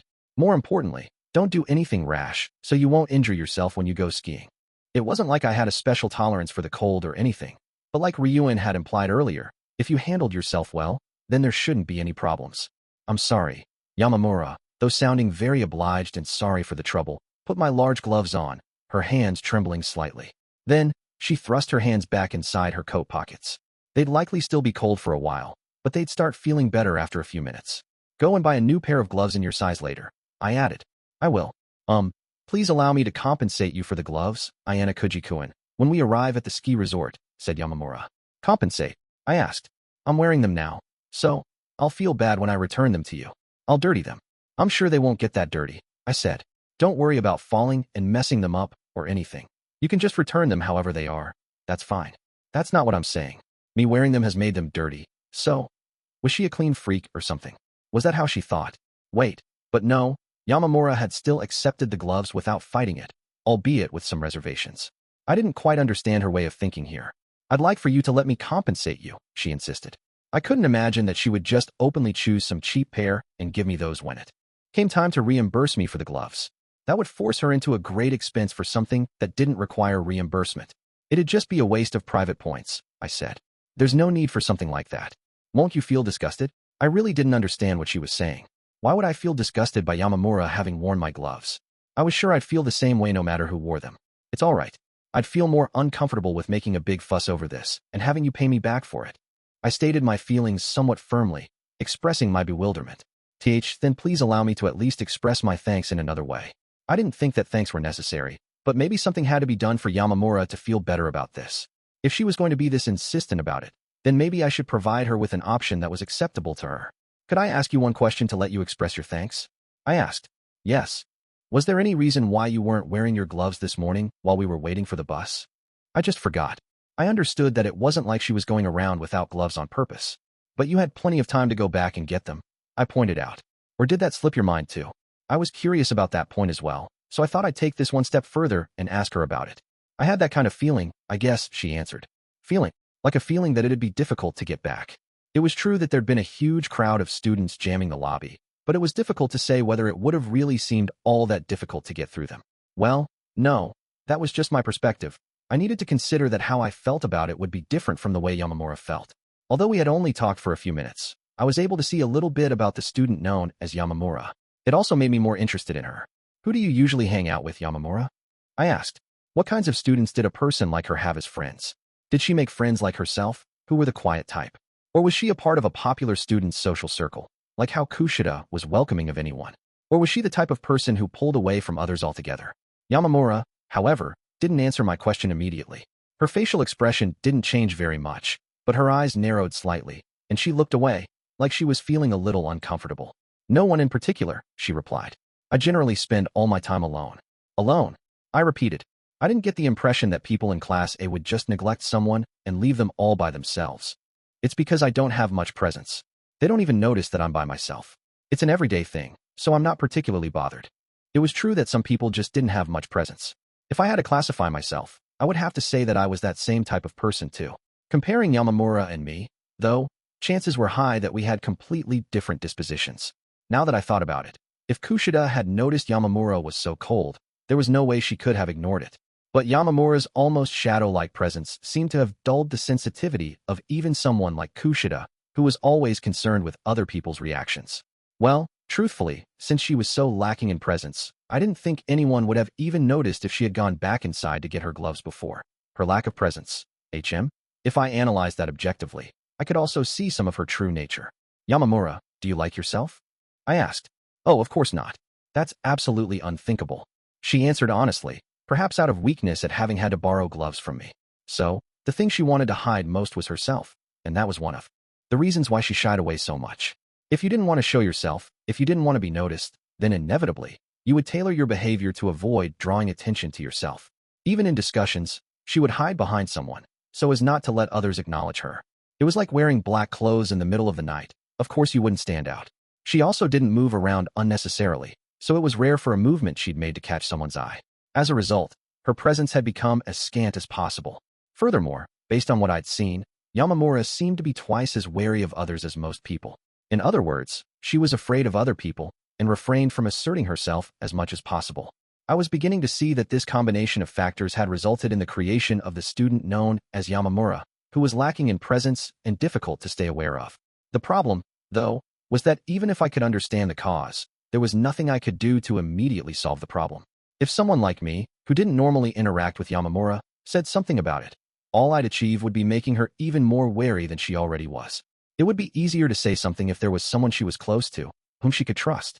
Ultimately, my conversation with Yamamura ended there, and we both fell silent. About 10 minutes later, just before the slopes opened, everyone had returned. So, how are we going to divide ourselves? Kushida said. We don't necessarily all have to ski together as one big group, right?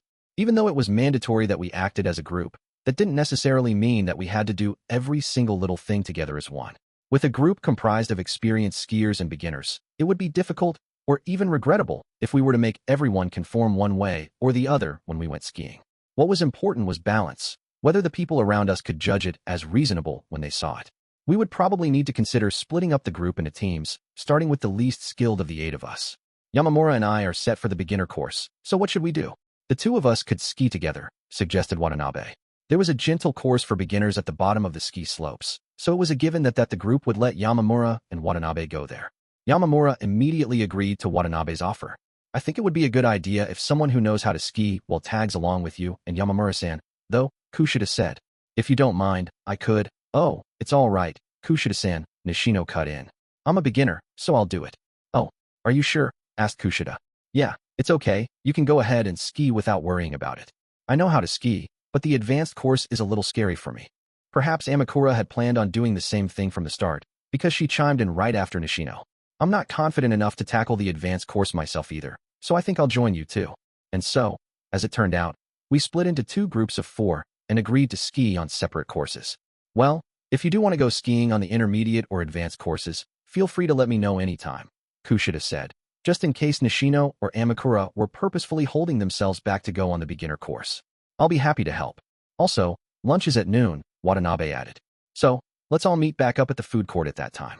We moved as a group toward the entrance to the slopes. I thought I heard an unfamiliar sound, almost like the sound of a horse galloping, and just then a horse indeed galloped by us, dashing quickly through the snow. While I was wondering what was going on, I realized that Koenji was the one riding the horse. The students from the other classes appeared genuinely shocked, and even Kida seemed somewhat taken aback. From the perspective of students who hadn't been around Koenji for long, this was an understandable reaction. Excuse me, sir. That's not the course. In the wake of Koenji's hoofbeats, several panicked staff members were shouting from a distance, attempting to give chase. What the hell? Nishino gaped. That's incredible, murmured Yamamura. The two of them simply stared at Koenji, stunned, as he got smaller and smaller, becoming a tiny speck in the distance. Funnily enough, even though I've never seen anything like that before, I don't feel that surprised, mused Kushida, quietly enough so that only I could hear it. I guess that's because, as his classmates, we've gotten used to seeing Koenji's bizarre behavior. Strangely, I felt like it wasn't that odd for things like that to happen now, knowing Koenji. If I were to put it bluntly, I was used to it. For point 3 WE briefly split UPSO that we could get changed. Once we had finished getting ready, we gathered at the meeting place. Kushida, Rian, Kitu, and I went over to the front of the lift. Since 2 people could ride per lift carriage, we decided that it would be me with Ryuin and Kushida with Kitu. We determined that that combination would make it the most difficult for anyone to fight. Just to be on the safe side, I let Kushida and Kida go first and then let a few other pairs on after them. That way, Kitu and Ryuin couldn't glare at each other during the ride. Can't you try and get along with Kitu a little better? I asked Ryuin. That's an impossible ask, my guy, he replied, looking out at the snow-covered mountains. Now if it was Kitu who was a skin, that'd be a different story. So, there's not much hope there, huh? I sighed. In that case, I guess there's nothing we can do about it. But really, this might be a good chance, you know.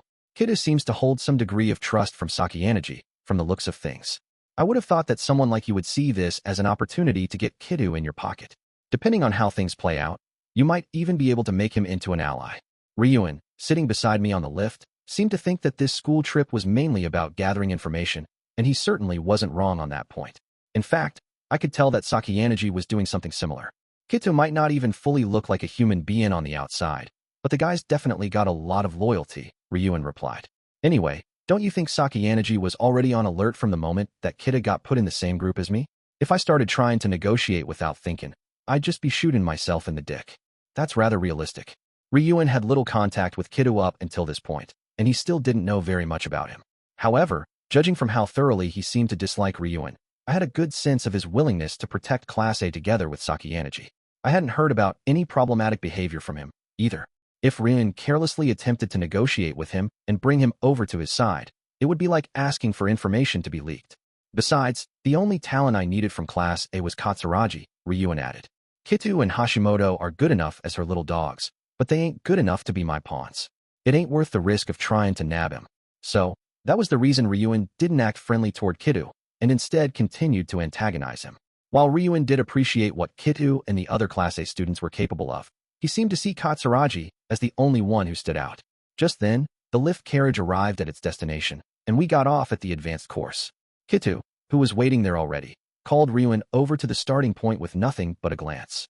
First, we'd take our time and enjoy the— Oh, who was I kidding? We weren't going to follow such a laid-back plan of action. Hey, give us the signal, barked Ryuin to Kushida, ordering her to count them down. Be careful as you go down the slopes, you too, she said.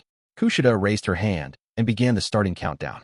Ryuin and Kitu placed themselves a few meters apart from one another and got in position, ready to start skiing. I wondered who the winner of this competition would be. Start, shouted Kushida. The instant that she lowered her hand, the two of them took off at almost the exact same time, getting off to a good start. Let's follow after them, I said. Huh, said Kushida. Will you be okay with that, though? Actually, I'm not sure that I can catch them myself. In that case, let's just go after them slowly. And with that, Kushida and I started heading down the slope, just a few seconds after Ryuin and Kitu. The two of them were in a dead heat as they rocketed down the course, with one taking the lead, and then the other, back and forth. They flew down the slope at incredible speed, drawing beautiful arcs to the right and left. My own technique, which was still incomplete as of yesterday, was now beginning to improve thanks to the examples I had in front of me right now. Here, on the longer advanced course, I could deepen my knowledge and study more carefully. The battle between Ryuuji and Kitu was almost completely even. I'd expected that one of them would pull ahead right away, but they were pretty much neck and neck. As far as I could tell, there didn't seem to be much difference between them in technique, and their competitive spirits were about equal in intensity.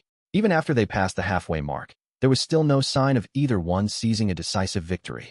As the racers finally reached the endgame of their competition, the two gradually got closer and closer together, no longer keeping a wide space between them. Things were about to take a turn for the worse. The two skiers were now so close that they were at risk of colliding into each other due to their positions overlapping. That wasn't an accident for either of them. This was a dangerous sign. Either of them would try to win, even if it meant tackling their opponent and trying to make them tumble down the slope. Copying both of their moves, I accelerated while absorbing almost all their techniques. Dai Kitu. To hell with you, Ryuuji. I thought I sensed some voices after a delay. Just a second before I heard their voices, though, I forced myself into the small gap between Ryuuji and Kitu. The sudden intrusion of a third party caused the two of them to hurriedly swerve to the left and right. Although both were glaring at me, I had succeeded in forcing them to keep their distance from each other. After I finished skiing down the advanced course, Ryuuji and Kitu came to a stop slightly afterward. They immediately turned around and walked up to me. Kitu approached me with such intensity that it felt like he was going to grab me. Why did you get in the way? He demanded angrily. Because I judged that it was dangerous, I replied. You two were getting overzealous and trying to win through methods other than skiing. No matter what form it takes, a competition is still a competition, said Kitu. Ryuuji understands that, too. Whether your opponent understands that or not is irrelevant. You couldn't call what you were doing a skiing competition. Kitu muttered some words of dissatisfaction, glaring at Ryuuji, before skiing away. He seemed to feel that the mood wasn't right to ask for one more round. Around that same time, Kushida also came down the slope, arriving where I had stopped. Wow, the three of you are just way too fast, she said. Or, rather, Ayanokouji-kun, what you did was totally out of the ordinary. Ryuuji, a disgruntled look on his face, trudged through the snow and pressed up to me. Hey, are you really a beginner, asshole? Or were you just pretending? Pretending, I repeated. No, yesterday was my first time going skiing. Ryuuji must not have believed me, because he spat on the ground and then headed toward the lift alone. Well, at least we'd have some peace of mind for the time being. Probably. It's kind of understandable that he's angry, I think, said Kushida. Your skiing was incredible. You were kind of like the protagonist straight out of a manga, who has the sort of talent to do everything perfectly without even trying. I know Ryuuji already asked, but was this really only your second time skiing? Unfortunately, I was no such manga protagonist. Over the course of my life thus far, I had accumulated countless experiences in my body. Even though skiing specifically was new to me, sports in general were connected by broad strokes. I just linked those points together and skied using the information that I had gained, both verbally and visually. You can't believe it's only my second time? I asked. No, it's not like that. I do believe you, but I might not have, if I hadn't seen the way you moved to grab Amasawa that one time. So, she was saying that she believed because back then, even if it had only been for an instant, I'd shown her a fight between White Room students. Did the doubts and apprehension she'd had then in turn make my improvement at skiing seem more believable? You're amazing. She complimented me once again, but I didn't feel ready to accept it honestly. Not really. This again, huh? She must have thought I was just being humble, but I couldn't help it. Anyway, the fact was that Ryuuji and Kushida were advanced skiers, and so, in this field, they were true role models for me. They likely hadn't accumulated as many experiences as I had, either. Looking at it that way, they had more of a knack for this than I did. How about we head over to the lift, too? I suggested. There's no more trouble here, and I want to enjoy skiing. Sure, let's, Kushida agreed. Honestly, though, this might be a challenging time for the people who can't ski. You could say that for any activity, generally. It would be nice if everyone could have fun, even if they were bad at it, but that wasn't how things worked. Whether video games or sports or whatever, people who aren't good at an activity oftentimes don't enjoy it. For point 4 at noon, all of us in Group 6 gathered at the food court attached to the ski resort. We each ordered what we wanted, and then went to our seats. I was given a pager marked 32 and was told that it would ring once my order was ready. That was my signal to come get it. How did things go for you and the others, Watanabe-kun? Asked Kushida. Did you improve your skiing?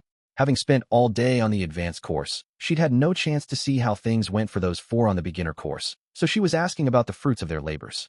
I think I can ski okay now, I'd say, Watanabe replied. Not as good as Nishino or Amakura yet, though. It was a humble reply, but I could see some self-confidence poking through, even if only a little. Yamamura, on the other hand, whose name was not mentioned, wore a dark expression and seemed lacking in spirit. So, the same as usual. Watanabe leaned over to whisper, just to me. As for Yamamura, well, she's not there yet. She hadn't improved, then. The person in question was giving off strong, don't talk to me vibes, so I decided against saying anything to her. My pager started beeping, so I went and got my food. My piping hot curry soup with rice was placed on a tray, and I brought it to the table. Then, once the 8 of us all had our meals, we started eating our lunch. Ryuun, who had ordered a smaller meal, just a hamburger, was the first to finish eating. He thrust the wrapper and tray at Watanabe. Watanabe forced a smile and then loaded Ryuun's empty trap on top of his own. Let me talk to you in private for a minute, Ayanokouji, Ryuun said. But I'm still in the middle of eating. I had about a third of my curry soup with rice left. By the time I was finished with whatever Ryuun wanted, my food would have gone cold. Hurry it up, snapped Ryuun. Watanabe gave me a pitying look, bidding me farewell without a word. As for Kido, well, he hadn't been looking at me in the first place. I'll be stepping away from my seat for a minute, I announced. Okay, we'll keep eating and wait for you to get back, said Kushida. I left Kushida to handle things there, and I walked through the food court with Ryuun. We finally stopped somewhere around the edge of the food court, and he took out his cell phone. He unlocked his phone with a touch of his finger, and he stared at the screen for a while. I knew it, he said. Just like I thought. That bitch Sakayanagi is using her minions as spies. It looked like he'd gotten a report from a classmate that had confirmed his suspicions. Just like you, huh? I replied. I wasn't asking Ryuun straight out, but I figured that he had been giving his people the same sort of instructions. Well, yeah, this school trip ain't for making friends. What's important here is me ripping the arms and legs off first, so I can crush the head. And it sounds like Sakayanagi knows that too. Neither Sakayanagi nor Ryuun could fight a class battle all on their own. So, how did you beat your opponents in a team competition where your class acted together as a unit? Improving your allies' abilities was important, but it was also important to reduce your opponent's strength. Sakayanagi had particularly bad legs, so her normal range of motion was extremely limited. She generally compensated for that through Komuro and Hashimoto. If Ryuun was able to get a hold of their weaknesses and held something over Komuro and Hashimoto that would make them submit to him, Sakayanagi lost her valuable legs. Her information-gathering abilities would be dramatically reduced. Okay, so let's hear the reason you deliberately called me over like this, I said. It wasn't just to give me an update on this reconnaissance contest you and Sakayanagi have going on, was it?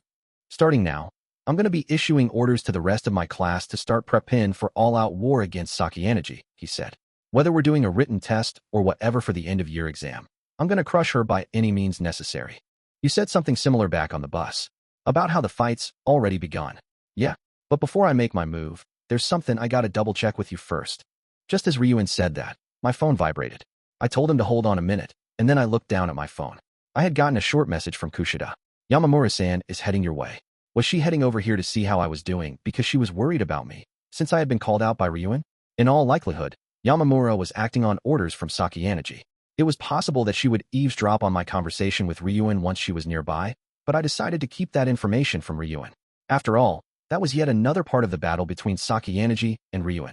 If I did anything to help Ryuun here, that would be to Sakayanagi's disadvantage. It seemed as if Ryuun had gotten another message from someone himself, though, because he looked down at his phone. Then he put it back in his pocket, his expression unchanging, and began speaking once more. I'm sure you remember what I said a year ago, about me getting 800 million points, he said. I still don't think that's feasible, even now, I replied. Yeah, I'm sure the rest of my class would react pretty much the same way if they found out. What are you trying to say? Ibuki was probably the only person in his class who knew about Ryuun's strategy to accumulate 800 million points. And Ibuki had probably only learned about it by chance, and didn't actually know the specifics. We're talking about a shitload of money here. It's way more than I could hope to get if I was doing it in absolute secret. I've only got about a year left at this school, and it's getting a little late for me to make a move. It was certainly true that the cooperation of his classmates would be essential if he was serious about raising the viability of that strategy. Just like Ichino's had gradually pooled private points from her classmates bit by bit, with their trust, Ryuun also needed to work with his classmates if he was going to reach that target. When you say that you want to double-check something, are you asking me if I'll help you with getting to 800 million points? I asked. You realize I've been showing your class a whole lot of kindness, in my own way, right? For a while now, too, like with the sports festival and the cultural festival. And I'm even taking Sakayanagi on in the final exam. I got that all taken care of for you. You ain't dissatisfied with that, are ya? Indeed, since we had that discussion with Ryuun last year, Horikita's class had been able to move about so freely that they had almost forgotten that Ryuun was even here. If Ryuun had remained as belligerent as he had been in our first year, things would not have gone as smoothly. And you sure seem to be getting along good with Kushida, huh? Ryuun added. even though you were so enthusiastic about getting her expelled. Sorry, I said simply. Sometimes you have to change your policies. Perhaps Ryuun really liked what I'd said, or maybe it just resonated with him, because he laughed and clapped several times. If I wanted to, I could destroy Kushida. No problem, he said. You know that, right? Ryuun was one of the few students outside of our class who knew the truth about Kushida. He could have done something anytime, but he didn't, which was likely the result of that promise. So, you're asking me to fulfill that promise, I said. And you're going as far as using threats. Aren't you being pushy? I don't give a damn if I'm being pushy. So, are you going to do it? Or not? We had only made a verbal agreement back then, but Ryuun was making it clear that he'd show me no mercy if I violated it. Before I give you my answer on that, let me ask you, what happens after you defeat Sakayanaji? I inquired. Isn't it obvious? After I defeat Class A in the finals, it'll be a one-on-one battle with my class against yours. The way I see it, it's all part of the story I got laid out, leading up to where I beat you. So that's what he was thinking, huh? Looking at everything so far, though, I didn't really have any doubts. This sounds a little too convenient, I said. You stepped off the stage once before. You were supposed to have taken on the role of laying the groundwork for Kaneda and Hiyori. But now, you're back at center stage. The point is, if you wanted me to fulfill my promise to you, you were supposed to back off. If we get to a situation where we become Class A and you become Class B, Ryuun, then I'd be inevitably handing the win over to you if I helped you. Wouldn't I? Only then could we create a situation where we could talk about working together toward the 800 million points. You don't like it? Said Ryuun. Obviously not. If your class and Horikita's class seriously do clash, and as a result you win and move up to Class A, then we'll be the only ones to look like fools. Or are you saying that you promise to bring the students from Horikita's class into Class A if your 800 million points plan works? Ryuun's smile vanished, and he shot me a sharp side-eyed look. Absolutely not. The extra private points belong to me and my people, obviously. Those points were currency that could live on even after graduation as money, so he had no intention of using them for saving students he had no business with. So if you lose, we bail you out, and if you win, you abandon us. I said. Yeah. That's a proposition I don't need to bother considering. Therefore, I can't cooperate with you on the plan to save up 800 million. However, you are free to attack whatever class you want from this point onward. I have no right to stop you. Guess you ain't such a naive moron after all. Ayanokouji? It's because this issue doesn't affect me alone. Suppose I can't argue with you on that, then. Just have to pretend that conversation never happened and drop it. He had backed off much more easily than I expected. He seemed to have already known that I'd turn him down. Even though our negotiations have broken down, do you still plan on saving up the 800 million points? I asked. I'm not planning to change my strategy at this point in the game, he replied. My main goal is to save up the 800 million. After that, I'll defeat both you and Sakayanaji. And if I don't spend any of it and get to Class A, I can graduate with tons of cash. Ain't that right? His plan, which could only be described as a pipe dream even in the best of circumstances, had now been replaced by another ideal scenario. All the same, Ryuun boldly proclaimed that from here on out, he was going to try and accumulate 800 million points. I've been throwing money around so far, pulling Katsuragi out of his class and into mine, and using those first years, but now's the time I start collecting. I'm switching things up to a strict private point system. If he was that eager to collect private points, there was going to be some risk involved. Ryuun's irregular, incoherent thoughts and behavior here were casting a strange shadow over my own thoughts. Don't give me that look, like you're so surprised that I let you get away without fulfilling your promise to me, without even pushing for a compromise. Well, yeah, of course I'm surprised. I'm not seeing the true nature of this conversation. I replied. It's simple. It's just that you break in. Our contract was a foregone conclusion. I can't crush you if I'm still partially connected to you. But if you break things off like this, well, that's a different story. Now I can thoroughly wreck you.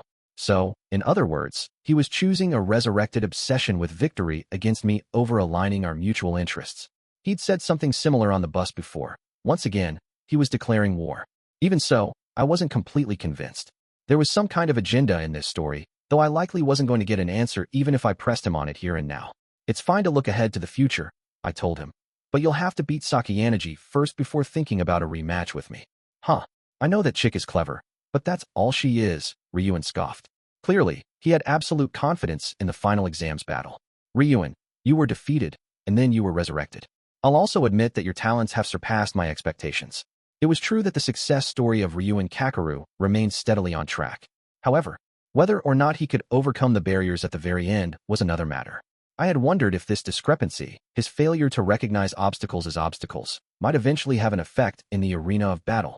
Of course, those omens and signs would change again, depending on how Sakayanagi perceived Ryuun. You head on back first, Ayanokouji, ordered Ryuun, and with that, he walked toward the restrooms. Hiyori, who had been watching us from a seat somewhat far away, noticed me and waved. Apparently her group had also come to ski. I gently raised my hand in response, and then returned to my group's table. Yamamura had already returned as well, and she was silently fiddling on her phone with a blank, nonchalant look on her face. "Where's Ryuun?" asked Watanabe. "Seems like he'll be coming back after stopping by the bathroom," I replied. "Are you okay?" Watanabe worriedly looked me over, examining my body carefully. "He didn't smack you or anything, did he?" "Don't worry. We just talked a little, is all," I assured him. "I sure hope that was all," said Watanabe. Yamamura had finished her meal after slowly picking at it here and there. She and Nishino both grabbed their trays. "I'll go put my tray away," announced Yamamura. She and Nishino had ordered food from the same place, so they were apparently heading back there together. Kida gave me a penetrating look. "Ayanokouji, if Ryuun has something over you, don't hesitate to talk to me about it." Perhaps he felt like Watanabe's way of addressing the matter was too lax. I kind of wished he could have said that before Ryuun had called me away, though, if at all possible. When Ryuun returned shortly after, Kitu turned his gaze away from me to look at him. "You've run away from me and decided to intimidate people from other classes now," he said. "What?" said Ryuun. "Haha, don't worry, Kitu. I'm gonna bring you Class A bastards down, just you wait. Sakayanagi ain't nothing more than a stepping stone for me. I'll show you. You can never defeat Class A," huffed Kitu. "Heh, I wonder about that." Ryuun appeared calm, or perhaps it was better to say that he was putting on a show to appear calm and confident. He might have sincerely believed he was going to win, but there was no actual evidence to back that up. Of course, it was possible he had some information that I didn't, but in a simple comparison of their abilities, Sakayanagi was a cut above Ryuun. "It doesn't have to be the final exam," Kida said. "Come at us anytime." "Kiddo, you son of a bitch, you ain't got that kind of authority," snorted Ryuun. "All you got going for you is that you're a loyal dog. You'll be causing trouble for your master if you make careless remarks like that, you know?" At being called a dog, Kitu placed his large palms on the table and stood up. "I alone am more than enough to defeat you." "Oh, so, what? You're saying you want to go for round 3. Their pillow fight had resulted in my pillow getting damaged. And thanks to me interfering on the slopes before, they hadn't been able to settle things by skiing. "Come on, you two, get along," Kushida cut in. "There are already rumors floating around that our group is pretty dangerous." Even some members of the general public in the vicinity had begun watching the standoff between Ryuun and Kitu with curiosity. If they continued to be so showy, I supposed it was only a matter of time before the teachers heard about it. "Come to think of it, aren't Nishino-san and Yamamura-san taking a while?" said Kushida. "Now that you mention it, yeah," I replied. All they were doing was returning their trays. It shouldn't have taken them more than a minute. But there was no sign of them. Kushida looked around for them. "Oh, there they are," she said. "But it looks like they're talking with some boys I don't know." Kushida pointed toward Nishino and Yamamura across the crowded food court. They were surrounded by 5 guys who, judging from their age, appeared to be students. And they had a threatening air about them. "Hey now, what's this?" Ryuun said. "Looks like Nishino is in trouble. Let's go help her." "It'd be better not to do anything when there's a large crowd of people around," I told him.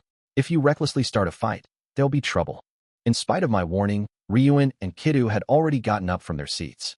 Those two, who would never listen to anything resembling caution in the first place, headed over to where Nishino and Yamamura were standing. They didn't even bother to communicate their intent to each other. "Kushida, you and the others wait here." I instructed her, Amakura, and Watanabe to stay put. As I caught up to Ryuun and Kitu, who had rushed off to Nishino and Yamamura with strong, fast footfalls, I could overhear the conversation at the scene. "You're not gonna apologize for bumping into my shoulder?" said one of the guys.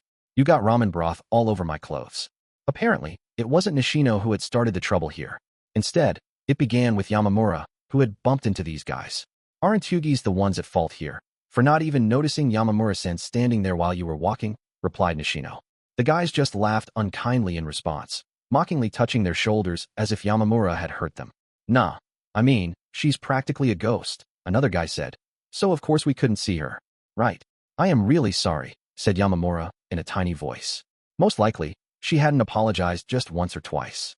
But the guys carried on, acting as though they hadn't heard her. "Hey, we're here on a school trip from Gifu," one of them said. "Let's hang out. We'll forgive you if you hang out with us." Nishino was standing in front of Yamamura to protect her, blocking their way. But then one of the guys forcefully grabbed hold of her arm. "Huh? You've got to be joking," she said. "Who'd want to hang out with people like you?" She shook her arm free from her attacker's grasp, swinging wide, and ended up lightly slapping one guy's cheek. That hurt. The guys had been smirking and chuckling crudely throughout this whole conversation so far. But now, the looks on their faces had suddenly changed. Immediately afterward, one of the five flew forward with great force. What the hell, dude? Exclaimed one of the others. You took the words right out of my mouth, moron, said Ryuun. What business do you got with my people? It was none other than Ryuun who had driven his foot straight into that guy's back in spectacular fashion. He quickly grabbed hold of another one by the collar. Don't squawk in front of women like some stupid little bird, he said. We'll kill you, one of them shouted. Go ahead and try, Ryuun sneered. Hey, if you want, I'll let you get one shot in. How about it? You want a souvenir from your school trip, don't ya? Then, Ryuun presented his own left cheek, tapping it lightly with his finger, tap tap, as though he were offering it up. Heh, in that case, don't mind if I do, shouted the guy he'd provoked. I'll sure as shit take a swing at you. He drew his arm back, swinging wide. Oh, don't think that Ryuun will actually let you punch him, I thought to myself. But I couldn't give him that advice in time. Ryuun watched his opponent's grand, but ultimately futile, wind up, then grabbed hold of him by the shoulders and drove his knee straight into his stomach with furious intensity. The student from the other school doubled over, rolling on the ground in agony. Looks like some slightly interesting stuff can happen even on boring school trips like this, Ryuun said. He'd started to find enjoyment in an inevitable situation. To think, I'd encountered people from another school for the first time in my life, and it ended up turning into a disturbing display of violence. One of the guys balled his hands into fists, taking swings with his left and right. There was no way that this was going to be a one-on-one fight. It looked like they were hoping to win by outnumbering their opponent. But just then, Kiddo slowly stepped in. The guys from the other school were clearly panicked and flustered by Kiddo's face and intimidating presence, which made it hard to imagine he was a high schooler. It looks like he's going to help us, said Nishino quietly. She'd walked over to me, still holding onto Yamamura's shoulders, protecting her. Kitu is Yamamura's classmate, I replied. It's only natural that he wouldn't be able to just stand by quietly if he saw she was in trouble. Fortunately, both sides seemed to understand that further fighting inside the food court wasn't a good idea. So Ryuun and the others all walked outside, single file. Should we call an adult? Asked Nishino. Nah, now that they've gotten to this point, there's no stopping it. It's best to just get them out of the public eye and go at it. From what I saw, the other side had superior numbers, but none of them looked like that much of a threat. If Ryuun and Kita teamed up and fought together, it shouldn't take them much time to clean up. About 10 minutes later, Ryuun and Kitu had returned, and they brought their defeated opponents with them. Then, they made them get down on their knees in front of Yamamura and Nishino and begged their forgiveness. From the looks of things, they had thoroughly beaten their opponents until they broke their rebellious spirits. Well, if you looked at it that way, then it was a problem, but maybe it was necessary for Yamamura and Nishino's sake. The students from the other school were made to promise to never show themselves to Yamamura and Nishino again, and then they scattered. It's definitely not a boring group, said Kushida, in a whisper. Hearing her impression, I could only agree. For point 5 after skiing for as long as time permitted, we returned to the Ryokan just before 7 o'clock in the evening. I hadn't had my fill of skiing yet, but perhaps it was better to leave things there, with some reluctance to part from the activity. Our second day was nearing its end, and time continued to march steadily on through the evening.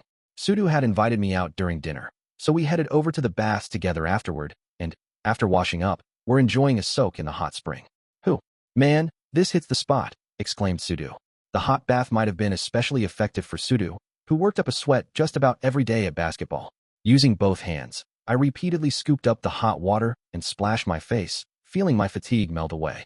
After we'd spent some time just lazing about in the pool, Hashimoto from Class A arrived and got in next to me. Sup, he said. I responded with a gentle wave of my hand, and Sudo did the same. Hashimoto looked thoroughly exhausted, rolling his shoulders and letting out a deep sigh. Man, I am completely, totally beat after today. Did something happen? I asked. If only it were something, he replied. It's more like I'm racking my brains over what to do about one specific problem in my group. I hadn't said anything out loud, but I had been very curious about Hashimoto's group from the start. Because Koenji's in your group, you mean? I said. Exactly. You know how it's like, in our free time, we're supposed to be together as a group? Well, if this was the same person we were talking about, we'd be having discussions as a group, right? But we're basically being forced to go along with him to every place he wants to go. Koenji obviously wasn't the type of person to obediently follow along with what other people wanted, and it sounded like that hadn't changed even when he was together with a group comprised of students from all the classes. It looked like your group was at a ranch today, so you could experience horseback riding, I said. I'm guessing that's what Koenji wanted then. Wait, how do you know that? Oh, hang on. Yeah, you saw that happen, so I guess it's not surprising that you know. Looking like he was at his wit's end, Hashimoto submerged half of his face in the water. I just saw him gallop past, I said. Did he actually come back after that, like he was supposed to? Hashimoto stayed submerged for about 10 seconds. Then he shrugged his shoulders and surfaced. After about an hour or so, yeah, he said. The rest of us didn't have the mental and emotional capacity to handle horseback riding, so we just stood around, waiting. Hearing about how Hashimoto's group had spent their free time, it sounded like they had suffered through hellish experiences one after another since this trip had started. Sudo brought his hands together in prayer, offering his condolences. So, I was trying to put together plans to have lunch at this famous place that I happened to see on TV, at least, Hashimoto said. But Koenji seriously had the nerve to just say, I'm going skiing, and take off. That selfish jerk just up and left before we could even argue. Now I'm so completely exhausted that I don't even have the energy to have fun anymore. And that is how our second day has come to an end. If the group had ignored Koenji and gone ahead to have lunch at that famous restaurant, or anything else, then they would have been in violation of the rules. What an incredibly tragic story. You guys are his classmates, said Hashimoto. I was wondering if you might know some way of dealing with him. We had already passed the halfway point of this trip. There were only 2 days left. At the very least, I was sure that his group would want to choose something they'd all like to do during their free time on the 4th day. He's just uncontrollable, dude. There ain't nothing you can do, said Sudo, offering his honest thoughts. It sounded cold, but after having spent a long time with Koenji, Sudo had given up on him. What about you, Ayanokouji? Asked Hashimoto. It's not realistic to try and convince Koenji, I agreed. Honestly, I don't think there's anything you can do. What a cruel reality, said Hashimoto. But there might be one way. In an emergency, I added. What is it? Tell me. Thrilled by the prospect of having some hope, no matter how small, Hashimoto begged me for a way he could free himself from his situation. There was one way he could guarantee that he'd get some free time, provided he could tolerate the disadvantages that came with it. After I finished telling him, Hashimoto nodded, seemingly convinced. Well, I guess that's probably the only thing left I could do. You should discuss what to do with the rest of your group, I said. I'll do that. I'm seriously considering it. Hashimoto, lost in thought, disappeared into the water once more. For point 6, after taking our time and enjoying ourselves in the bath for about an hour or so, Sudo and I put on our yukatas. We each took a bottle of the free mineral water from the cooler and chugged while holding our hands on our hips. I felt the water cool my flushed body as it went down my throat. Okay, I'm ready for this, Ayanokouji, said Sudo. So it's finally time, eh? Perhaps it was because we had spent so much time in the bath, but Sudo's face was a little red. Or perhaps it was because he was nervous from imagining what was going to happen next. The time had come for him to formally tell Horikita how he felt about her. He drank down about half of his remaining water in one gulp. Okay, let's go. He slapped both of his cheeks with asthma to get himself fired up, as though he were heading off to a basketball game after this. So what are you planning to do specifically? I asked. It was just after 9:30 at night now. Horikita probably wasn't asleep yet, but I was sure that many students were relaxing with their friends in their rooms. I couldn't imagine her having fun and making noise with others, but it wouldn't have been unusual for her to just be watching over others warmly. Yeah, first things first, I guess. I'll try giving her a call. Phone in hand, Sudo brushed past the curtain and exited the men's bath. Immediately after exiting, he made the call. The phone didn't ring that many times before Horikita picked up, causing Sudo to panic a bit. Hey, it's me. Where are you right now? He asked, sounding flustered. Oh, in the lobby? Okay, can you wait there for a sec? I'm heading there right now. Sudo hung up, breathing hard. He looked at me as he walked away. So you know how. There's a part of the lobby in the Ryokan where they sell small souvenirs and stuff. She says she's there. Don't just tell her how you feel right away the second you see her there, okay? I suggested. People would probably be watching in the lobby, and that'd make Horikita feel awkward, too. Why yeah, I know that, dude. Telling someone how you felt about them was a major event, one that required not only consideration for the person expressing their feelings, but for the recipient, too. But I dunno, where should I do it? Nobody should be going through the corridor leading into the rear garden at this hour, I told him. That could be a good place, right? If you went from the rear garden up the stairs to the higher level, there was a little wooden deck with a pleasant view. However, since you couldn't head out into the rear garden after 9 p.m., there shouldn't be people around. Man, I knew I could count on you, Ayanokouji. You're a good pal to have. Sudo flashed a smile and gave me a big thumbs up. It was a rigid, nervous smile, though. Nice. Still anxious, Sudo rushed over to the lobby. Once we arrived, I noticed that Horikita was already waiting nearby, checking out the souvenirs. I moved some distance away and found a blind spot to stand in. There was one employee in the lobby, as well as several students, some of whom were browsing the souvenirs and some sitting in the chairs, chatting happily. Seeing that, I felt affirmed in my prediction that this wouldn't be a suitable place for a romantic confession. Somehow, albeit through the added use of gestures, Sudo successfully managed to call Horikita to come to the corridor leading to the rear garden. The two of them walked over side by side. Normally, it probably would have been better if I stopped following them at this point, but getting told off by Sudo would be annoying. I masked the sound of my footsteps as much as possible as I followed them in order to bear witness to his heroic spectacle. Just as I'd expected, there didn't seem to be any people in this corridor anymore, and both Sudo and Horikita stopped in the middle of the empty hallway. Horikita turned back towards Sudo with a curious look. "What's up?" I wondered if she had just been in the bath up until a little while ago, like Sudo and I had. Her hair had a glamorous shine to it, even in the dim lighting. Okay, here's good. Normally, Sudo's confident attitude was his main selling point, but now he spoke quietly, perhaps because he was too nervous to speak up in front of the person he liked. There was only the subdued, gentle background music that played over the speakers and the quiet chatter of people at night in the Ryokan, so he most likely wanted to avoid carelessly shouting in a loud voice, even in a place without anyone around. That was the right amount of consideration. Seeing Sudo act so hesitantly, Horikita cocked her head to the side, puzzled. Right now, though, she didn't seem particularly irritated or pressed Sudo to get on with it. I suppose that also demonstrated the trusting relationship that the two of them had built. Back when they had first met, Horikita would have rushed Sudo along, telling him to spit it out already, no questions asked. Just then, my phone vibrated. Even though I had put it on silent mode, in this quiet stillness, it was still possible that someone might hear it. Therefore, I immediately powered my phone off without even looking at the screen. And it didn't seem like they noticed me. I was safe, for the time being. "Hey, Suzune."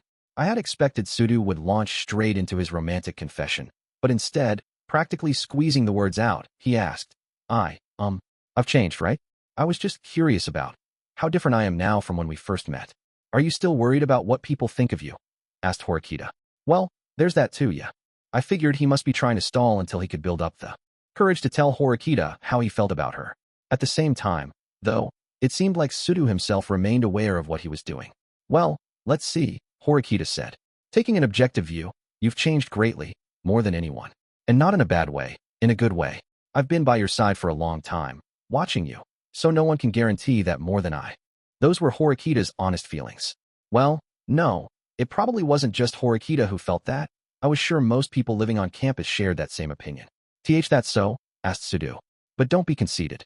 If I were to speak frankly, you started off in a negative position compared to the people around you. Don't think that just because I'm telling you that you've moved to a positive one since then, that makes you better than other people." The negative effects Sudo's behavior and attitude had originally had on the people around him could bias them when they saw how he was now, making them more impressed by how he'd changed. However, just as Horikita had said, those negatives that Sudo had accumulated over time hadn't necessarily just disappeared, either. "Yeah, I mean, that sounds totally right to me." Those harsh words had Sudo feeling dejected, but he nodded, accepting them completely. "God, it's so embarrassing. All the stupid stuff I've done, I mean. Tardiness, missing class, coming in last place on written tests, using all kinds of foul language and insults, carelessly getting physically violent." No matter how much Sudo reflected on those things, the past wouldn't change, and he was ashamed of the path he had trod before. Horikita nodded, and then smiled warmly, eyes creasing. "You really do have a humble heart, don't you?" She herself might not have realized this, but she had also changed quite a lot. Her change wasn't nearly as great as Sudo's, though. "You don't carelessly hurt others or cause trouble anymore. It's okay." Apparently, Horikita had misinterpreted the situation, thinking that Sudo was uncertain about his past and how much he'd grown, and that he had come to her seeking advice. Sudo seemed to realize that Horikita had misunderstood as well, because he shook his head from side to side, flustered. That ain't what I wanted to talk to you about, Suzune." "It's not." Well, he must have remembered what he had declared to me earlier, because he suddenly thrust out his right hand. But his words didn't follow. His outstretched, open hand remained in front of him, and that was it. What are?" Horikita, unable to comprehend what was going on, tried to question the meaning behind Sudo offering his right hand, but just then, "I like you. Please go out with me." Sudo had freed himself from the feelings of embarrassment that kept the words stuck in the back of his throat. He shouted too loudly, but, well, I supposed we'd just overlook that part.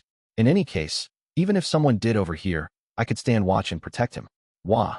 Horikita, who hadn't had even the slightest expectation that someone would express their romantic feelings to her, froze on the spot, completely taken aback. "If you do want to go out with me, I'd like you to take my right hand." "Wait, hold on. Are you Sari?" Horikita immediately swallowed her words. She could sense Sudo's passion and enthusiasm, and she could tell his feelings were genuine. She knew that it would have been rude to ask him something like, "This is some kind of joke, right?" She stared at Sudo's right hand, closing her mouth. I had expected her to reply to him immediately, but she just silently stared at his hand. After the confession he'd made, I was sure that the longer this silence continued, the faster Sudo's heart rate would climb. This moment right now was by no means a pleasant one. It was probably painful. But even someone like Horikita should be given as much time to think as she needed. When telling someone you had romantic feelings for them, it didn't come down to the emotions of just one person or the other.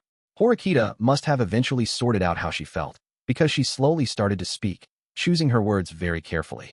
"Never once in my life did I think that someone would tell me they had a romantic interest in me," she said.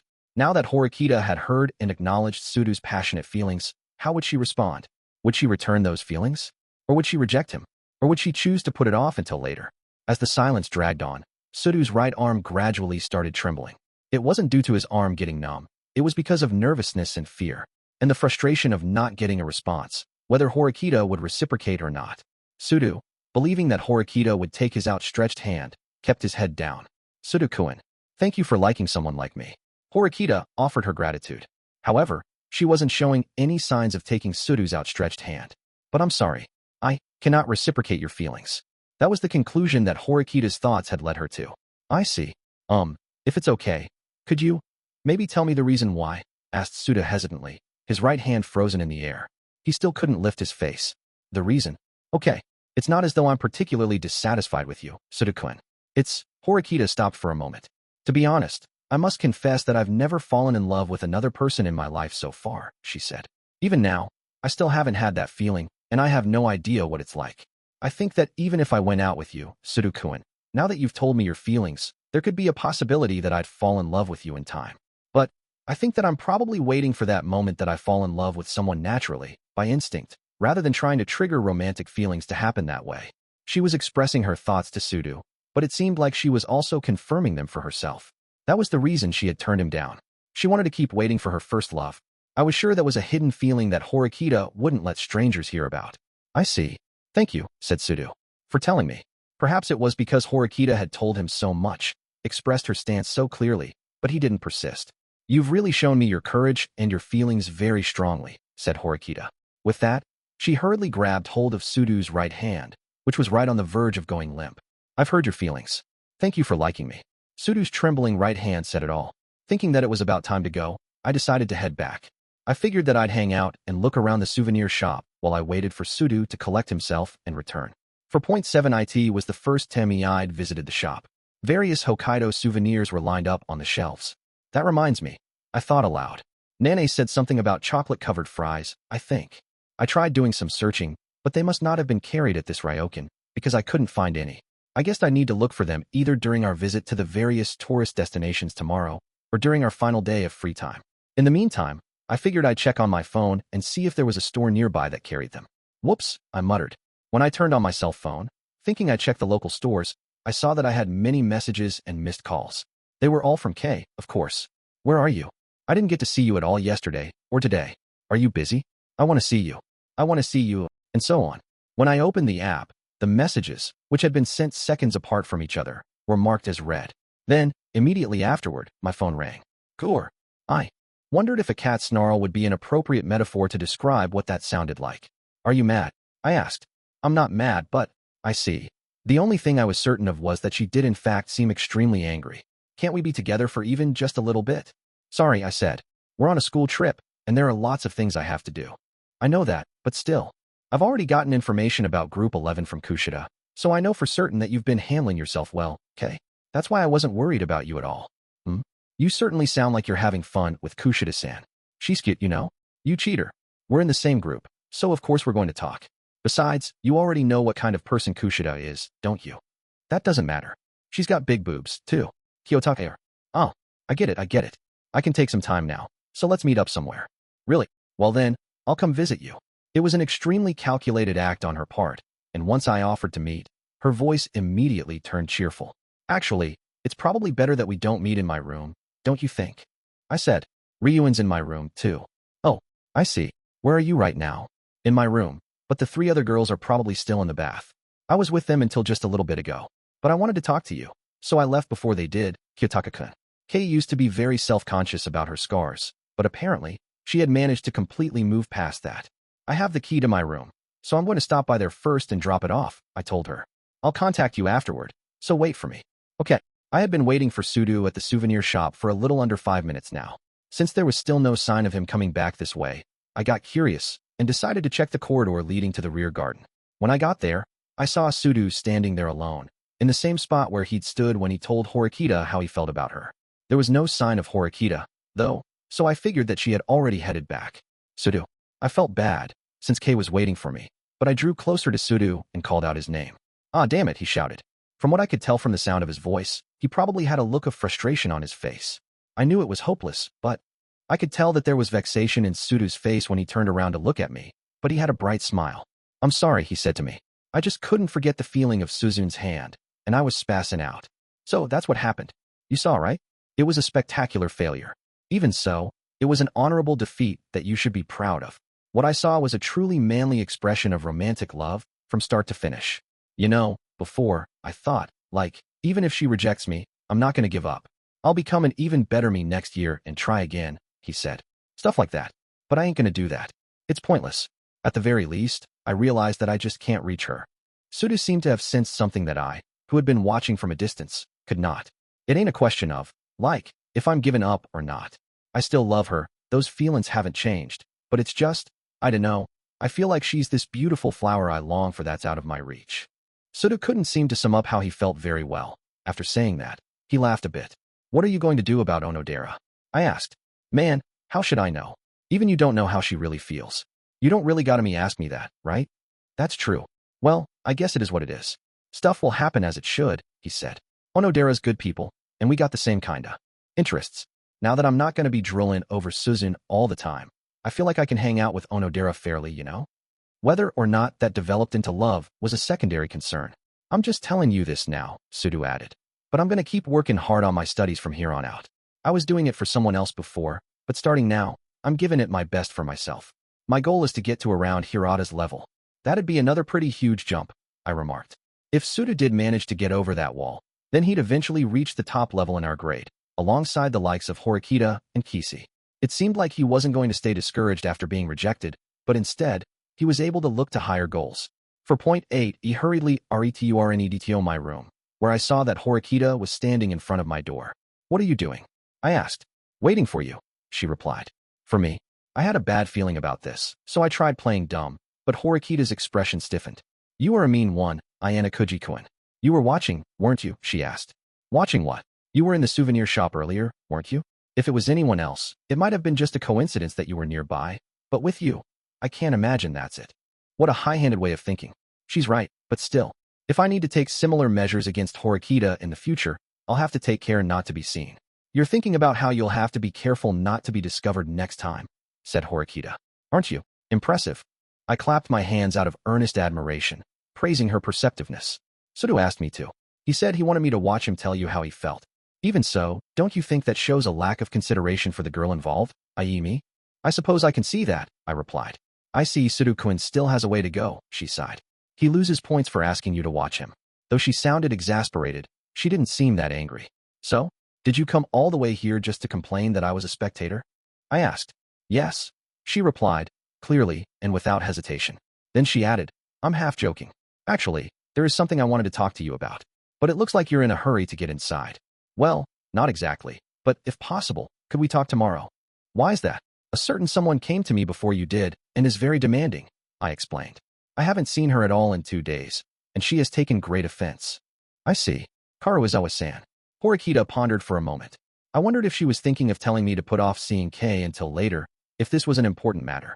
But she said, all right, tomorrow night then. I'll forgive you if you can promise to meet me then. All right, I promise. I had no other choice at this point. After leaving the key with Kitu, who was already in the room, I went to meet Kei. Though we were already recognized as an official couple by many, we couldn't just go out and about anywhere we pleased, like Ike and Shinohara. We decided to meet up in the area that had multiple reservable private baths. As soon as we met up, Kei scolded me harshly, but she immediately switched to sweet mode. After I embraced her and got her into a better mood, we spent some time relaxing together for a while. Chapter 5, School Trip Day 3. The bus had departed Ryokan at 9 o'clock that morning. Just under 50 minutes later, it stopped near Sapporo Station, and thus we arrived at our destination, marking the beginning of our day. The Sapporo clock tower was nearby, and this area was lined with various other spots that were perfect for sightseeing. We were supposed to go around in our individual groups yet again, but there was one difference from how things were yesterday, a little test implemented by the school. Within a time limit, before 5 p.m., we were to visit a total of 6 spots, in any order, out of a predetermined list of 15 destinations. For a group to have their visit recognized as official, they had to take a commemorative photograph with the entire group present at a designated photography location at each spot. We had to repeat that process 6 times. So, groups that allowed their members to split up in an effort to get more points, as well as groups comprised of students who didn't bring along their phones and selfishly did their own thing, wouldn't be able to complete the task. You would only fail this test if you visited fewer than 6 spots before the time limit was up. In that case, you would be deprived of your free time on the 4th day of the trip, and you'd attend a study hall which was going to be held at the Ryokan until 4 p.m. on that day. Each spot was also assigned a point value. Groups that achieved a total of 20 points or more would be rewarded, with each individual member winning 30,000 private points. However, since scores didn't have an impact on whether we actually passed the test, it was up to the groups to decide whether or not to shoot for the reward. If the photo wasn't clear and you couldn't identify the people in the shot, it wouldn't be counted. Whether students wanted to go for the reward was another matter, but if students wanted to enjoy their free time tomorrow to the fullest, they needed to take this test seriously and cooperate with one another to visit the destinations. There were no restrictions on things like the number of times we could use public transportation, but we were prohibited from using taxis. It was also necessary for us to keep a record of how we got to each spot. I was sure that the students would have been happier to have received free time on our 3rd day, but personally, I didn't think walking around Hokkaido under the conditions set by the school was so bad. If the students were simply given free time to do whatever they wanted, the school trip would have likely ended with only limited sightseeing and skiing. I was genuinely looking forward to exploring Hokkaido within the restrictions the school had set. Once we got off the bus, we were handed a pamphlet. This pamphlet, which was a unique one designed by our school, described the spots that we were to visit. Sapporo Clock Tower, Sapporo TV Tower, and the Hokkaido Museum of Modern Art were each worth 1 point. Nakajima Park and Hokkaido Jingu were worth 2 points. Sapporo Maruyama Zoo, the Hokkaido Museum, and the Sapporo Central Wholesale Market Curb Market were worth 3 points each. Morinuma Park and Shiroi Koibito Park were both worth 4 points. Mount Moiwa was worth 5 points. Sumpiazza Aquarium was worth 6 points. Jozenki Onsen was worth 7 points. And finally, Lake Shikatsu and Lake Utonai were both worth 8 points. It was necessary to remember that just getting to a spot wasn't enough. For instance, in the case of Sapporo Maruyama Zoo, we needed to enter the zoo and take a photograph with the polar bears, or take a picture with the polar bear pavilion in the background, to mark the location as complete. This is kind of a surprise, Kushida said to me after we got off the bus. Well, I suppose it is fitting for this school, but, for some reason, though, she was gazing far off into the distance. I'm over here, I said. Oh, sorry. I had no idea. There was no way that should have been possible, and she wasn't even looking at me when she said that. Either. Perhaps she herself was keenly aware of how unnatural it all was, because now she turned her head and smiled at me. It'd really hurt to lose an entire day to studying if we don't do this properly, she said. I guess the reason they let us have a whole day of free time yesterday without any restrictions probably has something to do with the sightseeing tour today. You might be right about that. Now, the question was, what choices would our group 6, make? The fact that we'd be going around sightseeing itself had been explained to us before we left for the school trip, but it was only on the bus on the way over that we had been told about how this was set up a little like an exam, with free time at stake and private points as a reward. Meaning, in other words, that we still hadn't had the opportunity to establish what our group's policy would be. It was conceivable that groups who aimed for the private point reward might not finish the test in time, so risks were unavoidable. While some groups seemed to stay put and discuss, most started walking, and in the same direction. It looks like a lot of groups are heading to Sapporo Clock Tower first, since it's just a stone's throw from here, observed Kushida. We could consider focusing on places with high point values, like Lake Shikatsu and Lake Utonai, but that would be a high-risk strategy. And because it's more efficient to discuss while walking, too, I added. Just like Kushida had said, the safest bet would be to go from Sapporo Station to the clock tower, and then, after taking a picture at the designated spot, heading over to the TV tower via Odori Park. You could hit 2 spots in a short amount of time, and without spending any money. However, it was unclear at the moment whether that would be the ideal scenario if you were shooting for 20 or more points. By now, all 8 people from Group 6 had finished getting off the bus. I did a quick search on the map app just now, Amikura said. And even if we were able to use a taxi, it seems like it'd take several hours for us to hit 6 locations with high point values. I was sure that Amakura hadn't taken things like the time needed to reach the designated photo spot for each of the locations into account in her calculations, either. Even if we were to make full use of public transportation, it would likely be impossible for us to hit only high-scoring locations within the time limit. Anybody here familiar with Hokkaido? Watanabe posed his question to the entirety of Group 6, but he didn't get any favorable responses. I, like the other students, had no knowledge of things like how to get around Hokkaido or the most efficient means to do so, which meant we'd have to do some research to find out the answer to those questions. HRMM. Even if I try and make a route with the map app, I don't really know where to go, so the order gets all jumbled up. It seemed like Amakura was struggling with the map app, trying to enter the appropriate locations. Since the spots were scattered in all directions, to the east, west, south, and north of our current location, you would need to start by having an understanding of the relationship of the positions. On top of that, there was no guarantee that public transportation would necessarily be available at each spot, nor that the school hadn't been mean-spirited, including some very difficult-to-reach spots in the list of places marked in our pamphlets.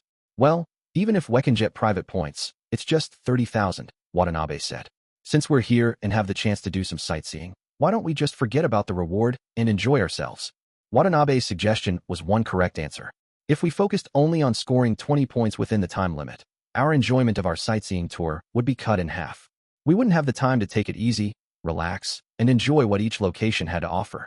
Basically, I guess I'm firmly in the camp of, let's not push ourselves too hard on this, added Watanabe. I agree. I think it'd be better if we just go to places we each actually want to go to. Like, I want to go to the zoo and stuff, said Amakura.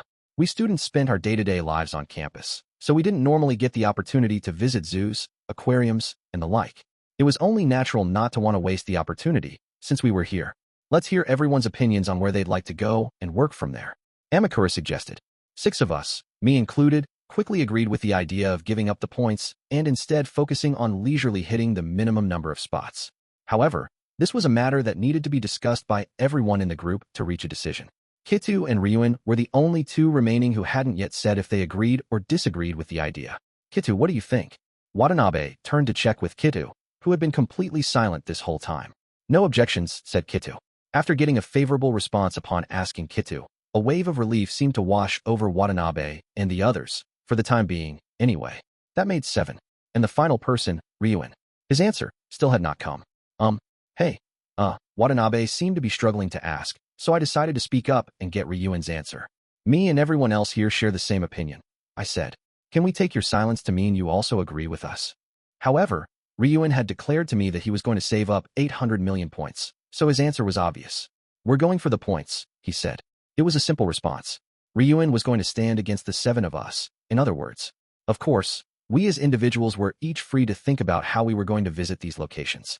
Some groups were likely going to prioritize certain locations for the private points. However, additional discussion was going to be needed if opinions were split like this. Watanabe was even more frightened than before, so I followed up on my previous question and asked Ryuun another. Can I ask the reason why? Ain't it obvious? Private points.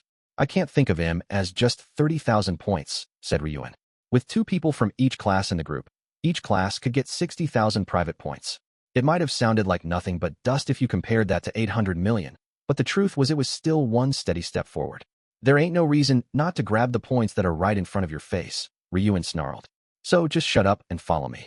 Although there was a risk of not visiting enough sightseeing locations in time, or not getting enough points due to mismanagement, fundamentally speaking, there weren't any downsides to the idea of going for the reward.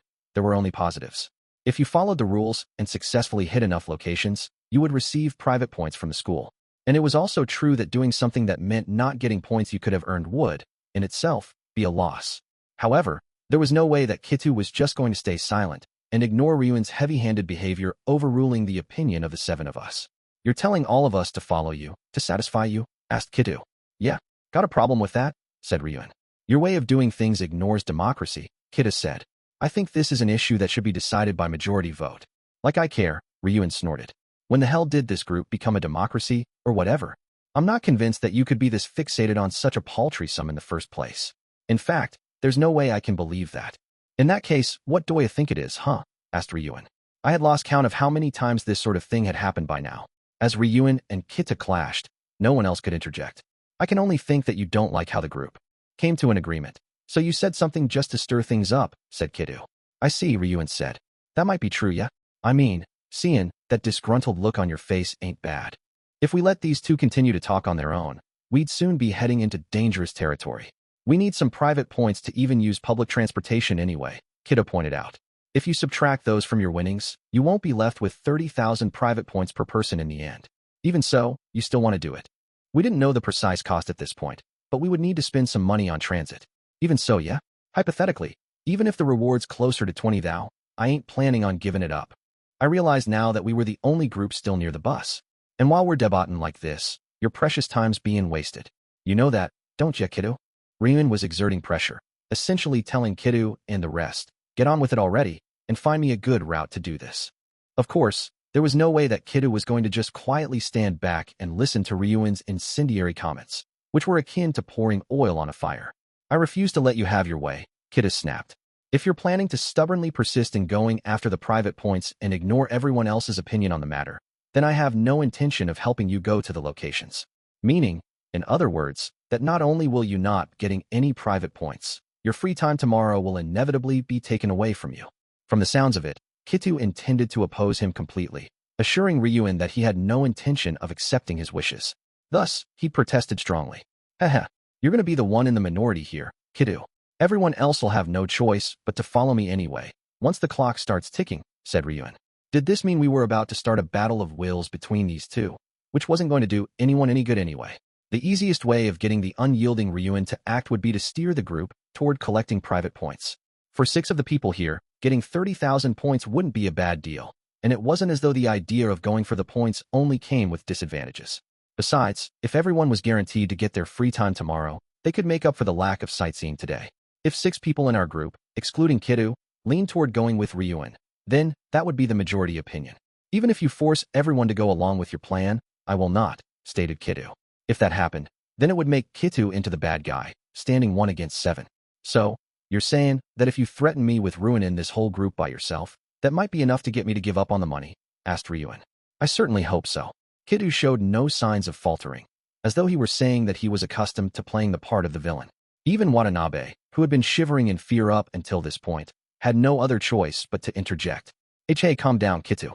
If it's gonna mean wasting our free time, then I'm sure even you'd. In that case, talk Ryuun out of it, said Kiddo.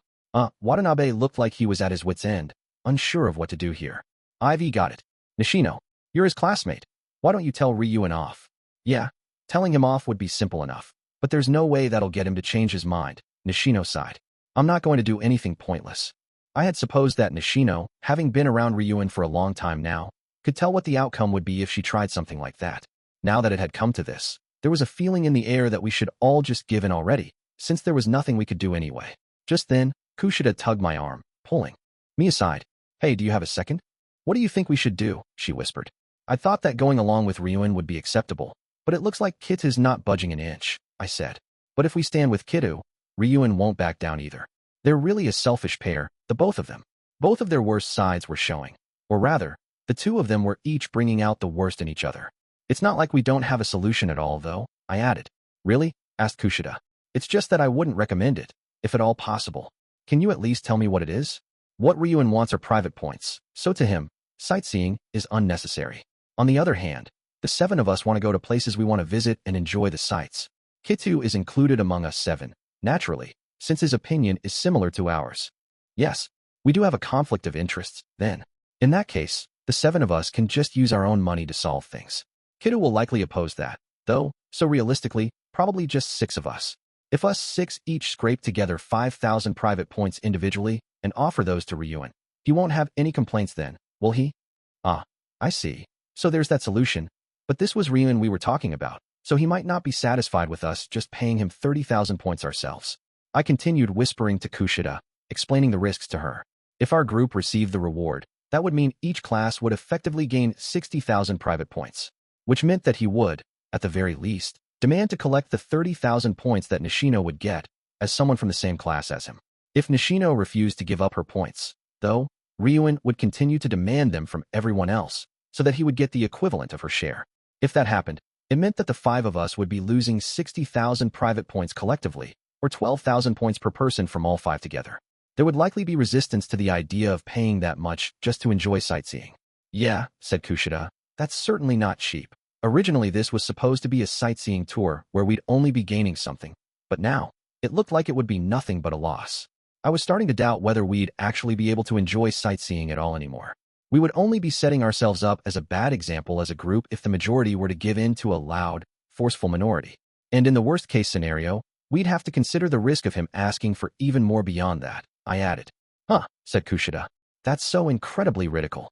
Actually, yeah, knowing him, he would, that's what I mean. I understand what you're trying to say, Ayanokouji-kun. That's why you don't recommend it. It's best that we get everyone to come together without any cheap trickery, I replied. It's not that easy for us to just have a peaceful discussion, though. Or rather, it's impossible, isn't it? Said Kushida. Indeed, it was difficult to imagine either Ryuun or Kido backing down that easily, and it was inevitable that we'd be forced to do nothing. I've got it, Kushida said.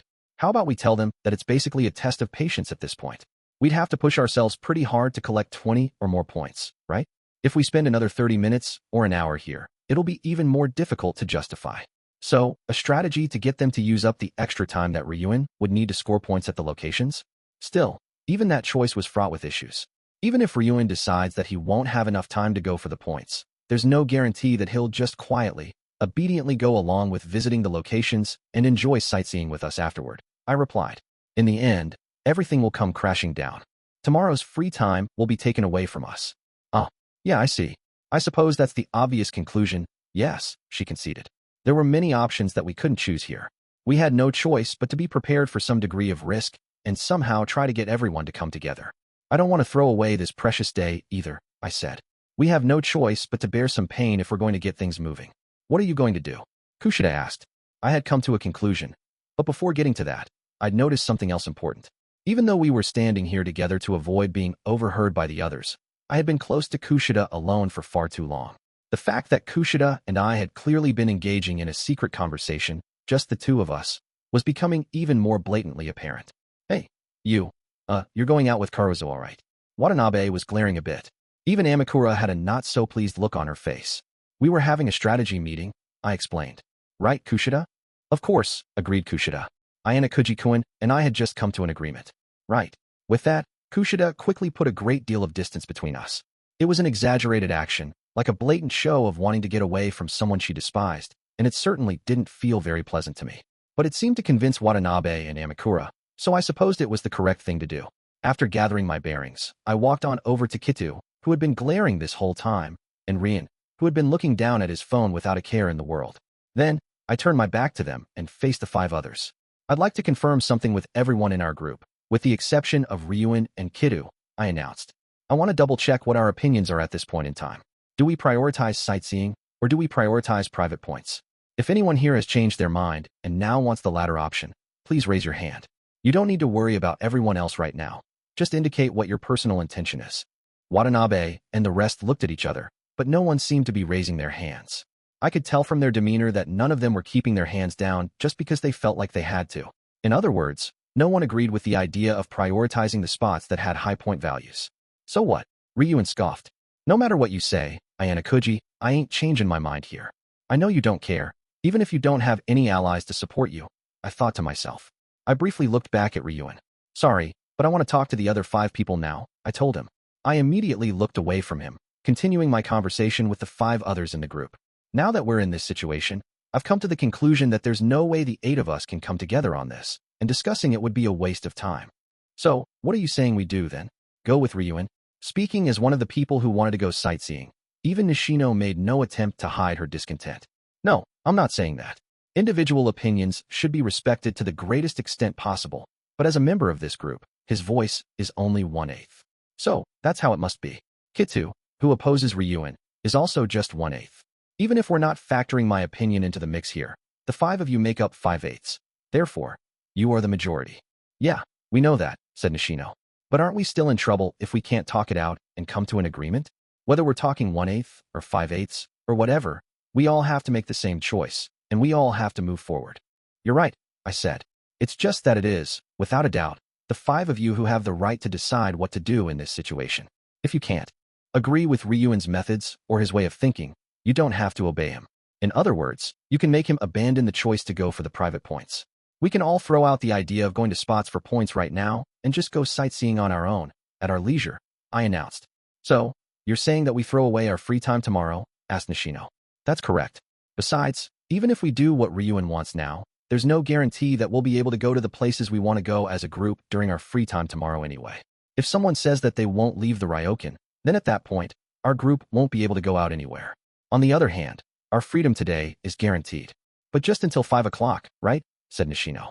Not so, I said. We only have to be done with our sightseeing by 5 if we're planning on having free time tomorrow. Technically, we have the right to do as we please until 9 o'clock, our curfew, when we have to be back at the Ryokan. Moreover, we can do whatever we like individually too. We could even go around and each go and hang out with other groups that our friends are in. The school can't even criticize us over it if we do that. We would be giving up our 4th day in exchange for making the 3rd day one of complete freedom, which was something no one else could do. That was the absolute right only given to these 5. I just want you to keep in mind that it's not Ryuun or Kido who decides what we're going to do. I added. Yes, you're right, said Kushida. She looked into the eyes of our group mates and was certain that they all shared the same opinion, without the need for any extraneous conversation. Ryuun-kun, we are not going to go for the private points after all, she said. Today, we want to talk about where we want to go, and we want to have an enjoyable day. If you can't agree to that, then we'll probably just split up here and go our separate ways. As for what happens after that, well, it will go exactly as Ayanokouji-kun said. Maybe we can all get along during the study hall tomorrow, in that case. Nishino smiled at hearing those words, and then Amakura, Watanabe, and even Yamamura nodded, prepared for whatever might come. Almost as if in response, the corners of Kida's lips curved up ever so slightly into a smile. A good proposal. Count me in, he said. Up until this point, Kido had just been rebelling against Ryuun out of defiance toward him, but now he sided with the 5 other students as an ally. Now that everyone had come to this conclusion, the ball was officially in Ryuun's court for the first time. Would he agree with Kushida and the others and give up on the private points? Or would he resist, causing the group to disband? In any case, he wouldn't get the private points he wanted. On the contrary, he'd even get stuck with study hall tomorrow as an added bonus. You went and did something unnecessary there, Ayanokouji, said Ryuun. He had verbally expressed his dissatisfaction, but he didn't look like he was actually unhappy with this. To everyone around him, it just looked like he was simply putting up a tough front. Yeah, I don't want to study after coming all this way for a trip. I'll play along. I had considered that there might be some degree of resistance, but Ryuun backed down. If he could still have gotten private points even if we were acting separately, then he would have split off without hesitation, but he avoided trouble when he knew there was nothing to gain from it. So decided, we, Group 6, followed the school's instructions and went on a proper sightseeing trip, visiting different spots around the city and stopping by the zoo, which we had wanted to go to. In the end, we collected fewer than 20 points, but it was a meaningful trip and one that left us all satisfied. 5.1 Day 3, dinner that we'd had Japanese-style cuisine for breakfast and dinner for the previous 2 days. Traditional meals that were brought out in courses, but starting this evening and until breakfast the day after tomorrow, when we'd be returning to the school, the menu changed, instead featuring an all-you-can-eat buffet. This was, of course, the first time I had ever experienced an all-you-can-eat meal in my life. As for the meals, just like how things went yesterday, we could freely eat anywhere we wanted, taking any available seat, without having to worry about being all together as a group. Many students were already crowded together, trays in hand, walking around. Kay was hanging out with a bunch of girls today, and they were so loud that I could hear their laughter from across the dining hall at times. Since I was allowed to be on my own without worry right now, I decided to watch the students around me, to learn the rules of how this all worked. The process seemed to be that you'd take one of the trays from the stack and move along a predetermined route, where you'd freely choose whatever assortment of dishes you wished, placing any combination of things on your tray. First, I would take a salad bowl and put in lettuce, tomato, onion, pickles, and so on. There were 5 types of dressing available that you could choose from, so I decided to go with the onion dressing. Interesting, I muttered. Unlike meals that were already predetermined, making your own specific choices on what you had heightened the sense of individuality. Without realizing it, I ended up reaching for foods based on striking up a nutritional balance. On the other hand, the other students around me really varied in what they were taking, with some students loading up their trays based on what others in their group had, and some students loading up on lots of different kinds of foods in small quantities. As I followed the line down, continuing on to the side dishes, more students began to queue up behind me, one after another. I had thought that, since it was still somewhat early in the dinner hour, there might not be that many students here quite yet, but it was the opposite. Apparently, there were more students who wanted to get in around the time that the buffet opened. Although the buffet was mainly stocked with Japanese food, there were things like steak, shumai, corn soup, and so on. Just as I was trying to find a seat after I had gotten everything I wanted from the buffet, I was approached by Ishizaki, who appeared empty-handed. Yo, Ayanokouji. Hey, you planning on eating alone or something? That's what I was planning, yes. Okay, then come eat with me, he said. I told Nishino to come over too just a minute ago, since she was on her own. It's lonely eating by yourself, ain't it? No, well, I suppose you're right. I didn't have any particular reason to turn him down, so I figured it'd probably be better to just take Ishizaki up on his act of kindness. As I followed Ishizaki to our seats, Nishino spotted us and waved us over. Albert was there, too, and I had the feeling he was looking at me through his sunglasses. I sat down next to a tray loaded up with a mountain of food, which seemed to belong to Ishizaki. Anyway, there's still something I gotta go get real quick, Ishizaki said. You guys go ahead and start eating. So, that must have been the reason why he was empty-handed when he called out to me, then. He was on his way to get something. Ishizaki, humming, went back to the buffet. You got brought over thanks to Ishizaki's meddling too, huh? I remarked. I refused, but he was insistent, said Nishino. I guess he's the type of person who can't leave his friends alone, I said. I guess, Nishino said. He was kind of down in the dumps and broody when we started school, though, and a lot touchier. It was true that, these days, I envisioned him as this cheerful guy, but I supposed he might not have been the same when he started school. I had hardly ever interacted with him, though, so if I was being honest, he hadn't really left a major impression on me. He seemed to hate Ryuun at the start, too, so maybe he had a rebellious attitude, said Nishino. I'd never seen Ishizaki like that, because he'd suppressed it now, but I guess that was how he'd originally been. If you wanted to talk about someone who gave me the impression that they'd sort of remained the same all this time, though, that would have to be Albert, who was eating in silence. He held his chopsticks dexterously in his big hands. All right, my dudes, Ishizaki announced. I brought crab. Tons and tons of crab. Now that he'd returned, Ishizaki set down his tray with a heaping plate on it, and on that plate was an overflowing mountain of crab. Some crab legs fell off onto the tray due to the sheer momentum as he slammed the plate down. That's an incredible amount, I remarked. Dude, someone says Hokkaido. You think, crab, am I right? He said. I've been dying to get some crab, so I scooped him up in a hurry. You really are totally crude, aren't you? Said Nishino. It was certainly true that, among the various dishes offered on the buffet menu, many students flocked to the crab. I didn't want to get mixed up in the crowd, so I gave up on trying to get any during my first pass. What do you mean, crude? It's a smorgasbord, dude. That means we can take all we want. Ishizaki's personal opinion seemed to be that, if you didn't take it, you'd lose it. First of all, the word smorgasbord is the lamest thing ever. So could you stop? Said Nishino. Huh? What else am I supposed to call it? Asked Ishizaki. You say buffet, Nishino said. It's a buffet. Buffet, he repeated. Nah. Come on. No, that sounds lame, don't you think? Seriously, what's that even supposed to mean? There did seem to be differences in the terminology, and, well, if one was to be precise, it seemed like there were differences in the rules between how a smorgasbord and a buffet worked, but it looked like Nishino was more bothered by the heaping plate of crab than that. Well, anyway, who cares about the details? Ishizaki said. I've totally been looking forward to the smorgasbord. Have you considered other people? Crab is one of the main dishes, you know, said Nishino. Say what? If I worried about that, then other people'd snatch it all up. Besides, it's all you can eat, so I'm sure they got plenty. Well, I had to admit there was at least some degree of truth to that. Ishizaki, having just come back from the buffet line, pointed over to where a chef was hurriedly replenishing the supply of boiled crab. Even in the worst-case scenario, if Ishizaki were to say he was going to eat it all, we had no right to stop him. Ugh, you're impossible. Nishino averted her eyes from Ishizaki, scooping up some chawanmushi and bringing the spoon to her mouth. As for Albert, eating in silence next to us, it looked like his chosen lineup included boiled eggplant with bonito-flavored soy sauce, spinach with sesame sauce, various pieces of sashimi, miso soup, rice, and so on. Any way you looked at it, he'd chosen an assortment of definitively Japanese-style foods. You like Japanese food, huh? I remarked. In response, Albert gently set his chopsticks down for a moment, placing them side by side, and silently gave me a thumbs up. Then, he immediately went back to enjoying his dinner. He had far better table manners than Ishizaki, who was gobbling everything down in big gulps. Hey, Ayanokouji, Ishizaki said. You're in a group together with Ryuun-san, right? Stuff going good. I'm not really doing anything special, I said. The other people in the group are supportive, so thanks to them, I think we're hanging in there. You're talking like you don't know about that fight at the ski resort. Nishino had been one of the people involved in the affair. She sounded nonplussed as she reminded me about what happened. Yeah, I heard there was a fight with some dudes from another school or something, said Ishizaki. Damn, man, I wish I could have been there too. It would have been way worse if you were, Nishino huffed. Why are so men so hot-headed? Despite what she said, Nishino had looked pretty brave to me back there. She talked back to those guys without fear while shielding Yamamura from their harassment. You're a pretty hot-headed chick yourself, though. Ishizaki guffawed loudly with his cheeks stuffed with crab. God, shut up, said Nishino. Also, stop spraying food everywhere when you eat. It's disgusting. You ain't making trouble for Ryuun-sen either, are ya? Ishizaki said to her.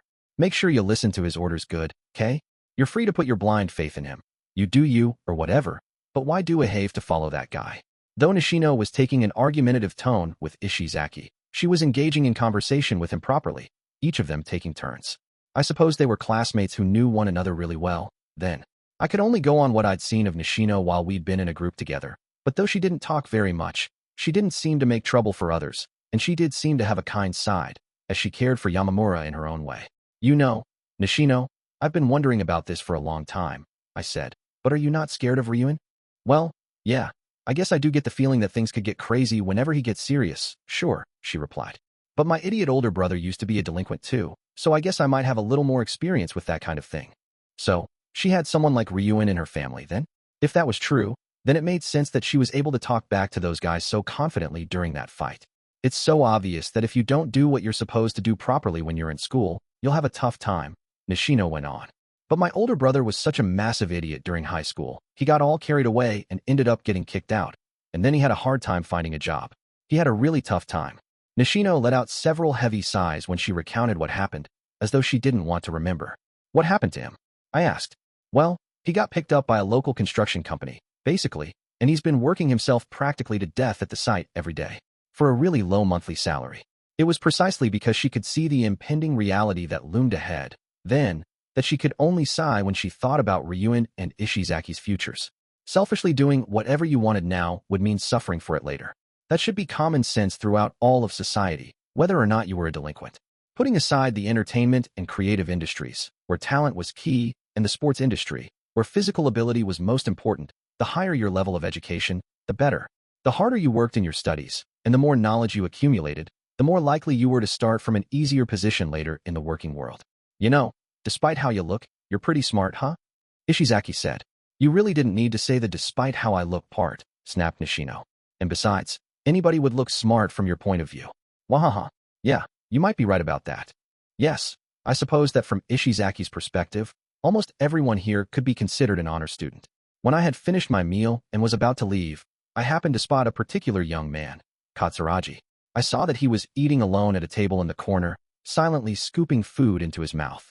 I was curious about how he was doing, so I thought I'd observe him for a little while, but then I saw something strange. When Oda, from Ryuun's class, spotted Katsuragi and tried to go over and talk to him, Matoba from class candidly strolled up to talk to Oda, stopping him in his tracks.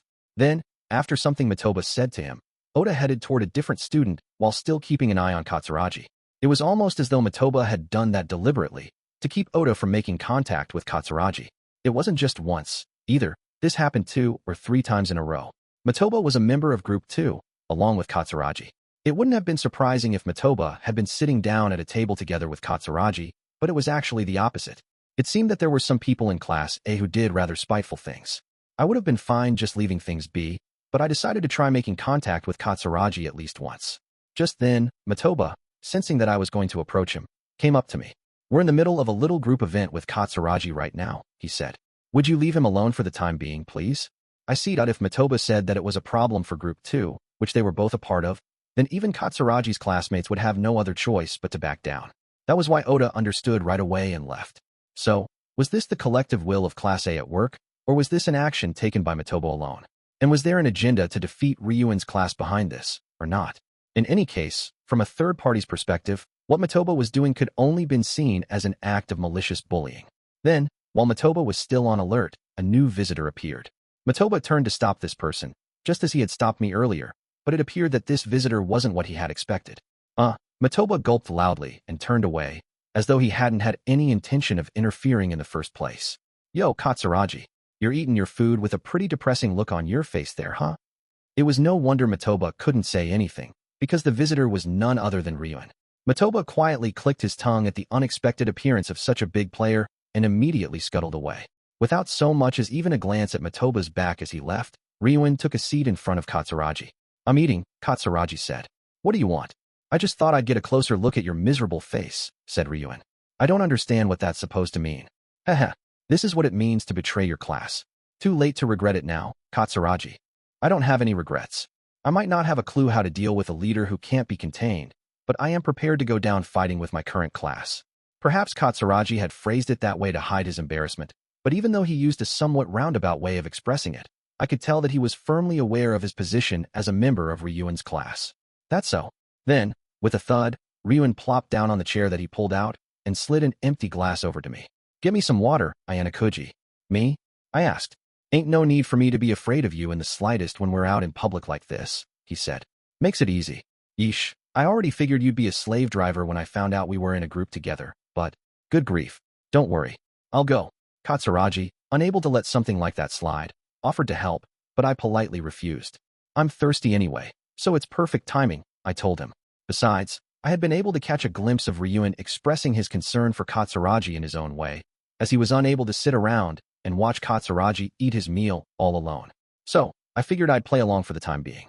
5.2 Ryuun and istied with Katsuragi until he finished his meal, and then we left the dining area. I spotted Kushida sitting perfectly still on a chair near the entrance, waiting for someone. She stood up when she saw Ryuun, Katsuragi, and me, and approached without hesitation. Ryuun-kun, could I talk to you for a moment? She asked. Apparently, she had been waiting patiently for Ryuun to come out. Considering how quickly we had eaten, it was difficult to imagine that Kushida, a girl, had finished her meal before us. It was probably safe to assume that she had something she wanted to talk to Ryuun about, so she had prepared in advance for it. Katsuragi must have figured out what was going on, because he quickly went on back to his room alone. Huh? What do you want? Asked Ryuun. Not here, is it okay if we go somewhere else? Kushida was in her usual public self mode because of all the people around, but she seemed to be acting a little strange. Sorry, but I ain't interested in you. Ahaha. No, it's nothing like that. Or rather, you don't need to worry about that. I mean, I would rather die than go out with you, Ryuun-kun. Though Kushida was being mindful of her surroundings, she directed her murderous, intent square at Ryuun, sparks flying. Well, sure, whatever, if you want to talk, I'll listen, Ryuun said. We can get rid of the third wheel over there, though, right? By third wheel, he meant me, of course.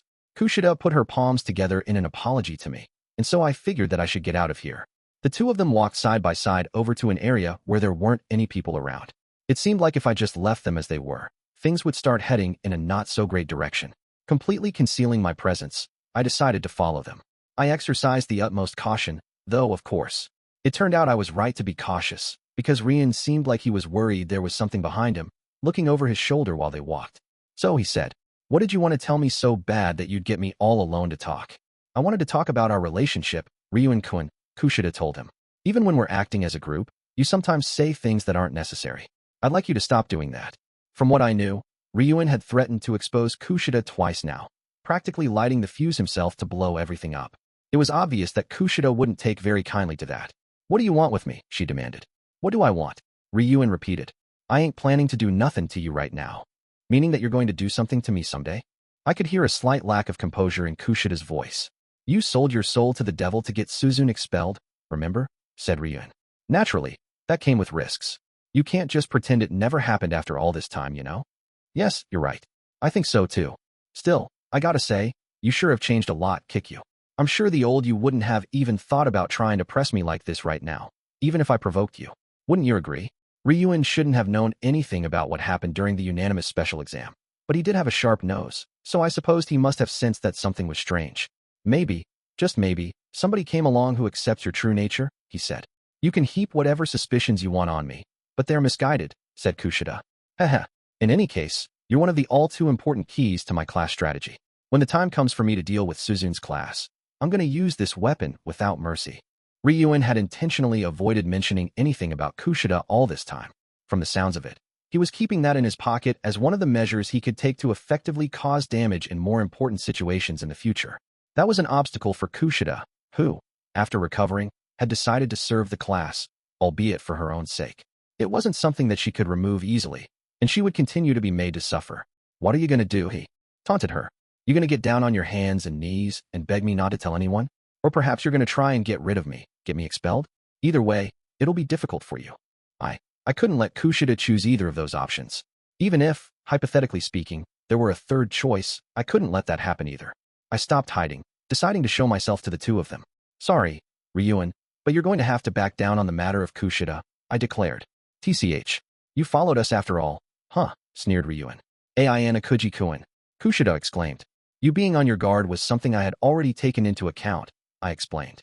Well, whatever, said Ryuun. So? What do you mean, I gotta back down on the kick you thing? It means exactly what it sounds like. I know you probably intend to tell everyone about Kushida, but I'd like you to stop. Ryuun laughed in amusement at my warning, clapping. Ha ha ha. What, you telling me that you're involved in this too?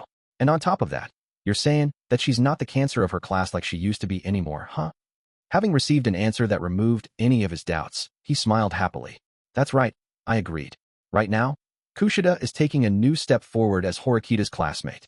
I have no intention of letting you interfere and ruin that.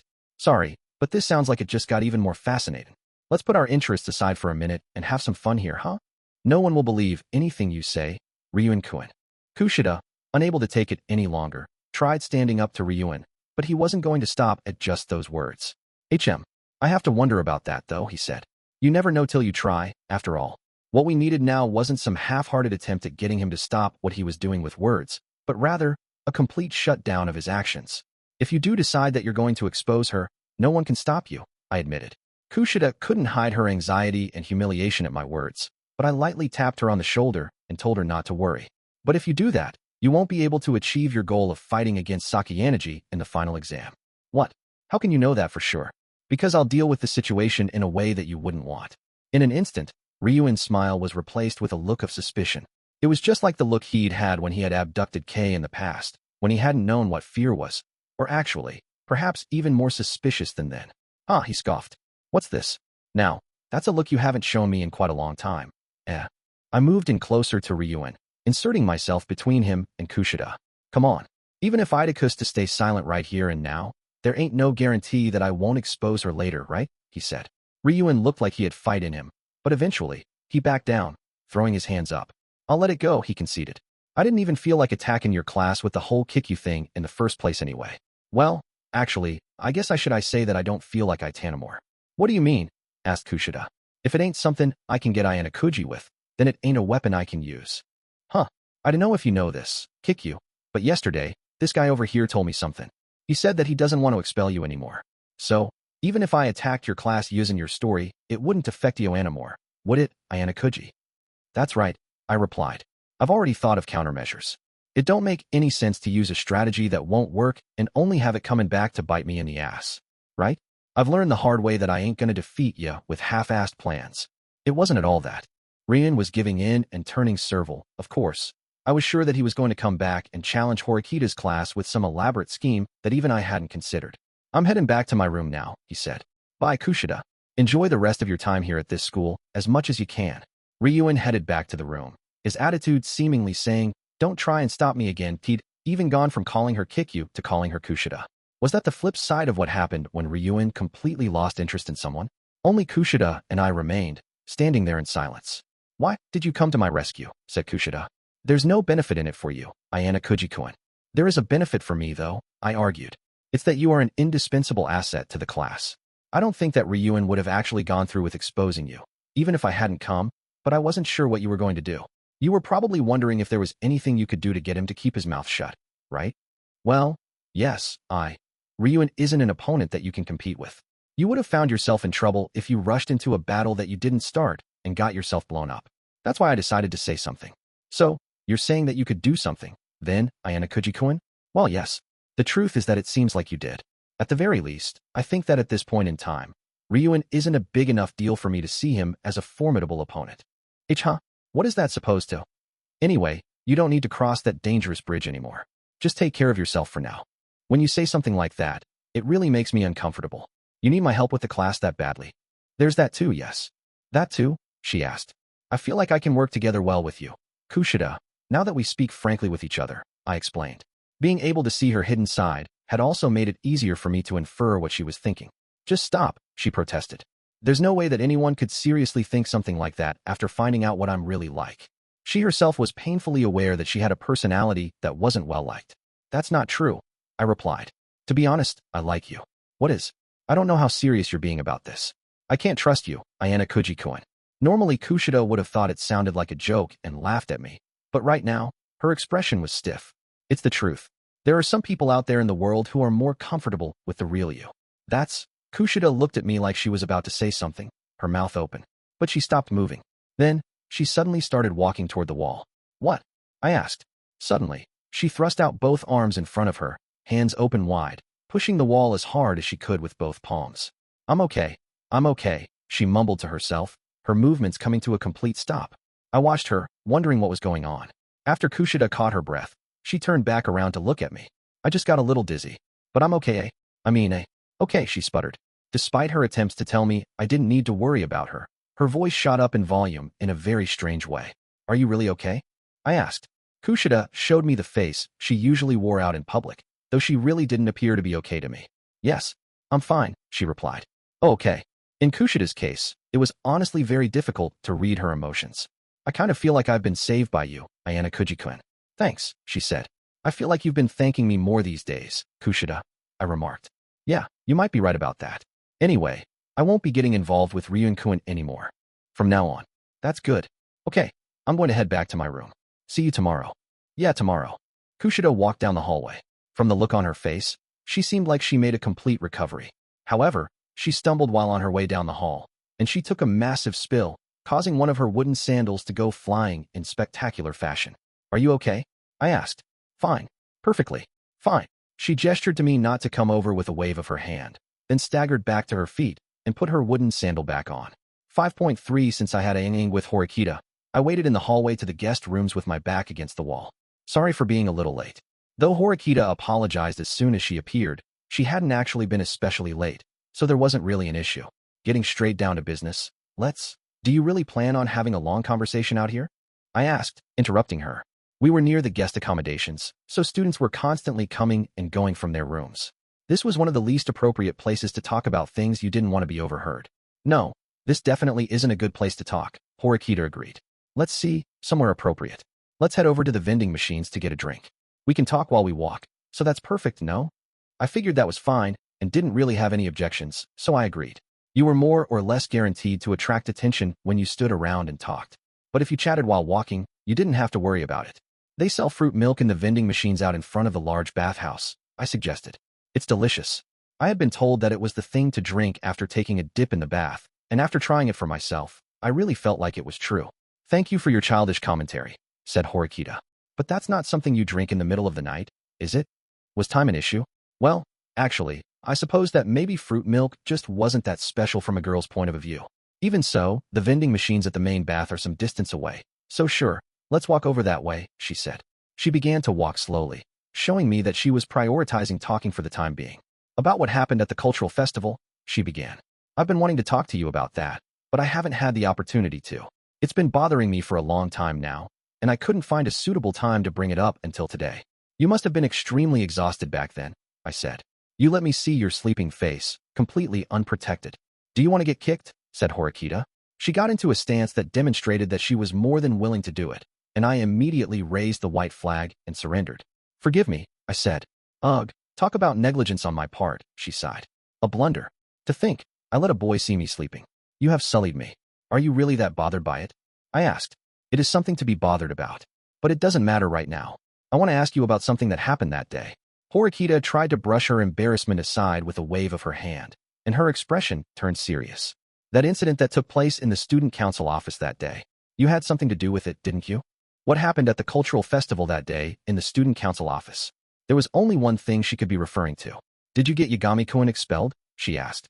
Why do you think I had something to do with it? I wasn't exactly dodging the question, but I was interested in hearing the reason she had concluded that. I don't know whether you knew this or not, but it's possible that Yagami-kun was trying to get you expelled, she said. In fact, the things he said and did in the student council office support that idea. It sounded like Horikita had come by several pieces of information in her own way, without my knowledge. It made sense that, in the process of putting those pieces down and trying to fit them together, she had figured some things out. I didn't know about Yagami, no, I replied. But it doesn't sound like it should come as that much of a surprise. You already knew firsthand that Housen tried to get me expelled, after all. For the 20 million private point reward, yes, said Horikita. So, Yagami was participating in that test too, and keeping an eye out for an opportunity. Right. I considered that, too. But there are too many things that seem unnatural. More than anything else, I didn't get the impression that he was trying to get to you in order to obtain money. From the sounds of it, as someone who was present at the scene, Horikita understood the situation in more detail. There are lots of questions that I've been curious about the answers to, she added. But those aren't what I want to know most. Then, what do you want to know? I asked. Your true identity. I can't possibly imagine that you're a normal student, like everyone else. Well, that's a rather troubling question. If I'm not normal, then what kind of student am I? I don't know. It's not about whether you're exceptionally talented. It's just, I can't even begin to imagine what sort of person you are. It's impossible for me to decipher. So, she wanted to know the answer to the question of who the person called Ayanokouji Kiyotaka was. There's really nothing all that special to say about me, I told her. Honestly, I just don't have anything to even talk about. Well, if I were to ask you questions, would you give me answers? She said. Where you're from, what elementary school you graduated from, your junior high school. Have you participated in any competitions or anything like that in the past? Did you study on your own? Did you go to cram school? Or did you have a private tutor? I bet that people didn't even ask you such detailed questions when you went to a formal marriage interview. I understand what you're trying to get at here, but I don't feel like responding to so many tedious questions, I replied. Horikita pursed her lips in a blatant show of dissatisfaction. Which is why I'm going to disclose some information, I added. What kind of information? She asked. For example. Okay, I've got it. Things like how I was involved in what happened with Yagami, just as you guessed. You're not joking, are you? So, was it because Yagami-kun was trying to get you expelled? Technically, I didn't know Yagami was the one who was trying to get me expelled, I explained. It would be more accurate to say that I'd set a trap for the student who was after me, and Yagami happened to be the one who fell for it. President Nagumo, Ryuuji, and the others being there in the student council room. I had orchestrated all of that. My goal was to fence Yagami in, so that he wouldn't be able to weasel his way out of it with any half-cocked excuses. Up until this point, there would have been no point in me telling Horikita all of this. However, by giving her this data, I could indirectly show her what kind of person I was. I did so to create the possibility that she could make use of this information when the time eventually came for us to face one another. There's no connection between President Nagumo and Ryuuji, I added. I talked to them separately, that was all. So, that feeling I had back then, that something was off. I think I understand what that was coming from, said Horikita. By the way, I said, we're almost at our destination. We had arrived at the rest area on the second floor of the large bathhouse where the vending machines were located. There were two female teachers monopolizing the massage chairs there, sitting back in the chairs with looks of total contentment and relaxation on their faces. They didn't seem to notice us. Horikita and I briefly exchanged looks. We could have just ignored them, but Horikita chose to call out to them instead. You certainly seem very relaxed, she said. Huh? Oh, why? If it isn't Horikita-san. Hashinomiya-sensei responded with a light wave, fluttering her hand at the wrist. The students are just about to go to bed, but the teachers are still on duty? Asked Horikita. Yes, unfortunately, Hashinomiya-sensei replied. It's like we only had half a day off today. Right, S.H.on. Yes, it certainly is like that. Leaning into the rattling massage chair, Chabashira-sensei looked comfortable, her eyes shut. Does the chair feel that good? I asked. I was interested in trying it out for myself, but I was wary of being seen by the students who were incessantly coming and going in and out of the bathhouse. Massage chairs really become indispensable as you get on in years, Chabashira-sensei said. There are a lot of hardships that you young people wouldn't understand. From the sounds of it, with the decline of their physical bodies, they needed equipment for support. Especially in your case, S.H.on, since your shoulders get awfully stiff, added Hashinomiya-sensei. You didn't need to chime in with that unnecessary addendum, said Chabashira-sensei. It was only for a brief instant, but the teachers exchanged sharp, angry looks, sparks flying.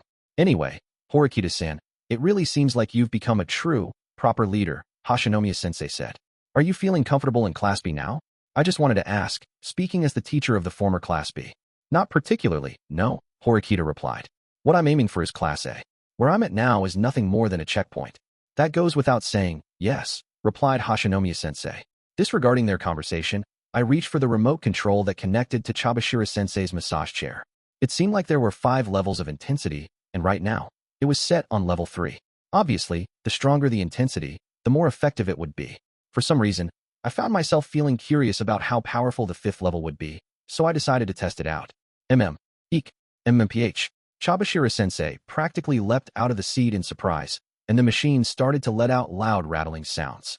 I had thought it would only be about a 40% increase in functionality, but it might have been more than that. Ayanokouji, what are you, doing? Turn it back, she shouted. She reached for the remote, clearly flustered, and forcefully tugged on the cord it was connected to, causing it to fall out of my hands. Eek. Ow. Hurry, get it. In that case, please don't yank it out of my hands, I said. I picked up the remote control and turned it back down from level 5 to level 3. Huff, huff, huff. What the hell did you think you were doing? Well, I was just curious, I suppose. I figured that the stronger the intensity, the better. Of course not, she snapped. The right level of intensity depends on the person. She looked really angry now, her face bright red, more demonic than I had ever seen her before. Apparently, that had been much more stimulating than I had expected it would be. What are you doing? Asked Horikita, exasperated. Apparently, my loud exchange with Chabashira-sensei had attracted her notice. Sorry for interrupting your break, she said to the teachers. Let's go, Ayanokouji-kun. Are you two going into the baths? Hashinomiya-sensei asked. You can't go in together, you know. Horikita ignored the nonsense the teacher was talking and motioned that she was going to keep walking. Wait, Horikita-san. Hashinomiya had been joking around just moments ago, but all of a sudden she had a serious look on her face. I certainly do think that your class is growing at a remarkable rate, Horikita-san, she said. And you're right, Class B is a checkpoint that you need to reach in getting to Class A. That much is obvious, but still, I also think what you've done is wonderful and very admirable too. It sounded like she was praising Horikita, but her words were loaded with meaning. Chia, don't say anything unnecessary, snapped Chabashira-sensei. Come on, what's the harm? Hashinomiya-sensei said. I'm just trying to tell her what I think is all. I don't know what you're trying to say, but it's not like we can freely say whatever we think, said Chabashira-sensei. Please tell me. Horikita cut in, urging her to speak. She must have been curious about what Hashinomiya-sensei was going to say next. All right, in that case, I'll continue, said Hashinomiya-sensei. So, yes, speaking as a homeroom instructor in charge of a class, I do have a lot of thoughts. The teachers, too, from Class A to Class D, are also competing against one another like you are. If I were to use an analogy here, you could say that it's like we teachers are playing the card game Deifugu against each other. Playing Deifugu? Echoed Horikita. Do you know the rules? Hashinomiya-sensei asked her. Yes, kind of. In that sense, we use the cards we're dealt to fight and decide who comes in first through fourth place. And in this school, we spread that fight over 3 years, Hashinomiya-sensei explained. In Deifugu, you use cards numbered 1 through 13, putting aside regional differences in rules or special rule sets for the time being. Essentially, cards with higher numbers are stronger, and cards with lower numbers are weaker, right? So, if a student who only has a value of 3 clashes against a student with a value of 6, the student with 6 will win, of course. Mishima-kun's Class A, for example, would tend to have a certain range of cards. He'd be dealt more 10s and 11s. On the other hand, going further down, like to Class D, you'll see more lower value cards, like 3s and 4s. Well, that's the way it has historically been at this school, anyway. Hashinomiya-sensei reached for the remote control for her massage chair and raised the intensity 1 level to level 3. I was reminded again of just how intense level 5 was. Of course, students are changing every day, she continued. I think that there are cases where kids who were 3s or 4s grow into 12s or 13s, or in rare instances, become the most powerful number, 2s. So, class fluctuations do happen, and sometimes, Class D can become Class B. Of course, that is extremely rare though. That meant that what Horikita's class had accomplished was unprecedented. But what's important is that everyone is fighting on equal footing, said Hashinomiya-sensei. Namely, that every class is always fighting within the same boundaries, with numbers 1 through 13. We can't have any unfairness or misalignments in a particular class, can we? No, you're right, said Horikita. But don't you think that one card that shouldn't have been added to the deck was mixed into your class, Horikita-san? A card that shouldn't have been added? Hashinomiya-sensei was smiling, but she was directing her gaze toward me. That's right. It's unfair. Sae-chan's class is the only one that has the Joker. Horikita also noticed Hashinomiya-sensei looking at me, as though her gaze was naming me aloud. Chia, cut it out already, snapped Chabashira-sensei. Hey, I'm entitled to grumble a bit, Hashinomiya-sensei complained. Even if we fight smart, fight desperately hard, a single Joker can turn the whole situation upside down. Actually, wait. It's much, much worse than just playing Daifugo. In cards, after you play the Joker once, it goes away. In this case, you can keep playing it repeatedly. There's no way we can win. What she had just said, as a homeroom teacher, could have been interpreted as her declaring that her own class had already lost. Putting aside whether what you've said is right or wrong, what would you do if a student from Class D heard what you just said? Asked Chabashira-sensei. An admission of defeat. If students from Ichino's class heard it, they'd inevitably be shocked. Yes, you're right. Sorry about that. The massage chair's probably just making the alcohol hit me harder. So saying, Hashinomiya-sensei switched the power off. You got the Joker because of luck, sh-on, Horikita-san. If you use that to get into Class A, well, that's just plain unfair, isn't it? It would be obvious to anyone that it was meant as a snide remark. That's enough, Chie. Chabashira-sensei had raised her voice, coming awfully close to sounding threatening. I'd never heard that tone of voice from her before. Hashinomiya-sensei must have sobered in an instant, because she hurriedly jumped out of the chair. Welp, I'm heading back to my room. Farewell, she exclaimed.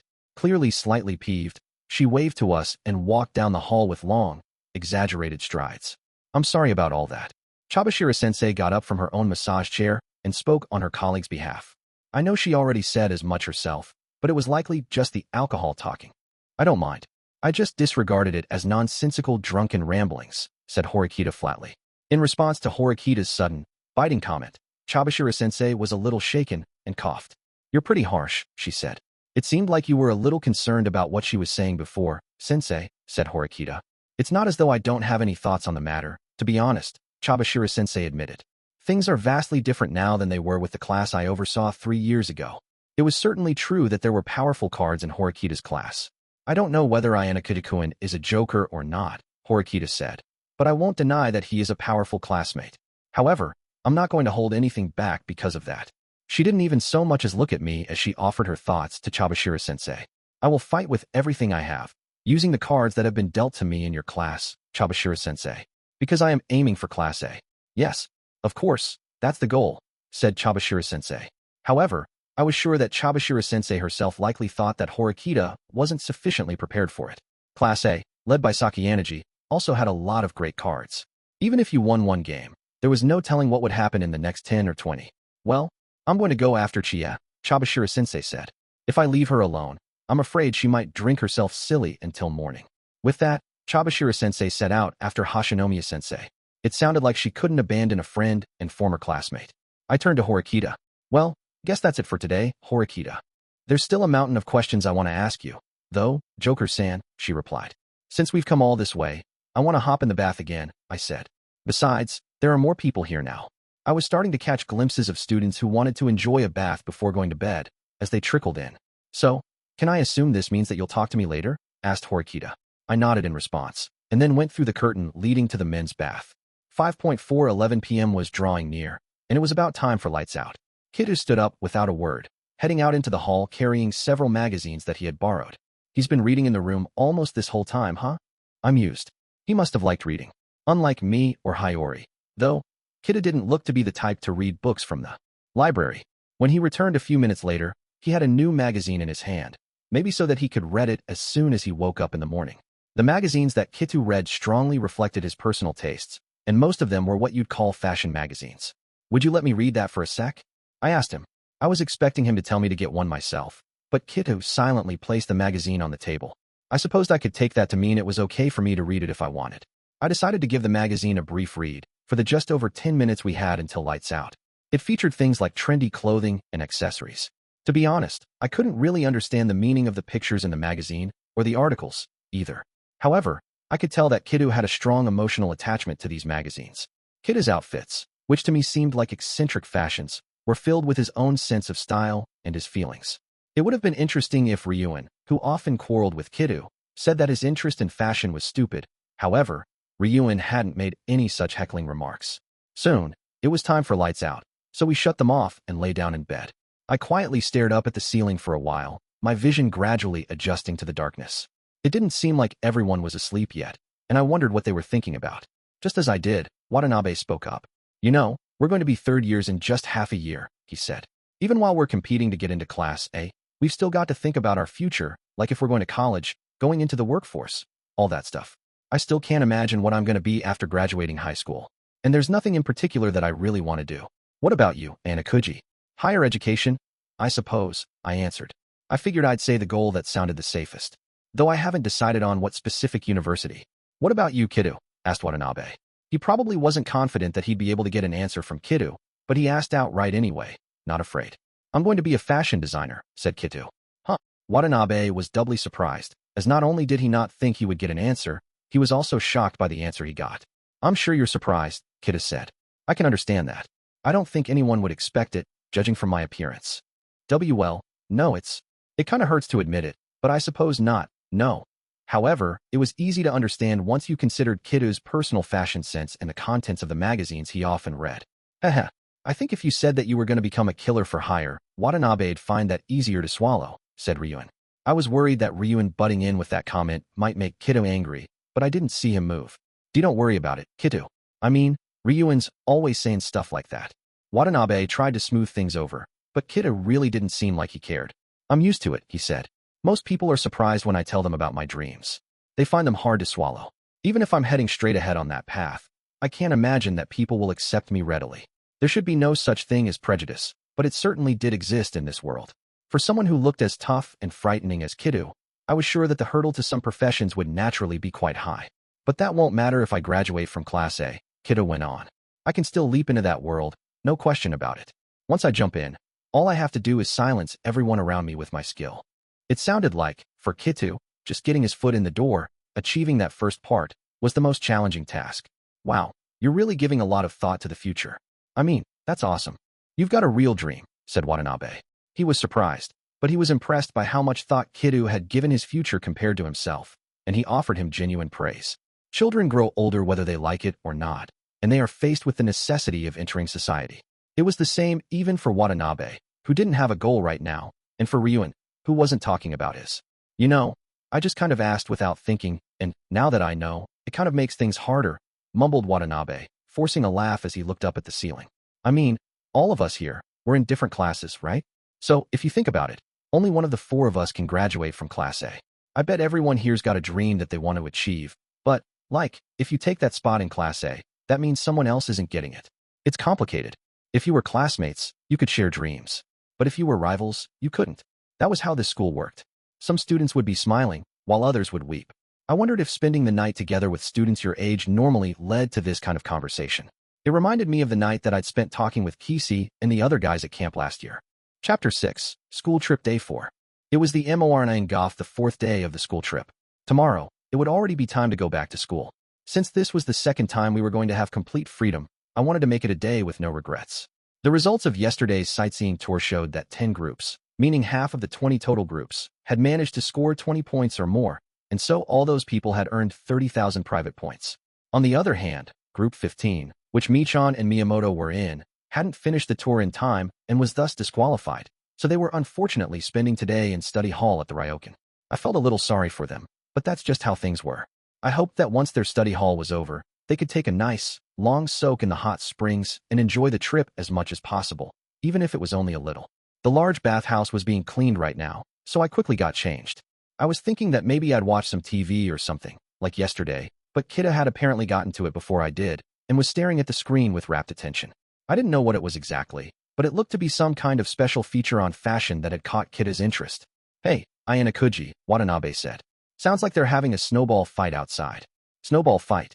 I repeated. Watanabe, who had also finished changing, showed me his phone. From the looks of things, some people were going to have a snowball fight starting now, and everyone was free to join in. That sounds interesting, I said. Think I'll go check it out. And Kiddo, what about you guys? Asked Watanabe. Kiddo was too absorbed in his TV program to answer, but Ryuun quickly headed for his usual spot in the room, making a clear statement that he was going to pass. Okay, guess it's just you and me then. Let's go, said Watanabe. Yeah, I replied. The two people we had left behind were like water and oil, but I just placed my trust in their consciences. When Watanabe and I exited the Ryokan together, I saw that a considerable number of students had already gathered. Good morning, Kiyotaka-kun, Watanabe-kun, Yusuke called out to us. He had been standing near the entrance, his phone in his hand. There really are a lot of people here, I remarked. Is everyone interested in a snowball fight? I don't think it's that simple. This is a snowball fight where contestants gamble private points, Yusuke explained. Well, though I say gamble, you only have to pay 1,000 points to qualify. The winning team basically takes points from the losing team. I see. Even if you lost, you wouldn't lose that much. If you won, you'd receive enough money to get a souvenir or two. With how casual this was, it was no wonder that people were so excited. But still, is it okay for people to do this? I asked. Even though it is a wide open space, we're still on the premises of the Ryokan. Yeah, it's fine, Yusuke said. I asked just to be safe, and the staff said that they don't mind as long as we do it early in the day. I think that the fact that there isn't anyone staying at the Ryokan other than us students, who are here for a school trip, was probably a crucial factor, too. The rules were unquestionably plain and simple. You weren't allowed to catch snowballs, you could only dodge them. Students who were hit with a snowball had to leave the field. However, snowballs needed to be a certain size. For example, if you just tossed snow that was like powder, making it spread out in the air like a shotgun blast, it wouldn't count, even if you did happen to hit someone. It seemed like whether a hit was official was determined by both student self-reporting and referee judgment. Well, I suppose that only a couple people would intentionally cheat just for a few private points. How many people are planning to participate? I asked. About 30 right now, I think, said Yusuke. Are you going to play too, Ayanokouji-kun? Well, I trailed off. I was thinking that I should probably decline, but still, I had to wonder. A snowball fight. If I chose to sit this one out, then I might not ever get a chance to try it again. I want to try, but I don't have a team. Don't worry. I'll assign you to a team that's short on numbers. Just wait a little bit, said Yusuke. He seemed to be the one taking care of the bothersome matters, for which I was immensely grateful. I suppose that was probably why he was hanging out near the entrance. Taking care of everything on your own could come with a lot of difficulties, but knowing Yusuke, he might feel more relaxed if he could manage everything on his own. As I was waiting, for what I anticipated to be roughly 10 minutes or so until the cutoff for signing up, Horikita showed up. She must also have come after hearing about the snowball fight. I've already heard as much, but wow, there really are a lot of people here, she said. Are you thinking of joining too by any chance? I asked. Yes, actually. It is a school trip, after all. If there's an open spot, I think I'll enter. It sounded like she hadn't originally planned to join in, but she changed her mind after seeing that the snowball fight was more popular than she had expected. In that case, you're on, Horikita. Ibuki emerged from the crowd to challenge Horikita, as though she had been waiting for her. So, you're here too, Ibuki-san, said Horikita. Seriously, you always seem to just show up out of thin air everywhere I go. But whatever. It's just a simple game anyway. But if you want, I don't mind taking you on. The instant that Horikita responded, Ibuki clenched her fist tight. Sure, it may just be a game or whatever, but a loss is a loss. Don't whine and make excuses like a little kid afterward, okay? I should say the exact same thing back to you, Horikita replied. Yusuke must have been watching those two closely. When I snuck a glance at his phone, I could tell he took their situation into account, because he had assigned them to different teams. It likely wouldn't have been overly exciting if they were on the same team. Since I was sneaking a peek at his phone anyway, I whispered into Yusuke's ear and asked him for a small favor. Just then, Kushida appeared with Yamamura, Nishino, and Amakura in tow. Good morning, everyone, she said. Oh, Kushida, I was wondering where you were. Looks like you invited Yamamura and the others, too. I remarked. Huh? Oh, yeah, I did. I expected her to respond with her usual smile, but Kushida averted her eyes, mumbling. Then she quickly looked back with a smile. Nishino-san and Yamamura-san said that they'd just wait in their room until it was time to go, but I told them that'd be a waste. That was the right decision, I agreed. We had been spending time as a group, and our relationship had been improving, little by little. It was more worthwhile for us to spend our time together, whether we were actually participating in the event or just spectating. You doing this too? Ibuki asked Kushida. The snowball fight. Kushida replied. Yeah, it's been decided that me and Horikita are gonna battle it out, said Ibuki. I see, said Kushida. But I think I'll pass, actually. I'd feel bad if I hit someone with a snowball. I don't think I could do it. I'd feel sorry for them. Huh. Ibuki gestured like she was grossed out, as though Kushida's behavior was thoroughly disgusting to her. Seeing that, Horikita thrust her hand into Ibuki's side with a quick chop. Ow. The hell was that for? I'm your opponent, remember? Horikita said. If you think about unnecessary things, you'll lose in no time. No way am I gonna lose. I am definitely gonna make you cry, shouted Ibuki. I see that I had thought that the sense of distance between Horikita and Kushida had changed recently, and it looked like Ibuki was involved, too. The three of them were twisted, for sure, but strangely enough, they might have been doing a decent job of straightening themselves out. Those crooked three, but strangely enough they might be purifying themselves well. Ayanokouji is basically saying that they might be helping each other become better people, in a way, in his view. The number of students participating continued to increase bit by bit. In the end, there were 42 people spread across 6 teams. There were 4 teams of 7 people that had formed on their own, without any assistance. And the 2 other teams were made up of the odd ones out, like me. The snowball fight wasn't conducted in anything like a tournament setting. It would just be single rounds. Perhaps Yusuke had done this because he thought it would be more exciting, but he decided to have the Horikita-Ibuki grudge match as the third and final game. For the first game, there was a team of 7 boys led by Ishizaki and Albert, and then another team of 7 boys, led by Sudo. It truly was a clash between men. Right from the start of the game, snowballs flew with incredible force from both the left and right side. There were a total of 14 people throwing snowballs at each other, after all, so it would be difficult for everyone to avoid them all. Within about 10 seconds or so, 6 players from both teams were gone already. Incidentally, the incredibly enthusiastic Ishizaki was one of the players who had left the game in those 10 seconds. As for Sudo, he seemed to be putting his frustration over being rejected by Horikita into his snowballs, because he was taking out opponents on the opposing team one after another. However, Ishizaki's team still had Albert in play, and, demonstrating a level of nimble maneuverability you wouldn't expect considering his massive frame, he avoided being hit. He was putting up a good fight, having taken out 2 people himself. Yamamura was quietly spectating the impressive battle, so I decided to try getting a little closer to her. "It's getting exciting, isn't it?" she said, after noticing my presence. Her facial expression was pretty much the same as usual, with just some slight variation, but she did seem to be enjoying herself somewhat. "Yeah, it looks that way," I agreed. Yamamura exhaled deeply, breathing into her palms. I noticed that she wasn't wearing gloves, even though she was supposed to buy another pair at the ski resort. "Did you forget your gloves again, or something?" I asked. "Yes," she replied. I went to take off my gloves, but Yamamura stopped me. "I'm sorry. That was a joke. I did bring them with me," she said, taking a pair of gloves out of her pocket. She wore a faint smile. "So, you make jokes too, Yamamura?" I said. "I certainly don't look the type." "It's true," said Yamamura. Her smile had instantly disappeared. She must have been regretting what she said, feeling like it was an unnecessary comment. No, it's good," I said.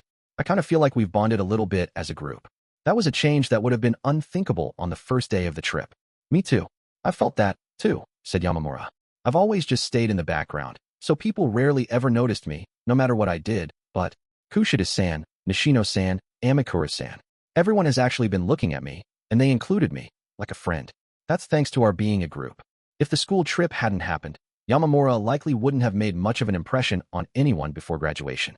I was sure that for Yamamura and the other girls, especially, this was going to be an enduringly memorable school trip.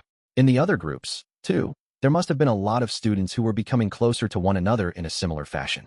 After Yamamura finished putting on her gloves, she showed me her hands and held them open. "Not just the girls, but the boys too," she added.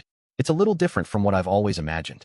There was a softness in Yamamura's demeanor now, too, that had been absent on the first day we had come together as a group. Of course, compared to other students, it was only a fraction, but you could still say that there was a clear change. "At first, I thought this school trip was going to be long, but it's going to end after today," she mused. "Yeah," I replied. "If you were on a school trip together with people who you didn't like, then I'm sure that it'd seem like time was passing very slowly, that everything was taking forever. However, just by seeing other people in your group as people who you didn't feel uncomfortable being around, a change would be brought about, and you'd hardly imagine the trip was the same span of time." "I'm sure it's not just you who changed, Yamamura," I said. "Kitu, Watanabe, Amikura, and Nishino must have changed through this experience, too, to a greater or lesser extent. Our group had been through never-ending troubles, but on the other hand, I suppose those troubles spice things up. I feel that, while only slightly, Kitakuen says bad things about Ryuuji less often now," said Yamamura. "Yeah, that in itself was huge. When we first got together as a group, he was always saying things like, 'I'm going to kill him,' or 'I'm going to send him to hell,'" said. Still, rather than feeling that those two had become friends, I felt like it was just that they were growing numb to each other after clashing so much. However, that being said, the image I had of Kitu in my mind had changed quite a lot. I originally thought he was the type of person who didn't talk at all, but after we'd become closer, he talked more than I had expected. Though, there might still be problems with some of the things he said.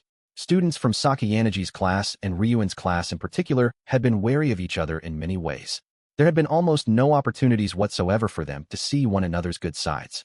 "It seems like Takata's been sticking to Sakayanagi like glue lately," I remarked. "Yes, now that you mention it. It seems like they're always talking with each other, ever since they were put together in a group," said Yamamura. "Even now, as we spoke, Takatu and Sakayanagi seemed to be happily engaged in conversation about a great many things, standing side by side as they watched the snowball fight. When I suddenly looked over at Yamamura's side profile, I saw that the joyful look that had been on her face just moments ago had faded away. Perhaps the best way I could describe the look on her face right now was like she was looking at something she found unpleasant. Was she fond of Takata herself? Or was she thinking about Sakayanagi? I got the sense that it could be either. "What do you think about Sakayanagi, Yamamura?" I asked. It wasn't like I was trying to probe her. I had asked simply because I was genuinely curious about what kind of relationship they had. "What do I think about her?" she repeated. She seemed somewhat startled when I spoke to her, as her attention was focused elsewhere. "I was just wondering how you feel about the capable leader of Class A, speaking from the perspective of a peer," I said. "I don't really know," she replied. I'm not close with anyone in particular to begin with, and I've hardly ever spoken with Sakayanagi-san. Yamamura gave a soft, self-deprecating chuckle. She was saying that, because she was so lacking in presence, she had no friendships. So, did that mean that Yamamura was simply experiencing some feeling of yearning, like she was jealous of Taketu for being able to strike up conversation with Sakayanagi so easily? In that case, why don't you take this opportunity to talk to her? I suggested. You might be surprised. She could end up becoming a good friend to you. I really don't have the courage to do something like that. Okay. Then what about Kitu? Don't you think that being together as a group on this trip has brought you two closer together? I asked. Well, talking to a boy, that's it was intended as a light joke, but Yamamura was even more taken aback than I had expected. Sorry, I said. Guess I went a little too far with that suggestion. It was only natural for girls to be more sensitive about the idea of interacting, even if they didn't feel anything for each other. I don't mind, said Yamamura. You said it because you were thinking about me, after all. Thank you. I looked at Yamamura, and then my eyes scanned over the students in the area. New encounters, new friendships. Then, truth and lies. Those who could see through others, and those who would be seen through. This school trip was one where students had tried to find out what others were really thinking and feeling, what their intentions were, through reciprocal investigations into each other. Which class would become the winner in the future? It's impossible for me right now, but I'll try giving it some thought, said Yamamura, amending her previous statement. That's good, I replied. Yamamura and I stopped conversing there and focused our attention on the game. Although Albert had a powerful throwing arm, he didn't appear to have a high rate of accuracy, and ultimately, it was Sudo's agility and precise attacks that determined the winner of the competition. I expected nothing less from Sudo, who had demonstrated that he was a top-rate athlete under any circumstances. Horikita, too, gave Sudo a hearty round of applause. Standing some distance away, Onodera also seemed to be innocently cheering Sudo on. Now we were on to the second game. This was going to be a mixed-gender battle, but since there were no students with outstanding ability like Sudo or Albert in play, it was more like an extension of casual play than a serious competition, and the game ended up being a lively, playful affair. The match was decided shortly afterward, with both sides congratulating one another on a good fight and saying how much fun they all had. I suppose it's about time for you to play now, Yamamura said to me. Do your best. At last, the third game. The battle of Ibuki and me against Horikita's team was about to begin. Let's do our best together, Yamamura, I replied. She looked back at me blankly. Huh. I asked Yusuf to sign you up too. What? I can't. Forget about me being able to contribute. I'll only be a burden, she wailed. If you cost us points, I'll make up for them. So, you don't have to worry. That's not really the issue here, though. Just you being there to give us the right number of people is help enough. Okay, shall we? After I started walking away, Yamamura followed, though she showed some hesitation at first. She understood that a lot of people would likely end up staring at her when they saw that she was standing there alone, and she wanted to avoid that, which was why she followed me. I am telling you, I really don't know how to do this, okay? She insisted. It's okay. You saw the game before. It's just for fun, I told her. But it's not like that for some people here, though. I am absolutely gonna win this, shouted Ibuki. Ibuki, her fighting spirit burning bright, had begun hyping herself up for the battle by going through a series of motions, practicing scooping up snow, packing it tight, and throwing it. You can just forget about her, I said firmly, and then told Yamamura to go ahead and move to the far back.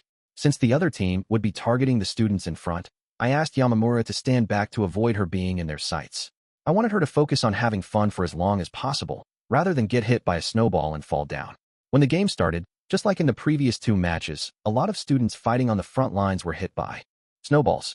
Still, there were snowballs that missed their targets and flew toward the back, and those that were thrown there on purpose too. So, if you weren't careful, you'd get hit even if you were standing far back.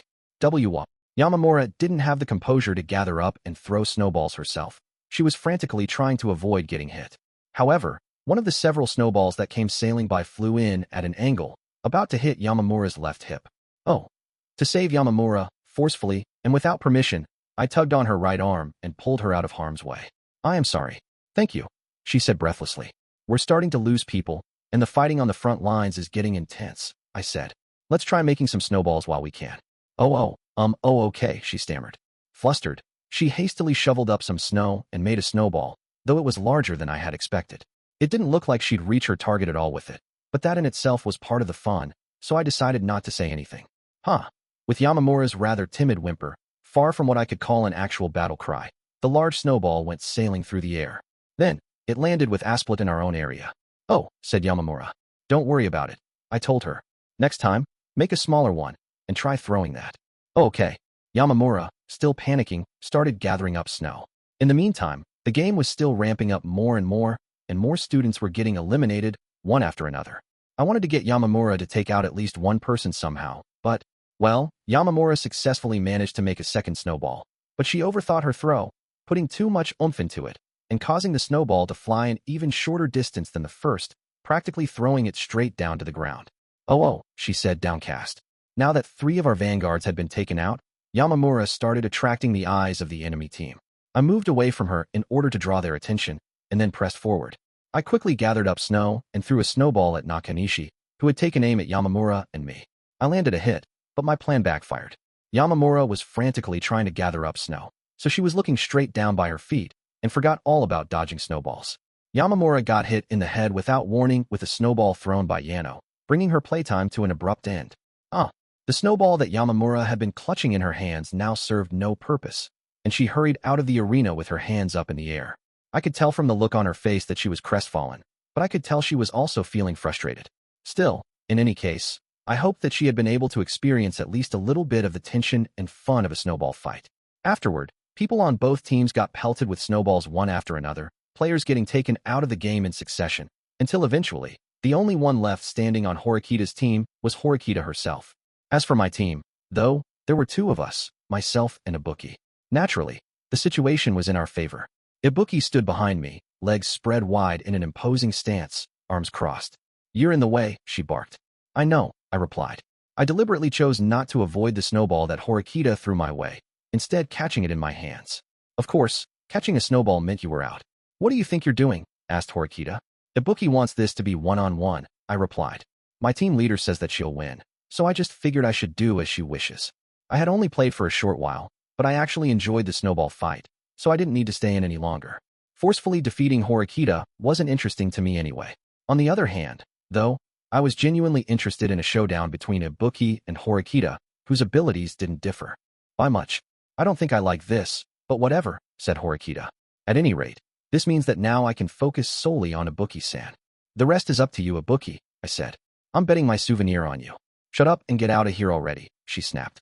There's no way I'd lose to Horikita. As the crowd watched, the battle between Horikita and Ibuki was just about to begin. The rules stated that there would be no draws in this battle. Even if, hypothetically, a referee determined that they had both landed a hit on each other at the exact same time, that would mean that they'd have to keep playing. It was only a snowball fight, but even so, for both of them, this was a battle they couldn't lose. "It's kinda awesome that we get to have this decisive match, huh?" said Ibuki. She had been wearing gloves throughout the snowball fight, but at this point, she took them off and clutched a snowball tightly in her right hand. It must have been a strategy on her part, sacrificing cold resistance to increase the accuracy of her throw. Horikita must have feared losing control of her fingertips due to the cold, so she kept her gloves on. I suppose that meant that Ibuki would have the advantage if this were going to be a short battle, but Horikita would have the advantage if it ended up being a long one. "I'm sorry," murmured Yamamura. "I was completely useless." She must have been a little out of breath still, because her shoulders rose and fell with heaving breaths. "It's okay. Did you have at least a little fun?" I asked. "Yes, though I wanted to land a hit, if possible." With that, the corners of Yamamura's mouth curved upward into an ever-so-slight smile. Even if it was impossible for her to have another snowball fight with the exact same people, there would probably be another opportunity for her to fight in some kind of competition one day. I hoped that she'd hold on to the frustration she felt now until that time came, and then take another shot. Yamamura and I now went back to spectating, focusing our attention on the 2 girls who were facing each other one-on-one. "So, it's a proper, serious competition, is it?" said Horikita. "Sure is," replied Ibuki. Ibuki wanted to settle the fight in the short term, but Horikita saw through her strategy and prioritized dodging over attacking. "No stopping," shouted Ibuki. She was starting to visibly grow impatient as she became increasingly frustrated and the cold started to seep into her fingers. As the battle began to drag on, though, the mighty snowball that Ibuki launched at Horikita happened to just barely graze her face, near her cheek. "Come on already. Give me the win," yelled Ibuki. "Not happening," Horikita shouted back. Even though Ibuki was starting to show signs of fatigue, she gathered up snow once again and chucked another blazing fastball at Horikita. Horikita evaded it, and at the same time, she counterattacked, throwing a snowball that she had been holding on to for a while back at Ibuki. However, Ibuki was skilled. She was worn out, but she didn't drop her guard, and though she lost her footing, she managed to dodge Horikita's attack. "It seems like you're at your limit," Horikita said. So why don't we end this here and now? It sounded like Horikita didn't want this fight to go on any longer either, so she shifted her priorities toward attacking. Now, both of them were prepared to put themselves on the line, betting everything on one last shot. A prolonged one-on-one battle. Horikita threw a snowball that broke apart and scattered in the air before it could reach Ibuki. It looked like it had lost its shape, perhaps because she had packed it too loosely. As a result, while it technically hit Ibuki, it did so as scattered powder. Horikita tried to dodge the snowball that Ibuki threw back at her right in the nick of time, but she was unable to avoid it completely, and it grazed the sleeve of her left arm. If someone asked whether it was a hit, you would have said yes, but you could also say that Horikita had dodged it, too. It was a fine line to judge. However, Yusuke, who didn't welcome the idea of dragging this out any longer, made the call. Horikita-san's been hit. Ibuki-san wins, he announced. Hell yeah. Ibuki pumped her fist with intensity, a broad smile on her face. Horikita was trying to play it cool, acting as though it was just a snowball fight, but she seemed to exude frustration. Okay, loser. Ibuki crowed. Come on, fork over those 1,000 points. Paying no attention to even how her hands were trembling due to the cold, she took out her phone and thrust it at Horikita. You're being extremely annoying. You don't need to hound me that badly over it. I'll give you the points, said Horikita. Come on, said Ibuki. Come on, I said. Come on. Were they friends? Or were things bad between them? Ibuki continued to whoop and holler around Horikita in circles for a while, in high spirits. 6.1 We enjoyed SK Angon last time on this final day. We didn't go our separate ways this time. Instead, all 8 of us went on the gentle course meant for beginners. Ryuuji seemed bored the whole time, but I was glad that he didn't selfishly go out on his own, at least. Afterward, I made sure to buy some souvenirs for first-year students during the time I had left. Now, all that we had left on such a fun 4th day of our school trip was tonight. After I got back from taking a soak in the large bath, I received a message from Sakayanagi. She said that she wanted to see me, and I responded to her request, heading toward the lobby where we had arranged to meet. It was still only around 8 o'clock at night now, but there seemed to be much fewer students out and about today. I figured that students must have a mountain of things to talk about tonight, whether they were at the buffet or in their rooms, since it was the last night of our trip. Perhaps the other students had realized that as well, since I hardly saw anyone in the lobby. That made it a rather convenient location for us. Sakayanagi was sitting in a chair, quietly waiting for me. Did I keep you waiting long? I asked. Not at all, she replied. Thank you for going to the trouble of meeting me here. Even though there weren't many people around, me and Sakayanagi being together would certainly attract a fair amount of attention. With that in mind, I would have preferred to make this short, but I know it only lasted a short time. But did you enjoy the school trip? Asked Sakayanagi. Yeah, I did, I said. I've learned a lot about many things I hadn't ever experienced before. More importantly, though, it was a genuinely valuable experience for me to be able to interact with students from the other classes. I feel like I even know Yamamura and Kitu a little now. I decided to specifically mention those 2 by name, but Sakayanagi's expression remained the same as always. I see, she said. I'm not particularly surprised, Ayanokouji-kun, considering you have an insatiable appetite for knowledge. I decided to try pressing her a little further. Are you close with those 2? I asked. None of my classmates are given special consideration. I think of them all as equals. If you were to ask if we get along, then yes, we do. But if you were to say we aren't that close, I'd have to agree with that too. Was that vague answer a lie? Or the truth? Singling someone out for special treatment would likely cause jealousy or similar feelings to stir amongst the other students. Sakayanagi might really have been telling the truth when she said she looked at everyone equally as their leader. Can I ask why you called me? I asked. So, that means we're already finished with the small talk? Are you in a rush, by any chance? I suppose if Kurosawa-kei-san were to see us here like this, she would have some suspicions about our relationship, said Sakayanagi, with a devilish little chuckle. I'm not keen on the idea of being seen meeting with the representative of Class A one-on-one. You know, hee. I'm only joking. I understand. Sakayanagi took a moment to suppress an amused smile. Then she said, I've come to understand many things during this school trip. I thought that, before we return to campus, I would talk to you about the person who contacted you during the sports festival, Ayanokouji. She was referring to the time she and I had both been absent from the sports festival when we talked in my room. So, she wanted to talk to me about the identity of the person who'd spoken to me from the other side of my door. I see. I am interested in hearing that, I replied. I'm glad. So, you're also interested in knowing whose voice that was, Ayanokouji-kun. I've been thinking about it more than a little. Including what I had sensed in Nane's. It remained unclear whether the person who had spoken to me then was an enemy or not. First, though, allow me to ask you something, said Sakayanagi. What kind of person do you think he is, Ayanokouji-kun? Is it possible that he shares your origins, like Amasawa Ichika-san and Yagami Takuya-kun? No, I don't think so, I replied. If it was just that you and this other person recognized each other, Sakayaneji, then sure, I wouldn't be able to rule that idea out. But this person called my father Ayanokouji-sensei. That makes an enormous difference. Meaning what? If this person were a White Room student, he wouldn't have called him Ayanokouji-sensei. I mean, that was a common thread shared amongst all of those who were raised in the White Room. But that's not ironclad proof, is it? She said. If he were from a different generation from you, Ayanokouji-kun, then there might be significantly different policies in place, no? It's true that I can't say it with 100% certainty, I admitted. It's just my own subjective feelings here, at best. But considering the major fact that this person came to speak with me last year, when that man was, when my father was visiting the school, I can guess that he's on my father's side. And there's the fact that you yourself said he sounded familiar. That could mean that he's someone close to the political or financial world, right, Sakayaneji? It went back to the fact that this person had deliberately called him sensei. Though she was a little surprised, Sakayaneji closed her eyes and nodded happily. Exactly correct. I suppose it might have been unnecessary for me to think about providing hints or advice after all, then. Yes, I already have an idea as to the person's identity, but I have not yet confirmed who it is at this time. I wanted to clarify that here and now, which is why I called you. I turned my attention to the cell phone that Sakayaneji had placed in her lap. But before we make everything clear, I'm calling someone who should know him, she said. They said that they would be here shortly. So, you're saying that there's someone in our grade who has some connection with our visitor? I asked.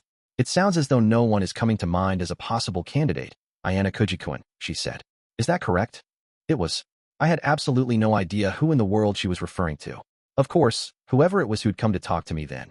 He was spending his days at school as a first-year student, so it wouldn't be strange if he was close with someone from my grade. But I didn't think that was what was going on here. There was no reason for Sakayaneji to call this person here unless they at least knew more about the situation than I did. Who else aside from Sakayaneji would know about the White Room, the identity of my father, or both those things? In the meantime, let's continue our idle chit-chat, shall we? Said Sakayaneji. That sounds like a good idea, I agreed. You couldn't say? That passing the time in silence was a wise way to do things on a school trip. How did you feel about the group assignments this time, Ayanokouji-kun? The effect of the assessments we filled out in our individual charts must have been significant, I said.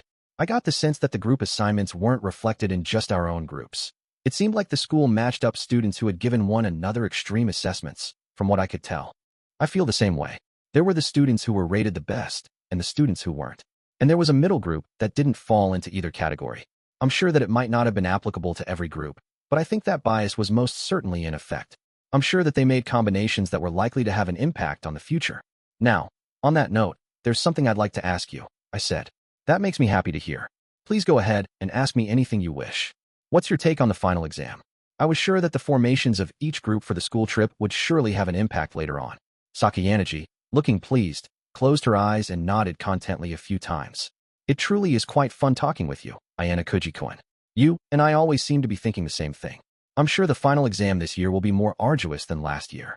Sakayaneji was predicting that it wouldn't be a surprise if 1 or 2 people got expelled. You've got a protect point, Sakayaneji, so you're safe and secure, but the fact remains that if you lose, you're still going to lose class points, I said. Aren't you worried that the commanding lead you've held until now will fall apart? Do you think that I'll lose in a direct confrontation with Ryuuji-kun? It's already a foregone conclusion that I will win. So, like Ryuuji, Sakayaneji never even imagined that she could be defeated, huh? It's true that he makes some interesting moves, she admitted. There is an expression that comes to mind, giant killer. And it certainly seems like he has the ability to take down strong opponents at times. However, that is not going to happen in a confrontation with me. At the very least, next year, I will be the one competing with your class, Ayanokouji-kun. Unshakable confidence. There were cases where things could end in a draw, but those could be seen as exceptions. It was unlikely that the school would make rules that would allow for a draw to happen easily in a final exam setting. That's what I'd observed from last year's battle with Class A. Or, perhaps, do you think that I will lose? Asked Sakayaneji. Who can say? I replied. I couldn't say anything right now, when I couldn't see what was going to be on the test. But if I told Sakayaneji that, she'd likely feel all the more disappointed. It would be nothing more than a suggestion on my part that Sakayaneji might lose, depending on the nature of the exam. Besides, no matter who won and who lost, from your perspective, Ayanokouji-kun, whether he falls, or I do, it won't interfere with your plans either way, she said. Isn't that right? It was precisely because our thoughts were aligned that Sakayaneji understood what I was thinking here, too. However, Ayanokouji-kun, The future will not always necessarily go as you expect. What do you mean? Just as I asked her that question, though, she brought her index finger up to her lips. Apparently, the visitor she had been expecting had arrived. Sorry to have kept you waiting, said Kanzaki. He must not have heard that I was going to be here, because he seemed somewhat surprised as he came over to stand next to me. Still, though, Kanzaki, in all the times I'd been in contact with him up until this point, I'd never once gotten the impression that he had any special connection with my past. Now that we have all the necessary players assembled, let's get started, shall we? Said Sakayanagi. Oh, first, though, would you mind coming over this way, Kanzaki-kun? She beckoned him over to her with a broad smile. What in the world is going on here, Sakayanagi? Kanzaki didn't appear to understand the situation. He crossed his arms in suspicion, seemingly unable to wrap his mind around what was happening here. I felt the same way, as I wondered if there was any particular meaning behind having Kanzaki positioned next to her. First, Ayanokouji-kun, what do you think when you see Kanzaki-kun and me together like this? Asked Sakayanagi. What do I think? Please tell me your honest opinion, she said. All I can say is that something feels off, I replied, because I've never seen the two of you interact before today. That fact became even more apparent when they stood side by side like they were doing right now. Yes, I'm sure it would feel that way. From the perspective of the students at our school, there is no point of connection between Kanzaki-kun and me. We don't hold the same position in our respective classes, and I don't believe that anyone in school has seen anything resembling a personal friendship. In fact, I've hardly spoken to Kanzaki-kun at all since enrolling in this school.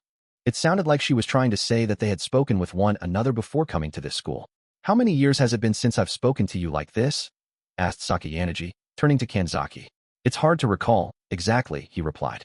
If we're not counting speaking through an intermediary, then it must have been at least 3 or 4 years. From the sounds of it, not even they clearly remembered when they spoke last. May I ask how you two know each other? I asked. We're connected through our parents, said Sakayanagi. Though, that being said, it's not as if there is a direct connection between the Sakayanagi and Kanzaki families. When you have parents who are rather well known in their own right, you are often invited to parties and the like. Considering that Sakayanagi's father was chairperson of this school, and also that he knew about the White Room, I had no doubt that the Sakayanagi family was one of some renown. Kanzaki-kun's father is the head of a corporation known as Kanzaki Engineering, added Sakayanagi. So, what they shared was the fact that their respective families were business leaders. That would explain why I'd had no suspicions about Kanzaki. What in the world is the meaning of this conversation? Kanzaki demanded. What's the point of allowing Ayanokouji to hear something like this? Wait, before getting to that, I'd like to hear the reason why you called me here. The conversation we're having right now is related to the reason I called you here, said Sakayanagi. I don't understand what you mean, he said. I was wondering if you might be so kind as to tell us about Ishigami-kun, who is also enrolled at our school, said Sakayanagi. With that, Kanzaki's expression stiffened more. You want to know about Ishigami? Ishigami? No one who had that surname came to mind among the second years. The only student who did was a first year. I see. So, that's it, Kanzaki said. You're also interested in Ishigami, then? I don't mind you interpreting it that way, replied Sakayanagi. But still, why Ayanokouji? He shouldn't have any point of contact with Ishigami. I can't imagine that he would interact with people from other grade levels for no reason. Or, if he did, it would be because there's some kind of trouble. It's hard to imagine even Ryuuji, or better yet, Ayanokouji, would waste his time with something so pointless, said Kanzaki, simplifying and explaining the situation as he saw it. Not right now, but in the past, said Sakayanagi. What? Do you still not understand? You should have deep feelings for the name Ayanokouji as well, said Sakayanagi. What do I? Wait, you couldn't. Mean, Kanzaki, as though he had just realized something, alternated looking at Sakayanagi and me, back and forth. You were quite slow in noticing, Sakayanagi remarked. Well, that is understandable, I suppose. So that's what this is. It sounded as though Kanzaki grasped what Sakayanagi was saying.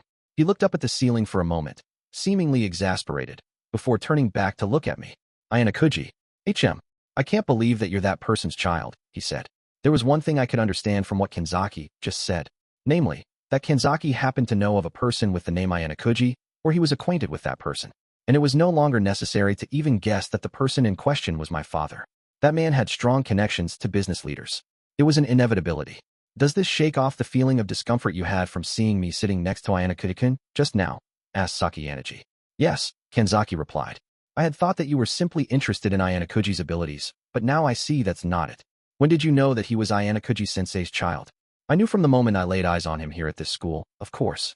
Besides, unlike you, Kanzaki-kun, I'd seen Ayanokouji-kun before, when he was a little boy. Right. Sakayanagi didn't say anything about the White Room, instead answering in a way that made it sound like she was pretending we were childhood friends. Meaning he's not just your average nobody.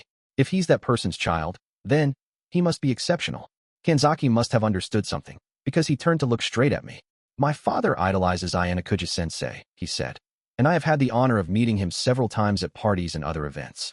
However, I have only ever spoken to him on one occasion. This was a good example of the kind of thing that could happen as long as there was only an indirect connection through Chairman Sakayanagi. Even so, it sounded like Kanzaki had a lot of respect for that man. Since I didn't know anything at all about his private life, I couldn't imagine what kind of response my father had given Kanzaki, but I couldn't deny that there was a difference in perception. My assessment of you has changed over and over in my head, but now, it's finally settled, Kanzaki said. If there's a child of Ayanokouji-sensei in Horikita's class, then they must be formidable. He sounded happily convinced. He must have had a high opinion of my father. Now then, said Sakayanagi, now that we've managed to correct that misunderstanding, let's continue with the conversation, shall we? Ayanokouji-kun, you do not know of Ishigami-kun, correct? It's the first I've ever heard of him, I replied. Apparently, the person who had approached Sakayanagi and me back then was this Ishigami character. He is a young man who idolizes your father, Ayanokouji-kun. Kanzaki-kun, you know him quite well, don't you? Asked Sakayanagi, turning to Kanzaki. Yes, he certainly seems devoted to Ayanokouji-sensei. I didn't have the courage to go up and speak to Ayanokouji-sensei, but Ishigami was different. At some point, he just went over and started talking to him. He was very proactive in doing so. Ishigami-kun is 1 year younger than we are, and is currently a first-year student at our school, Sakayanagi added. So, someone who idolized that man had enrolled at this school, and, for some reason, had contacted me several times. He even indirectly helped eliminate Yagami during the cultural festival. The goal of this young man named Ishigami was yet to be seen. I'm sure you've had opportunities to interact with first-year students, but when exactly did you take notice of Ishigami? I asked. I recognized him immediately when I looked at OA, Sakayanagi replied. But he's not the type of person to come out in public, so I haven't had the chance to speak with him. I have communicated with Class 1A through Takahashi-kun, but it seemed as though Ishigami-kun intentionally avoided contact with me. It sounded like Sakayanagi herself didn't want to forcefully get in contact with him either. Then, is he an exceptional student? I asked. I am sure that Kanzaki-kun, who is much closer to him than I, would know much more about that, yes? Kanzaki was entrusted with providing an explanation, but he didn't look pleased at all. In fact, he looked the exact opposite. It's not as though we're close, he said. I just happen to go to the same cram school as him, is all. But Ayanokouji, to give you an honest answer, yes, he is, without question, a genius. He came up with ideas that I could never even have dreamed of, and speaking from experience, after seeing him up close, he's exceptional. While it sounded like he didn't like Ishigami, Kanzaki accepted the truth about him. There you have it, said Sakayanagi. Now, what you've heard reflects Kanzaki-kun's thoughts and viewpoint, but I think it might serve as reference. But still, I have to ask, so what? Can't you just leave Ishigami alone? Asked Kanzaki. Can't you imagine what might be going on, though? He's someone who respects Ayanokouji-kun's father. If that's true, then it would not be surprising if he had enrolled at this school to see the son's abilities for himself. Sakayanagi still kept information about the White Room hidden as she skillfully guided the conversation forward. Ishigami came to see Ayanokouji's abilities? Well, yes, I suppose I can't say that's impossible. It sounded like Kanzaki was somewhat convinced that could be true, after applying what he had heard and comparing it with the Ishigami that he knew in his mind. We are competing with one another in our grade level, Sakayanagi continued. Kanzaki-kun, though your class is a step behind, it is still unclear who will emerge victorious. Under such circumstances, don't you think it would be unfair if Ishigami-kun were to launch some unnecessary trap for Ayanokouji-kun sometime in the future, in order to find out his abilities? I do understand what you're trying to say, but still, why are you supporting Ayanokouji? It shouldn't matter to you what happens to a student in a rival class. Ishigami, if left alone, could go ahead and sabotage a student from a rival class. It was obvious to anyone that that would be an inherent positive for Sakayanagi under normal circumstances. I just genuinely want to have fun, Sakayanagi replied. It is my role to bury Horikita-san's class, Ayanokouji-kun included. Don't you think it would be frustrating if someone were to suddenly come in from out of nowhere and snatch your goal away from you? After letting out a brief chuckle, Sakayanagi offered her gratitude to Kanzaki. You have my thanks, Kanzaki-kun. From here forward, I think that Ayanokouji-kun and I will devise countermeasures to deal with Ishigami-kun. Just the two of us, she said. She had expressed her thanks, yes, but she was also strongly implying that anyone not involved in the rest of the discussion should leave immediately. I have no intention of getting involved with Ishigami, So I appreciate that, replied Kanzaki without hesitation. Let's chat again in the near future, Ayanokouji. I'd like to ask you all sorts of questions about your father. Kanzaki had a burning desire to talk about my father, but unfortunately, I didn't know anything. At any rate, I figured that it was fine to just respond with a gentle nod right now. With that, Kanzaki walked away. Now then, Ayanokouji-kun. Let's find out if Ishigami-kun really is the correct answer, said Sakayanagi. What are you planning to do? I asked. We'll try asking the person in question directly, of course, she said. That would be the quickest method, no? Cell phone in hand, Sakayanagi's fingers moved smoothly across the screen as she entered. The 11-digit number. Apparently, she had done her research, and she had already obtained Ishigami's phone number. She put the phone on speaker, and, after she hit call, the person on the other end of the line picked up the phone in just a couple rings. I've been thinking it was about time I ought to be getting a call from you, Sakayanagi. His tone also seemed to suggest that he had anticipated a call. The voice I heard was unmistakably the same as the one I'd heard last year, when I had been called on the phone, and when I had been contacted in my room during the sports festival. You were very quick on the uptake, it seems, said Sakayanagi. I asked that if anyone other than a first year requested my number, it be reported to me ahead of time. I suppose I should say that I expected nothing less from you. I've heard talk of you both within and outside, replied Sakayanagi. She had been constantly collecting information, like a spider tracking the ripples in its web. Couldn't you have approached me earlier then? I was purposefully avoiding contacting you. You don't need to get involved with me either, do you? Let's not be hasty now, Sakayanagi said. I was just thinking that I needed to confirm whether you will stand in Ayanokouji-kun's way in the future. In that case, I have to ask, what do you plan to do if I do get in his way? Asked Ishigami. I do not believe that Ayanokouji-kun will be defeated by anyone other than me, but I would still feel uncomfortable if someone were to butt in. If you do intend to intervene, then I might have no other choice but to stop you. You stop me? You should ignore me rather than try to do something as pointless as that. I chose this school because Ayanokouji-sensei recommended it to me, so that I could spend my time here as a normal student. So, Ishigami had come to this school with similar intentions to my own. It's safe for you to assume that there's no possibility of Ayanokouji being removed from this school at this time, he added. At this time, HM? That choice of words bothers me, said Sakayanagi. It means that, in the unlikely event that Ayanokouji-sensei gives me instructions to eliminate him, I will do so. That's all. Ishigami spoke in a calm manner throughout. I couldn't imagine that he was lying about anything. It sounds as though you have become quite loyal to him in no time at all, Sakayanagi observed. Don't go any further with this, Sakayanagi, especially if you wish to stay by Ayanokouji's side. The only thing that was clear was that Ishigami was warning her very strongly that she wouldn't make it through that situation unscathed. I'm not going to tell you to keep my identity hidden. Sooner or later, Ayanokouji will find out about me. So, you warn him for me. Ask him, what's the best option to protect his life here at this school? Well, actually, I suppose if he's listening in on this conversation now, then you won't have to. He likely had no proof, but he was taking into consideration the possibility that I was eavesdropping right now. I will be sure to tell him if I feel so inclined, said Sakayanagi. I would be incredibly happy if you would permit me to say hello to you at school sometime. Sakayanagi must have decided that was enough, because she went ahead and ended the call right there. So, it is him, after all, she said. Well, it sounds as if he wasn't really trying to hide it in the first place. That's what it sounds like, yeah, I said. If he came to this school to enjoy student life to the fullest, then, for my part, I have no intention of getting involved with him in the future. At the very least, I hadn't sensed any danger from Ishigami in the interactions that we'd had up until this point, that phone call included. Now that there was a possibility that my father hadn't been trying to get me expelled in the first place, there was no need to panic. I see.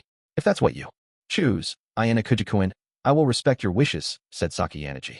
I'm grateful to you. Thanks to you, I was able to find out about Ishigami, I replied. Well then, now that we have some degree of perspective on the matter, I wouldn't want to trouble you much longer.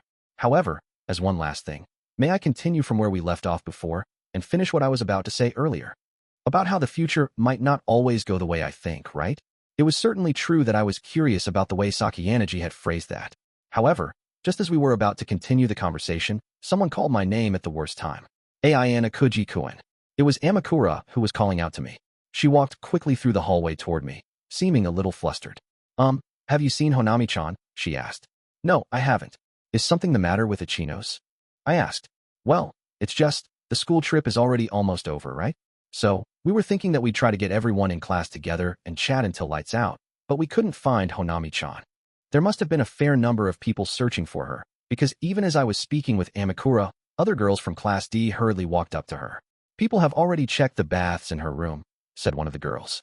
I heard that she looked like she was really down this evening, like she had a lot on her mind. And I'm a little worried, said Amikura. Then, a girl from her same class came up to the anxious Amikura to tell her the news. Mako-chan, I just checked right now, and it looks like Honami-chan's yukata is here. So, she might still be outside. Wait, outside, said Amikura. But it's already almost 9, right? Besides, the people in her group are inside, right? While we were allowed to be outside until 9 o'clock at night, if you were going off and doing things on your own outside the ryokan, that would be a problem. I'll check the big bathhouse and stuff one more time. Amikura, not wanting to waste any more time standing around and talking, ended the conversation there and started walking. Ichino's absence at this hour was certainly worrying. Let's continue this conversation another time, Sakayaneji said. Please search for Ichino-san. I'm sure that for you, Ayanokouji-kun, Ichino-san is still someone indispensable after all. Sorry, I said. After saying goodbye to Sakayaneji, I exited the lobby. We weren't allowed to go out and do things on our own without the rest of our groups, and Ichino's was not the sort of student who would break the school's established rules for no reason. Her fundamental stance on that likely wouldn't change even if she were in some kind of trouble. When I looked outside from the hallway in the ryokan, I saw that snow was falling heavily. If she really was outside, then there were only so many places she could go. After returning to my room and putting on my casual attire, I slipped outside via the rear garden of the ryokan. There was an elevated deck just ahead that offered an illuminated view of the landscape. This was precisely one of the locations that got locked down at 9 o'clock at night, which was our curfew. Technically, since the rear garden was within the confines of the ryokan proper, that meant that the area wasn't subject to the group activity requirements, so you didn't have to worry about being with your group there. Even though the ground underfoot was well lit, it was still dangerous because of the accumulated snow. Many students had come up here on the day we had arrived at the ryokan or on the second day. For that reason, few students were likely going to come back to check it out again in the cold, snowy weather. Not to mention the fact that it was our last day.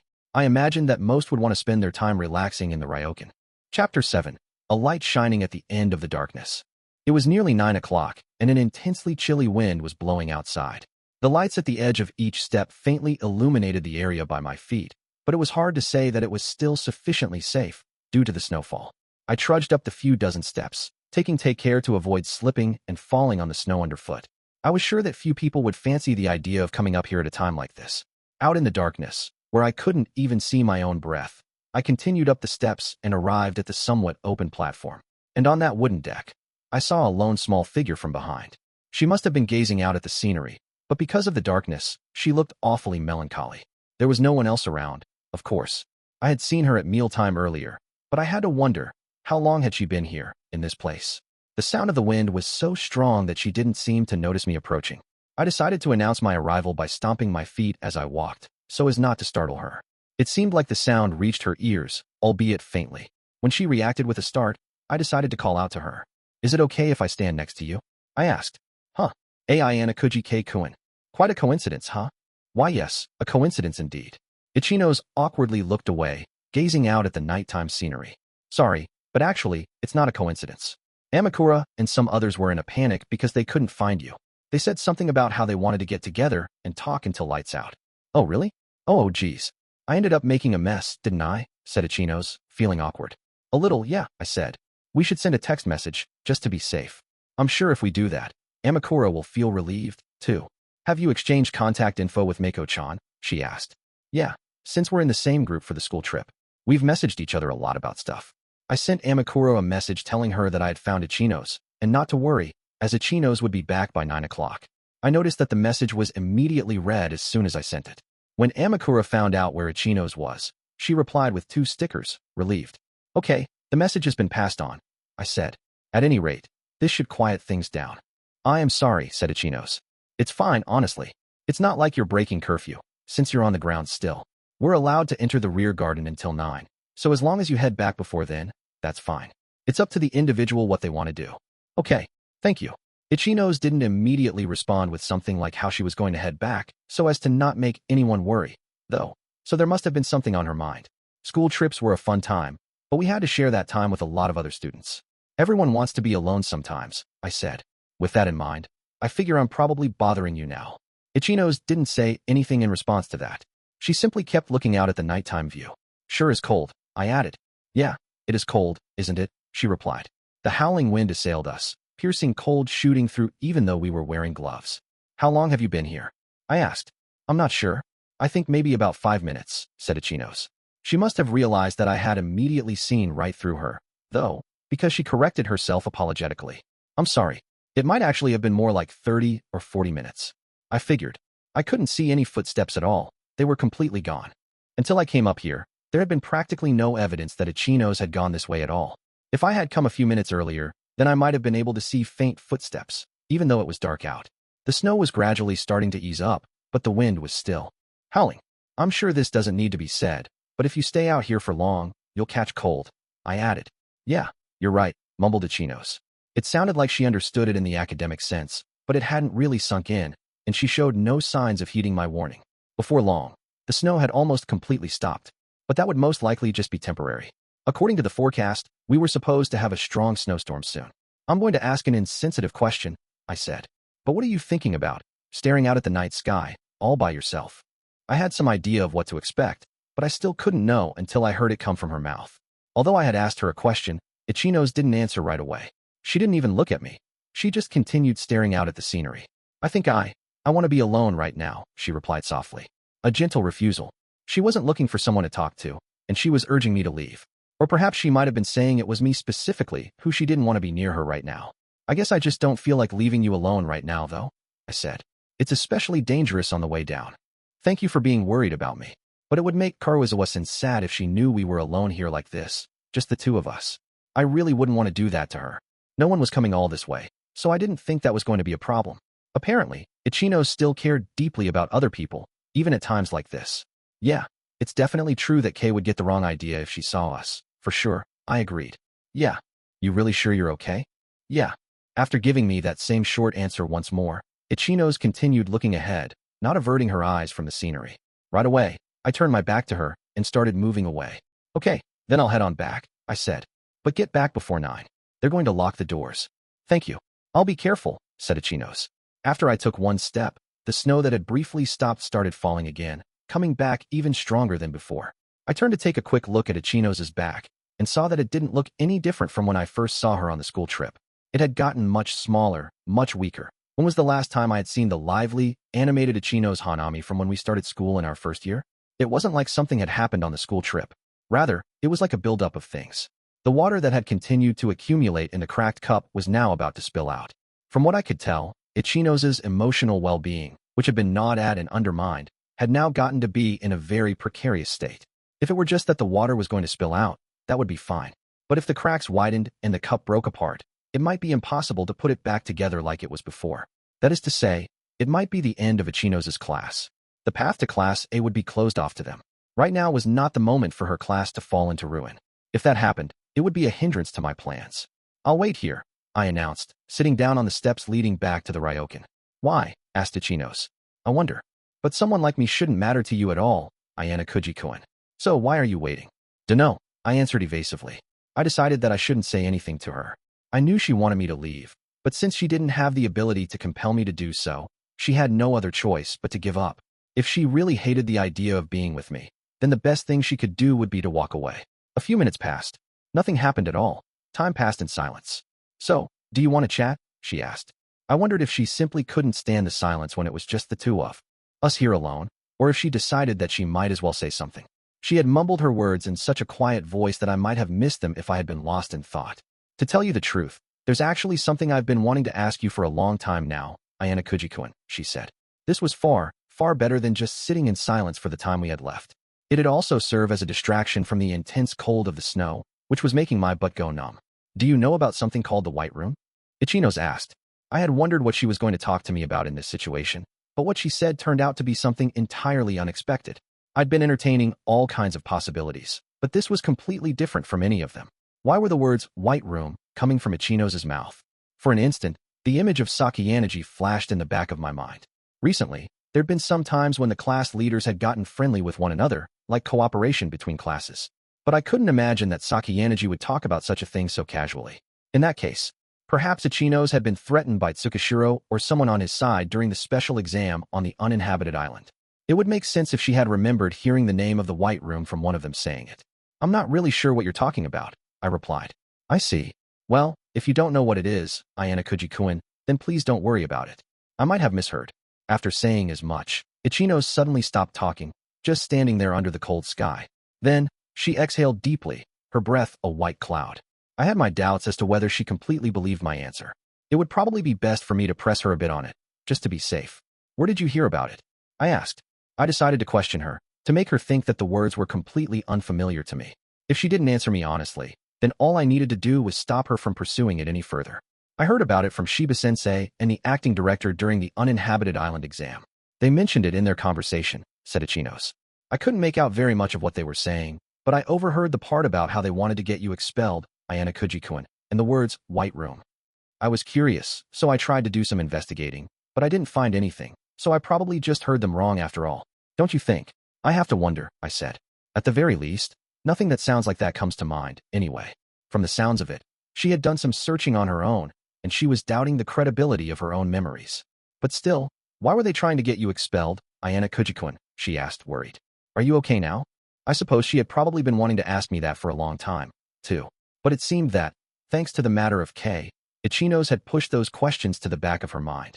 That matter is settled now, I told her. I can't go into the details, but there aren't any problems anymore. I decided to steer her away from the matter of the white room, and deliberately make her think that I had another secret. It would be much more troublesome later if information about the white room leaked to the outside world. I see. She might have been a little bothered by me not being able to tell her about it. Depending on how she interpreted it, as either I couldn't tell Anyoni about it, or I couldn't tell her specifically, the meaning would change a lot. I could imagine her being shocked by the fact that it sounded like I considered her someone with whom I couldn't share a secret. Since there was no benefit to Ichinos in continuing this topic any further, I decided to steer the conversation in another direction. I have a question for you, too, I said. The Ichinos that I know isn't the type of person who'd be all alone in a place like this, shivering in the cold. She's the kind of student who would be surrounded by friends, and she and her friends would be smiling and encouraging one another. Within that statement, I had implied the question, how much longer do you plan to stay here? I've been having plenty of fun, though, she replied. I'm enjoying the trip. It didn't look that way to me when I saw your side profile just a little while ago. It didn't look like the kind of face someone should be making on a school trip that was all about having fun. A conversation like this was probably necessary for Ichinos right now, in order to lay bare the part of her that she couldn't talk about with anyone, that she normally kept buried deep down in her heart. The things that Ichinos, who bore heavy pressure as the leader of her class, continued to carry. Are you really going to wait for me? She asked. Yeah, I'll be with you when you come down the stairs, I replied. I see. Okay, well, in that case, at least come over here by me. You'll freeze your butt off over there. I'm grateful for the invitation. I think I already froze my butt off, though, actually. I hurriedly got to my feet, brushed the snow off my backside, and went back to stand beside Ichinos. I looked at her side profile once again, seeing that it hadn't changed from before. When I checked my phone just moments ago, I saw that it was about 8:40 p.m. If I factored in the time it'd take to get back, then I'd say we should be able to stay here for another 10 minutes or so. If she wanted to pass the time we had left in silence, that'd be fine, I figured. I decided to wait for Ichinos to do something, with the intention of staying with her until the last minute. Every time the wind blew, snow fluttered. After about half a minute had passed, Ichinos opened her mouth. A puff of white breath dispersed into the air. With the way I do things, I can't win against any of the other classes. That's what I've been thinking about. She probably hadn't meant to let it happen, but tears started trickling down Ichinos' cheeks. Can't win, huh? Weren't you going to continue pressing forward, though, being yourself, without hesitation, as you have been? But, thanks to me, Ichinos hesitated for a moment, and then found her words and started again. Yes, you're right. But I'm just not getting results. Our class is definitely getting further and further away from Class A. That much is obvious to anyone. And you're saying that the cause lies in your approach, I said. I can't help but think things like, if only I could give my classmates direction like Sakayanagi-san, or if only I could have a strong pull like Ryuuji, or if only I could bring everyone together like Horikita-san, then that's just asking for the impossible, I said. All we are is ourselves. We can't be somebody else. I knew that I didn't need to even tell her that. But although she already knew it, there were times when it needed to be said. Asking for the impossible. Yeah, you're right about that. Right now, I want something I can't have, said Ichinos. Even if it means changing who you are to get it. I asked. If I could win, then I wouldn't mind. Ichinos was looking for a change. Whether it was right or wrong was a secondary concern. Right now, she was desperate for some kind of breakthrough. Normally, this would not have been an occasion when I would have reached out to her. However, the course of events that followed after Ichinos had told me that she had feelings for me back on the uninhabited island had included a number of unexpected incidents, even for me, which might have been why she had broken down so much. There was still a little over 3 months to go until my promised meeting with Ichinos. I wondered if she'd really be able to make it until then without any help. Well, on second thought, no, this wasn't the sort of situation where speculating was appropriate. Right at this very moment, Ichinos' heart was on the verge of breaking. The effects of the poison were starting to manifest and circulate through her faster than I had anticipated. Her love for me, and the presence of Karuzawa K. Her class was in a downward spiral, and she couldn't see any chances for them to make their way back up. Although Kanzaki and Himino were making moves, she couldn't see her peers as having developed as much as they should have by this point. And she wasn't able to see what kind of future awaited her as a member of the student council, either. Prospects were grim, with many difficulties in store. She was surrounded by enemies on all sides, forsaken by everybody. She was completely lost, trapped in a maze. It's just so frustrating. It's really frustrating, she said softly. Her own powerlessness. That was what was hitting Ichinos hard, resulting in strong feelings of guilt. It's just so hard. If this were just a problem that affected her alone, then it would be fine for her to be depressed. But Ichinos was leading her class. She couldn't allow that. Any failure in her class was also her personal responsibility. It was precisely because that's what she thought that this sort of thing was happening. I'm sorry, Ayanokouji-kun. Her feelings of frustration were conveyed very clearly in her trembling voice. What are you apologizing for? I asked. For all sorts of things.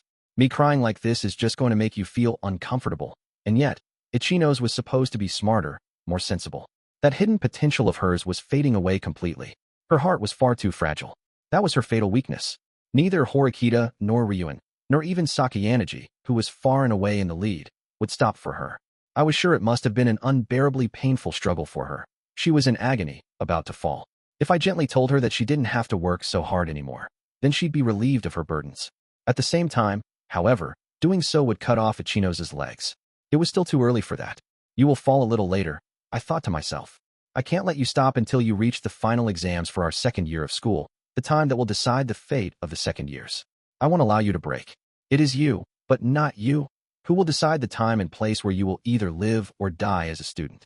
As Ichinos tried to endure her misery, I moved closer to her and extended my arm, reaching around her back. Then, I placed my hand on her right shoulder and pulled her in close, embracing her. Ayanokouji-kun. It's okay to cry when times are hard, I told her. It's okay to ask for help when you're in pain. Everyone has times of weakness.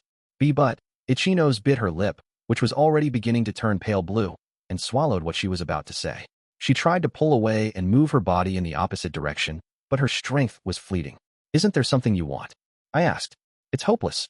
What I wanted, it's something you can't have anymore. I finished her sentence. She struggled desperately hard to suppress the words that were stuck in the back of her throat. No, rather, the words that were about to pour out of her from the depths of her heart. Even so, Ichinos simply nodded slightly in response, although she probably hadn't actually intended to affirm what I had asked. Things can still work out in the end, I said. That's what I think. But, if you don't have the courage to take that first step, I can lend you a hand, I added, cutting her off. When I wiped the tears from her cheeks with my fingertips, I noticed that they had almost frozen. She no longer had the strength to run away. Instead, she relaxed, leaning against me, as though she were entrusting me with everything. All the while, she continued to gaze into the distant landscape, the snow still falling into the night. That day, underneath that cold sky, the two of us huddled close together and felt each other's warmth.